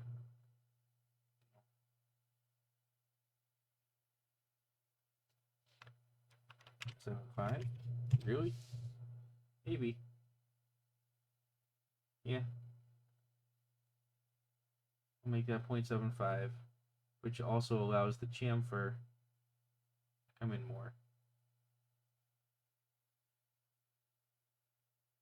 But I also want this sketch now to pull down a little bit more. Okay.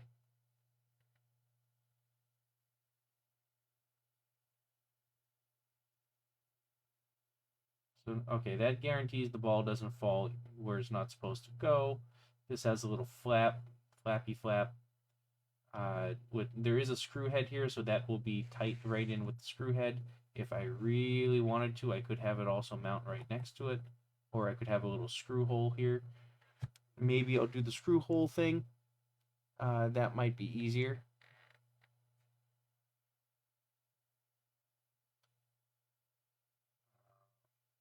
Yeah, you know, these are the little complex decisions you need to make as you create it. Because obviously the ramp is going to be plenty high to get up here. This ramp is going to be perfectly high enough to get up here. I mean, this ramp here, oh, that'll clear that without a problem. This ramp is going to clear this without a problem. Because this ramp is 4.5 inches high. This ramp is what's the height on here? Should be like 2 yeah, about 2 inches. Here to here is 1 7/8. So yeah, so 2 inches high for this ramp. I mean, that's not that high. Like, when you look at a ruler, that's 2 inches is not that high. Just needing to come up at a gradual pace is not bad at all. And then 4.5 inches, which is this high, you know, that's a decent thing. But again, when it's a gradual going up, it's not going to be that bad, and it's going to be about the same gradient as the other ramp. This ramp on the right is going to be the steepest ramp, but it only has to go up 1.5 inches, so it's really not going to even be all that steep either. So I think this is going to work out really, really well.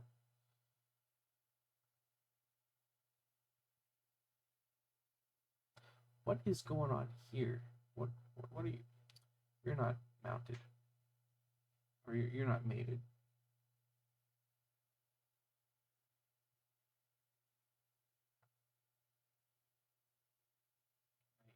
even? Am I even? Yeah, I can. There we go.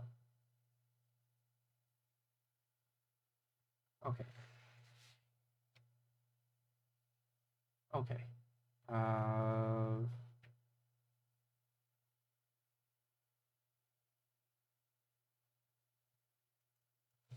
Yeah, I think that's gonna be it for today.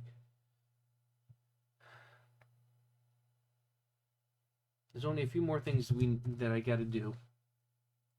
So one guide here, a guide here, a guide here, a guide here, a guide around here. But these are all like tiny guides. So altogether, that might take about 2 hours to do all those guides. They're nothing like these big guides that I got done tonight. That took up so much time. And then the ramps, which the ramps are really easy to do, to be honest. Like,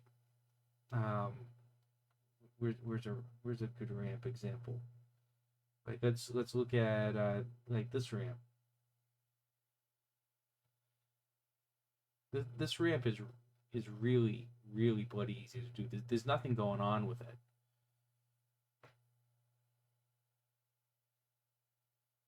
It just kind of comes up and around, and because everything's pushed back a little bit more, I might be able to adjust this and push this back more, which will give it more flex as compared to where this is. But that also means I need to put a mount here, which, I mean, that's probably fine. There's nothing wrong with putting a mount right there. Actually, I'm gonna want to do this actually. Just it's gonna be the same angle or same angle. I'm not gonna change it or anything. It's just here it's pulled up to here.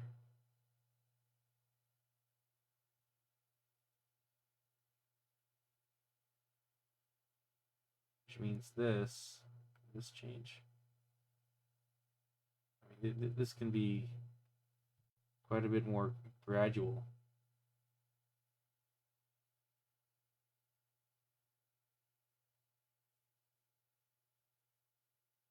I mean, yeah, I mean, if I do that, then there's more flex that this can do.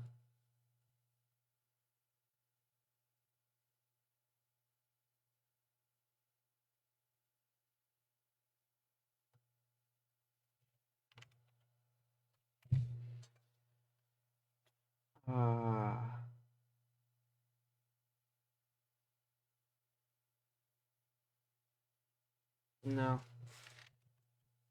I don't even want to do that.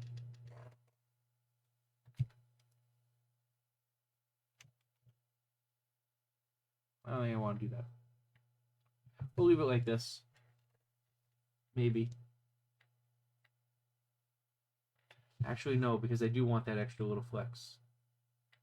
I do want that extra little bit of flex. Just pulling this up here. Because this corner here is pretty important for that flex. If this is 2 inches tall, that gives that extra, yeah. Yeah, I am going to want to do this.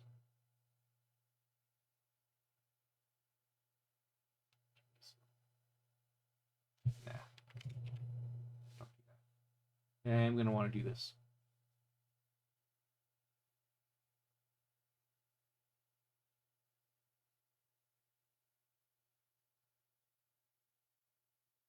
Okay.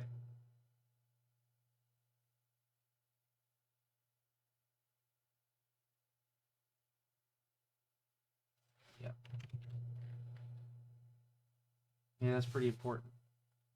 Oh, I said I was going to make this 2.5 inches tall. I was going to fix a lot of that flex problem. Alright, screw it. I'm not going to do this. I like that curvature a lot. So if that's 2.5 inches tall, then that gives me 1/2 inch of flex all in this area here. Yeah, that's fine. Because it gets mounted right here. Yeah, that's all fine. 2.5 inch plus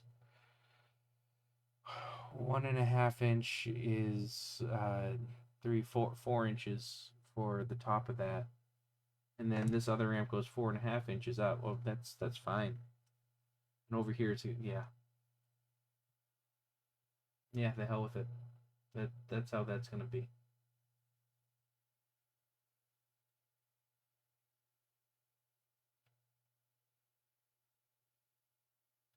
And with that 2.5 there, I can right over here. I'm gonna be pulling it lower.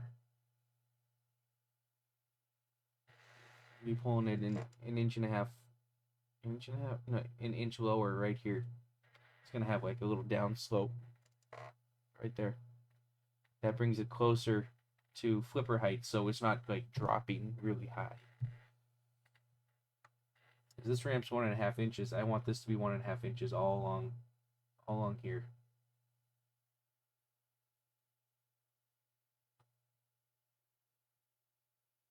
And it doesn't flex in this straightaway, so I do need to add a tiny little ramp down, which isn't bad. Yeah, I'm getting tired. It's time to go to bed. It's 1:30 here.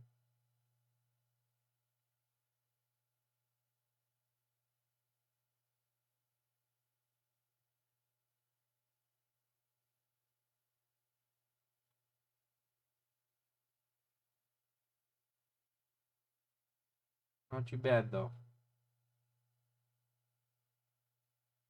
It's coming. It's coming.